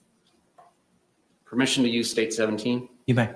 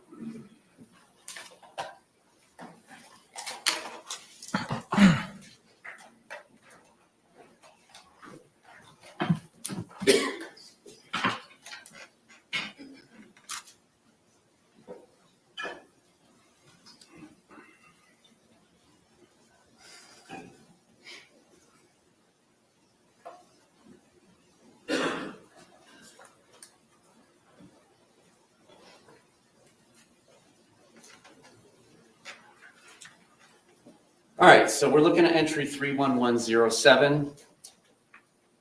That indicates, according to the phone extraction, 2/23/2020, 11:12:45 p.m. Image _ 1062 movie begins being captured. And we have seen that that is about 2 minutes and 3 seconds. Entry 31113 indicates that image _ 1063.move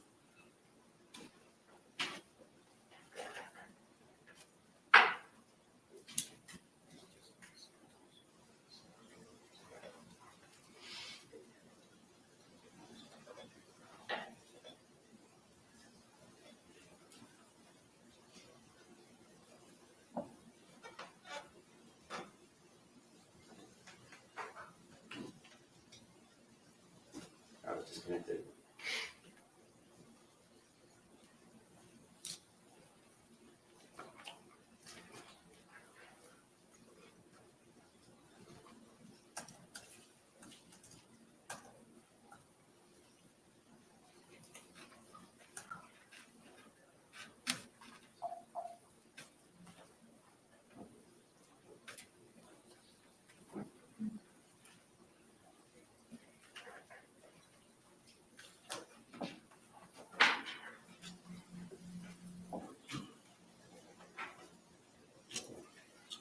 Okay.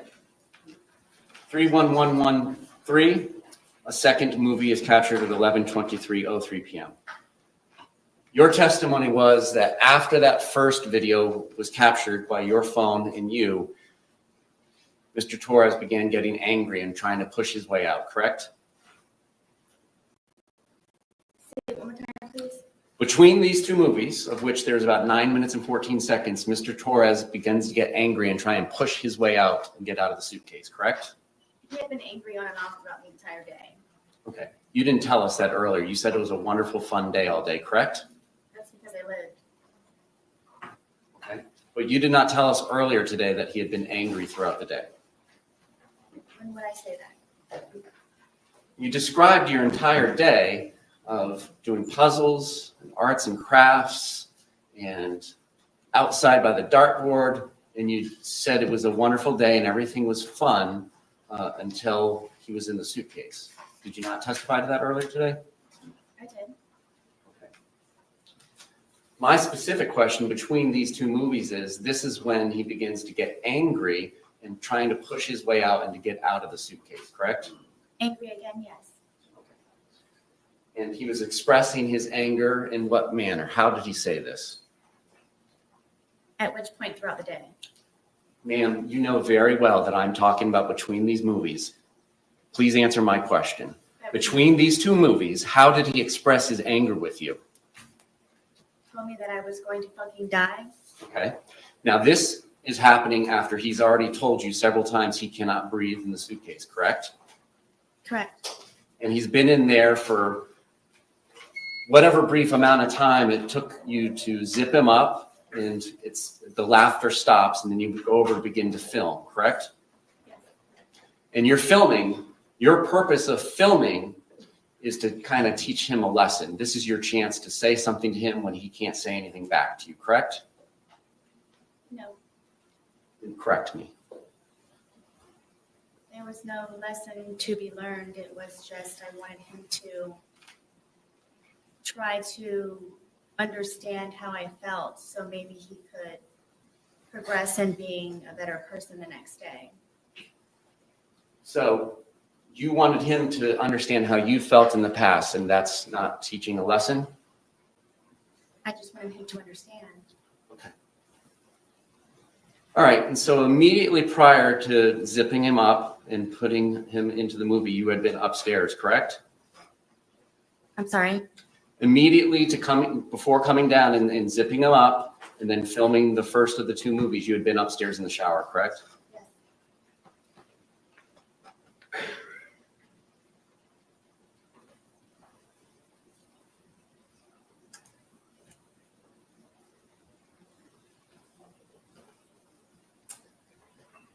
I'm going to publish what has been labeled as image_1061, which according to the timeline was captured at 11:03 p.m. 31 seconds with her device.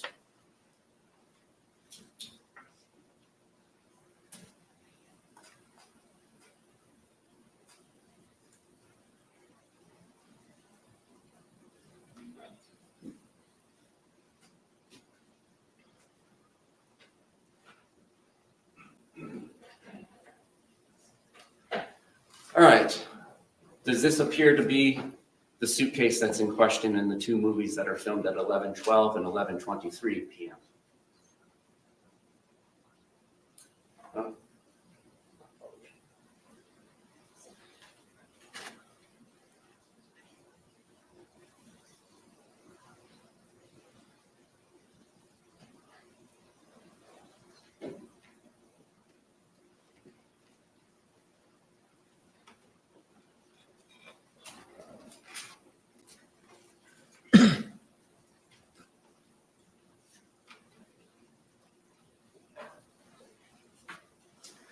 This is image 1061 taken at 11:03 p.m. 31 seconds. Does this appear to be the blue suitcase that's in the two videos that were captured at 11:12 and 11:23 p.m.? Correct. Did you take this image at 11:03 p.m.? I don't remember if I did or not. And again, we had, and by we, I mean you and Mr. Torres, two 1.5 liters bottles of wine and plus whatever was left over from the day before, correct? Correct. So you don't remember taking this photograph? I don't. Do you remember whether or not Mr. Torres was in here? I don't remember taking the photo. Okay. So what is your memory of what happens between 11:03 p.m. and 31 seconds when that image is captured and then when the movie starts at 11:12:45? What do you remember? I don't. Do you remember anything from that night? I do. You told the police on February 25th, 2020, when they first showed you the video, that you didn't remember taking that. You remember that? I do. And your testimony is you do remember taking that video, I do. but you don't remember taking that photograph 9 minutes prior. Correct. Is there something, did you have more to drink in those 9 minutes? I did not.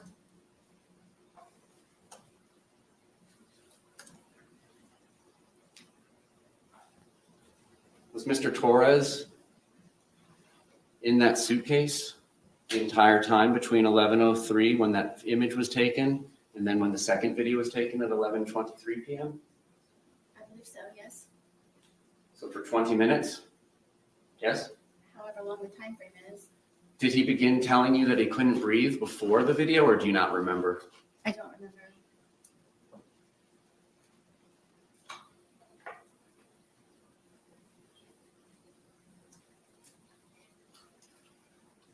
Now, you testified moments ago that your two neighbors must have misremembered which night the loud noise was, correct?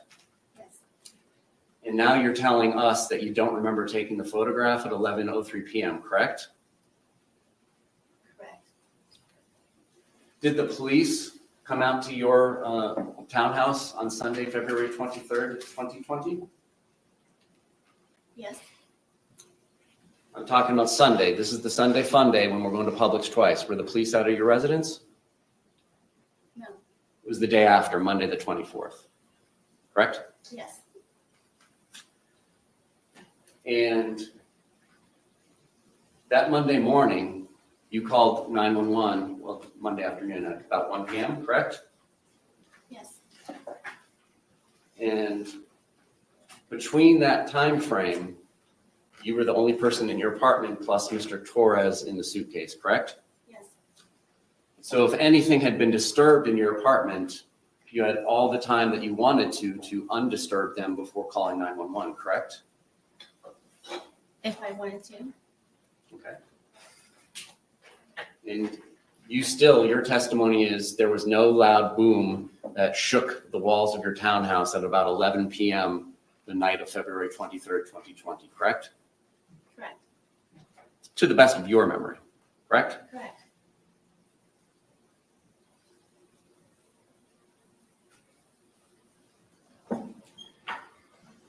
Now, that second video is 22 seconds where you just hear him say Sarah and you don't say anything, or you're familiar with that video, correct?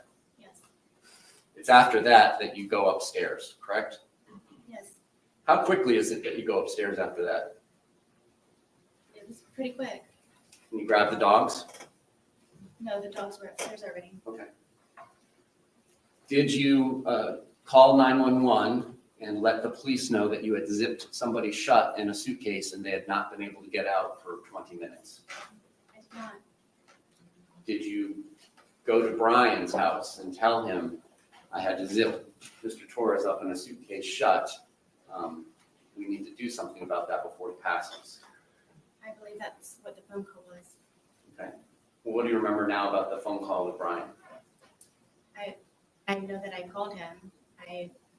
I don't know specifically what it was about. Now, your testimony, it seems like you spend day after day finding things to entertain Mr. Torres to do, correct? Yes. Almost like having a child. You have your own child, correct? I do. What you described sounded like having a small child. Would you agree? That's your interpretation. Well, you take him from doing arts and crafts to doing puzzles, so on and so forth, correct? When he's been drinking, yes.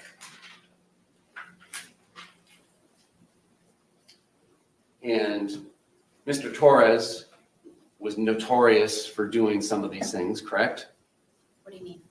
Well, you described Mr. Torres as being notoriously known for doing things. You described your ex-husband, Brian Boone, notorious for doing things like nagging and calling all the time. You remember your testimony calling people notorious for doing things? Yes. What would you say people would say you're notorious for? I don't know.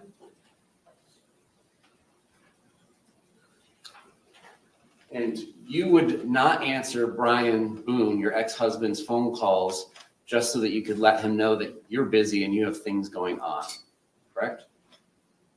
I knew that at whatever time it was that he was calling me, that he could wait for the few moments of me getting up to where Lucas gets out of school at 3 o'clock.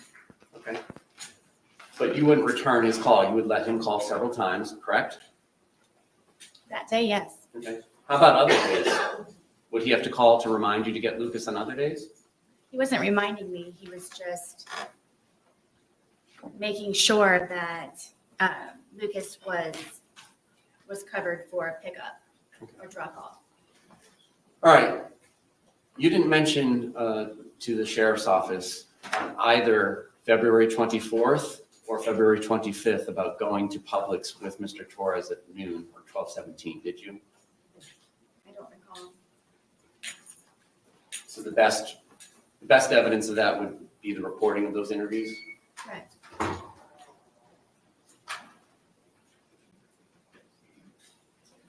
Did you not remember going to Publix with Mr. Torres that day?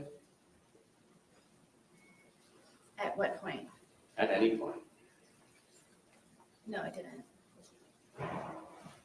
You had indicated to the police that it was about 4 p.m. that you all had started drinking after doing chores. You recall that? I do. And your testimony today was that it was really more after you guys went to Publix at about 12:17 p.m., correct? Yes. And you did not tell the truth to the police, correct? Sorry. You did not tell the truth to the police about that, correct? I did not. And when they were asking you about Mr. Torres's injuries, you told them that you had nothing to do with it, correct? Yes. And that was not the truth. Correct.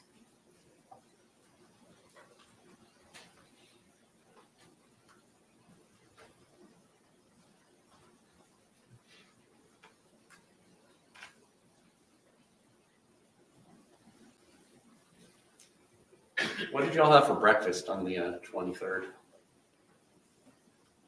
I don't remember. Did y'all have lunch? I believe we had leftovers from, I think, something that we had in the fridge. And do you recall what those were? No, not at this point, no. And then I believe you mentioned having a sandwich of some sort for dinner. No, I believe it was for, I'm guessing he and I ate at the same time.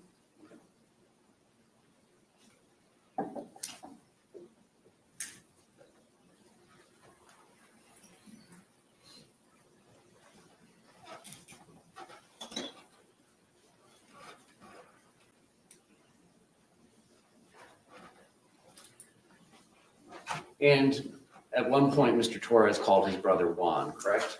Yes. And do you admit that you were yelling in the background, telling Mr. Torres to tell his brother that he had been choking you? I don't know if I was yelling. I know that he could hear me through the phone. So how long had that been going on that day? When did you start getting on Mr. Torres about choking you in the past? He and I had conversations about it because he didn't remember doing it to me. And the next day and the day of, Is it fair to say that there are just points in time where you don't remember what you do either, correct? are you talking about almost 5 years ago? I'm talking about from drinking. Is it fair to say that you don't often remember things that you did while you were drinking? I would not say often. Okay. In the course of your relationship with Mr. Torres, are there things you don't remember happening that happened the night before between you and him? I can't say that at this point. But you said that you don't remember taking that photograph at 11:03 p.m. on February 23rd, correct? Yes.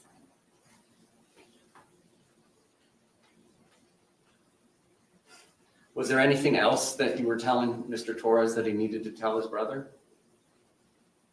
Not that I can recall. Was there anything you were telling him that he needed to tell his daughters? Not that I can recall.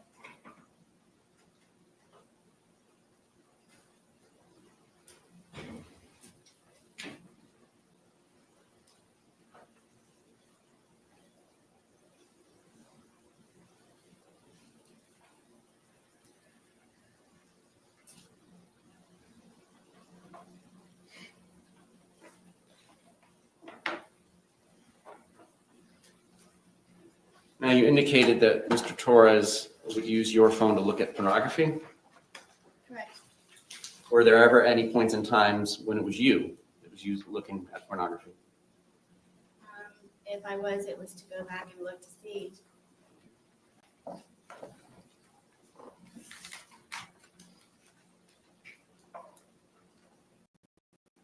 Did you ever threaten to get Mr. Torres arrested if he did not do what you wanted him to do? I wouldn't say threatened. Okay. Well, were there ever points in times where you would like him to call you or return a call? And if he didn't do that, you would threaten to get him arrested? It depends on if he had my keys or something that I needed from him. Okay. And it was your townhouse, correct? Mine, yes, flush hours.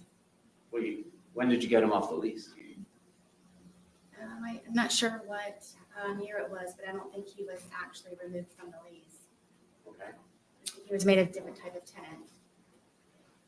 And did you change the locks so that he couldn't get back in at the points of times when you kicked him out?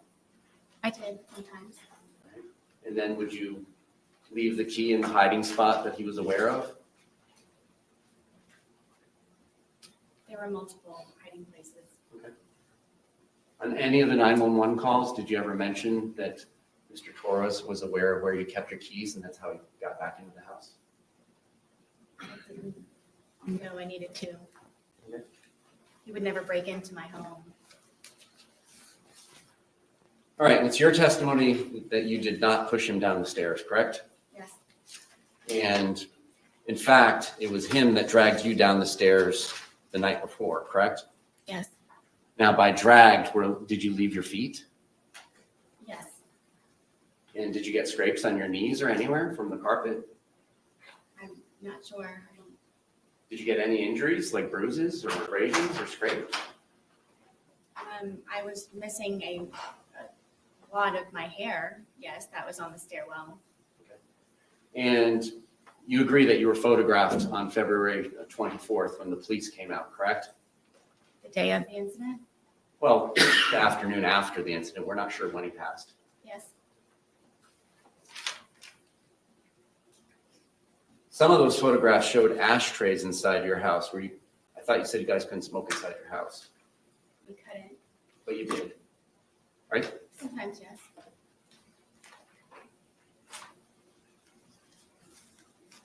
And you agree you would go to the hospital and tell them things that were not true, correct? Yes. There were times where you would go to the hospital and leave without getting treatment, correct? Yes. And is it fair to say that you often had alcohol in your system when you were going to the hospital, correct? Sometimes.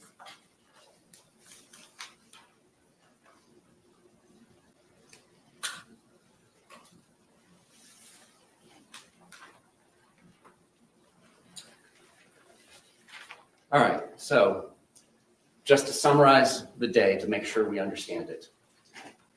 You all wake up sometime in the morning, but it's an unknown time, correct? On February 23rd. Or early afternoon. Yes, I had a problem with the detectives and them having me guesstimate times. Okay. Are you the kind of person, like most of us, that uses your phone when you wake up? No. So the first activity on your phone may have nothing to do with when you woke up. Is that fair for you? Yes, other than looking at the time possibly. Okay. So at some point you wake up, it doesn't sound like you have breakfast, correct? Correct. You do some chores, correct? Yes. So that is true. That part of it is true. You did do chores before going to Publix at 12:17? Yes. All right. After chores, you go to Publix and you get that 1.5 liter Magnum bottle of Woodbridge Chardonnay, correct? I'm not sure what Magnum is. 1.5 liters. Instead of the 750s, it's the double size. It's like 2 bottles of wine. Okay, yes. So you got a 1.5 liter, right? Yes, it is the larger bottle. And you got home and you at 100 pounds and Mr. Torres at 103 pounds began drinking this wine, correct? I'm guessing so. I'm not going to guess times. Well, don't guess. I mean, you got home from Publix. When was your first drink? I'm not sure. I mean, we could have continued to do whatever was left over from what we didn't do before we went to Publix. Okay. So you may have started drinking even later, correct? Then 12:30 when you get back from Publix? I don't know. Okay. Was it 1:30 or 2:30 when you began drinking? I don't know. Was it before any of the phone calls to the brothers and his daughters? Yes. And so you drink what's left in the bottle of wine from the day before that's halfway label, correct? At some point. And then you drink 1.5 liters of wine and he goes out and gets another one on his own without your permission or suggestion about 5:30, correct? Correct. And then you all consume that one as well and it ends up in the trash can at the end of the night, correct? Apparently. Okay.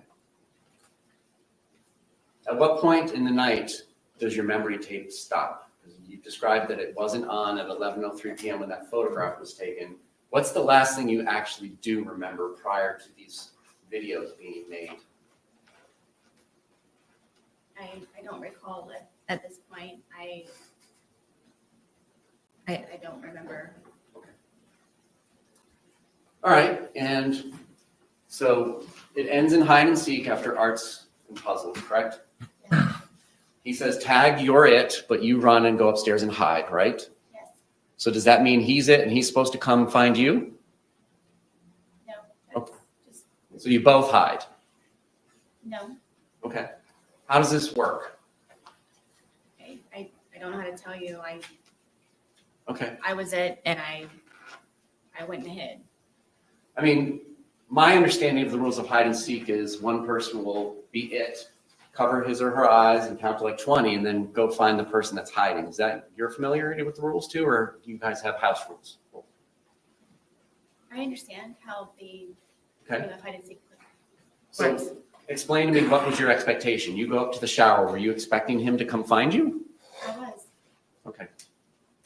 And after a while, he did not come find you. Yes. And that's when you return downstairs. Correct. And because of the way your townhouse is set up, you can kind of see over where the suitcase is and that he's trying to hide in there, but it's not successfully hidden just yet. I mean, yes, you have to come down a good ways in order to be able to Right. do that. Right. But you saw, you testified those before you got to the bottom. Yes. And then you come over there and thinking that it's funny, you zip him shut, correct? Yes, we both thought it was funny. Okay. May the defendant stand down? Entered into the well? Yes. Yes. Go down.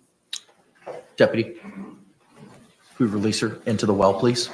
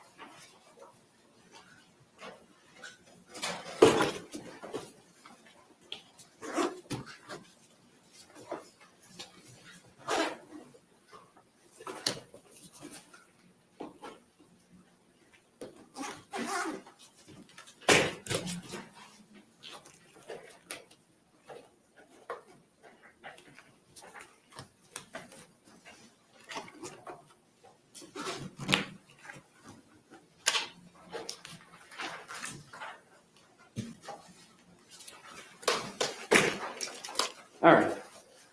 Ms. Boone, can you demonstrate for the jury where Mr. Torres' head was and how his body was positioned in the suitcase, if you don't mind?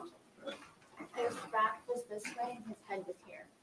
All right, and then is it fair to say his feet are kind of down here, which would be the front left corner from their perspective in the jury box?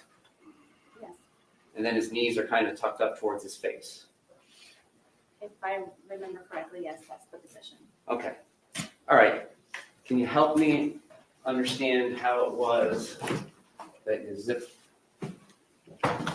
it shut? Can you show us where you say you left an opening that his hand got out of? Would it be easier to put it down here? I didn't want to make you go down there. If you're happy doing that, I'll let you. Hold up. Does she need to be wearing gloves? Yes. Agreed. If she's going to be manipulating it.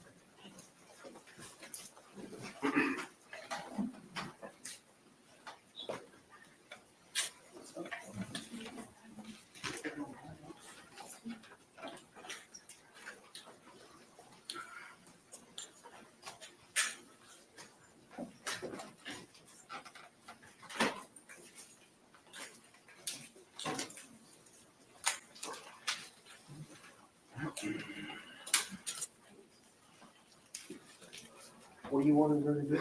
Just demonstrate how she zipped it shut. Okay, well, where's the paper clip? remember which one it was in.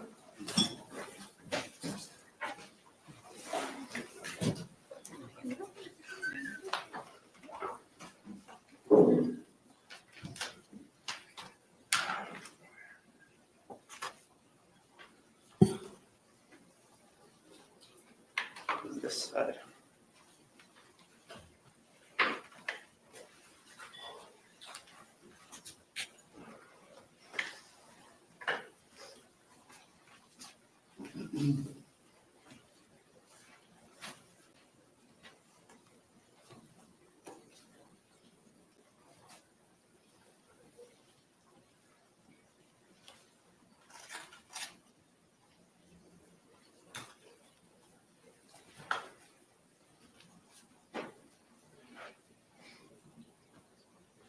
Judge, the paperclip was on when this event occurred.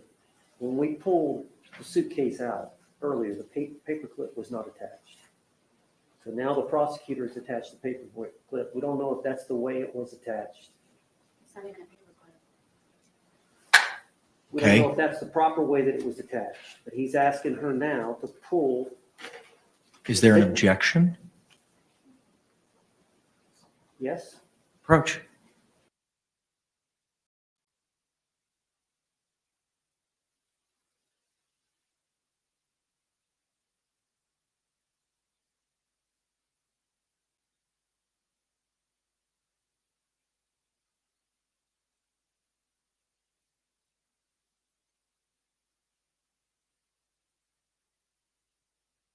Oh my gosh, this is just wild. What is even happening? Is this actually the real life? Because I do not believe that this is real life. I am so sorry. I have camera off. I am looking very, very tired. It's very late for me. I am trying to pull it through. Thank you very much for staying so far. But this is absolutely insanity. I am just doing a recording in the background of this whole thing because I need this for prosperity. I need this for the rest of my life because this is gonna be marked for definitely forever. So we're just waiting now. They went yet again on another sidebar about this whole situation. Because now Mr. Owners is objecting to because of the paperclip wasn't put it on the same way. I mean, is there a wrong way to put a paperclip? There's only really two ways to put a paperclip, and they both go exactly to the same objective. So I absolutely do not understand this. This is just, yeah, how is the pink? Apparently, it's pink as well. Like everything is pink as well as the paperclip. Interesting, because the the folders the other day were also pink. So I'm just very curious about the fact that the paper clips are pink. Um, so just this is absolutely hilarious. It is very, very fun, very enthusiastic, very entertaining for sure. This cross, I think it has been a good day. Just before we go back very quickly, after the day in court is finished, I will be ending the stream almost straight after. I'll do my outro, but I will be doing it the outro and then finishing off the stream. I will go back a little bit early tomorrow for the live so we can do a little recap. We can Objections overruled. and I'll be it. All right, If you're most comfortable, sir. Madam Clerk, are you ready? Can we see how it was that the two zipper parts were positioned when you say that Mr. Torres was able to get his hand out? If you want me to do it, I'm fine to take your direction. From what I remember, this is how the suitcase. This is how the suitcase was.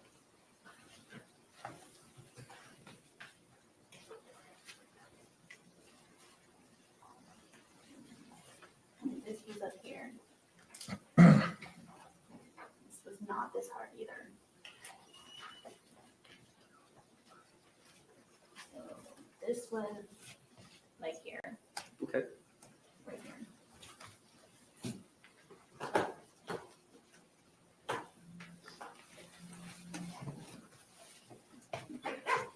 About right there, ma'am? Sure. I assume this one was much closer. It's not over there? Where did you leave? You asked me where I zipped it. When you say that it was zipped shut, show us. Are you talking about how I zipped it or? When you're done zipping Like it the hole. shut and he's inside of it, where are the zipper components?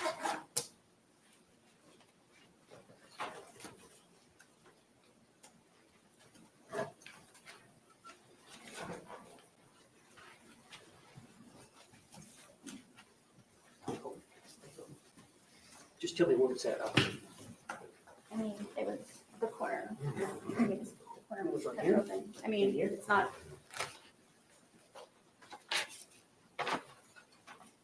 Yes, this one was already pretty much. Yes. From what I can remember. That's how he was coming with his hand out. It was like this from the corner part. Okay. Thank you. You can return to your seat.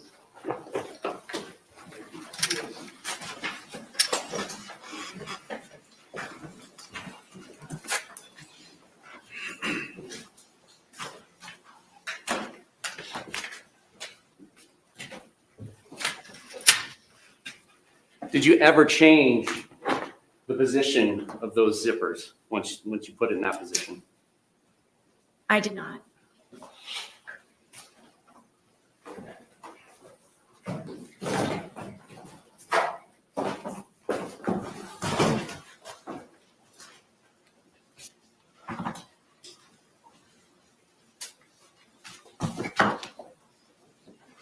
And so once he was zipped into there, there's some amount of time, but you don't remember specifically before you start taking the 2-minute video, correct? Yes. And then that's when you say what you say, and that's when he says what he says. We've all heard it, correct? And then between there, in that second video of the 22 seconds length, it's at this point where he's beginning to get angry. And then that's when you take the baseball bat that's in evidence, and your testimony is start poking him with the end of it. Did you say this was the second video? Between the two videos, that's when you started hitting with the bat because he was getting angry and trying to escape, correct? Right, I was not hitting him. I was, yes. Okay. Did you ever hit him with the bat while he was outside of the suitcase? No. So each time that he is hit with the bat, it's through this suitcase. And that's what leaves the marks on him because you didn't hit him with the bat outside the suitcase, correct? Yes, if you'd like me to demonstrate. No, that's okay. The suitcase will speak for itself. And then you take the second video and you go upstairs and go to bed, correct? I apparently went upstairs and I used the phone to make a phone call. Okay. And then I fell asleep. All right. And at the point in time when you left and went upstairs, he was still inside the suitcase, correct? Correct. Was he still asking for you and calling your name? Not that I can recall. Did you say shh to him again? I don't remember. Did you tell him that this was his problem and it's on you again? I don't remember. Did you do anything to help him escape from the predicament that you zipped him up in? No. No other questions. Any redirect examination?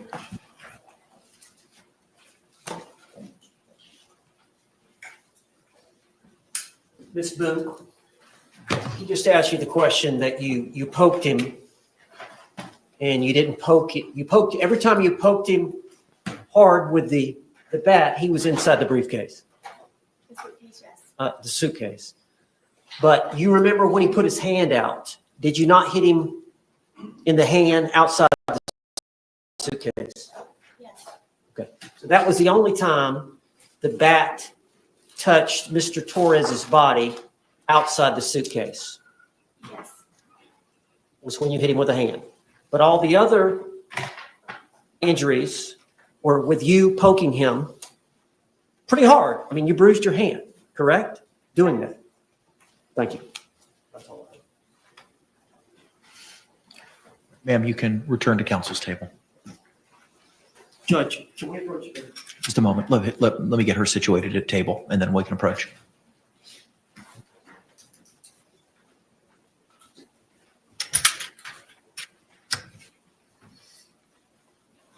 All right, come on up, y'all. I have no words. I mean, it was going good. What did she just do the pat on the back? What, like, the state missed so many opportunities. I mean, what was that?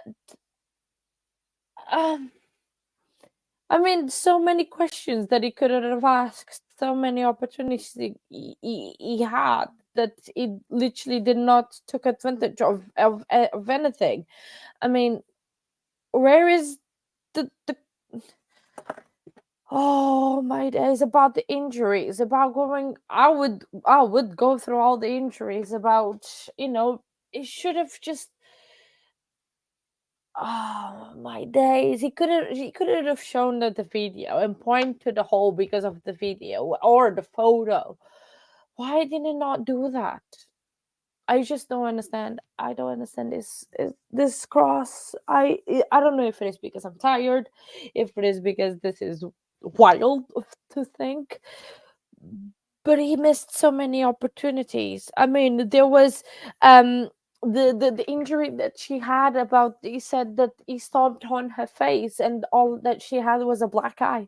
Yes, it was a nasty black eye, but uh, I so many opportunities. Am I too tired to actually understand, or am I just dreaming? I am actually asleep and dreaming that this was the cross, and tomorrow we actually gonna have the real thing. Um, I mean, I don't know. It's unbelievable. I think we are about to break for the day. I think the defense is about to break for the day, and hopefully tomorrow I will want to listen to this cross again and take more points. Eh, and then just go over it. In terms of the Melody Ferris case, I am gonna try as well to listen to that. If it was just literally the detective interviews all day, I think we just probably can skip that. I don't know. Let me know your opinion in the comments below, or we can chat in the morning about that. All right, members of the jury, thank you so much. It is 5:42. At this point in time, the court's going to go into recess for the evening. I thank you again for your continued service and your attention in this matter. We're going to start tomorrow again at 9 a.m. here in 12 Alpha at the Orange County Courthouse. I'll read you another instruction. I know you've heard it. I'm sure you're sick of it, but I got to keep reading it. So thank you. Jurors, you must not conduct any investigation on your own. This includes reading newspapers, watching television, or using a computer, cell phone, the internet, any electronic device, or any other means at all to get information related to this case or the people and places involved in this case. This applies whether you are at the courthouse, at home, or anywhere else. You must not visit places mentioned in the trial or use the internet to look at maps or pictures to see any place discussed during the trial. Jurors do not watch local news or read local newspapers. Jurors must not have discussions of any sort with friends, family members, or even your fellow jurors about the case or the people and places involved. So do not let anyone make comments to you or ask questions about the trial. I want to stress again that just as you must not talk about this case face to face, you must not talk about this case by using an electronic device. You must not use phones, computers, or other electronic devices to communicate. Do not send or accept any messages related to this case or your jury service. Do not discuss this case or ask for advice by any means at all, including posting information on an internet website, chat room, or blog. With that, members of the jury, I'm going to excuse you for the balance of the evening, and thank you so much.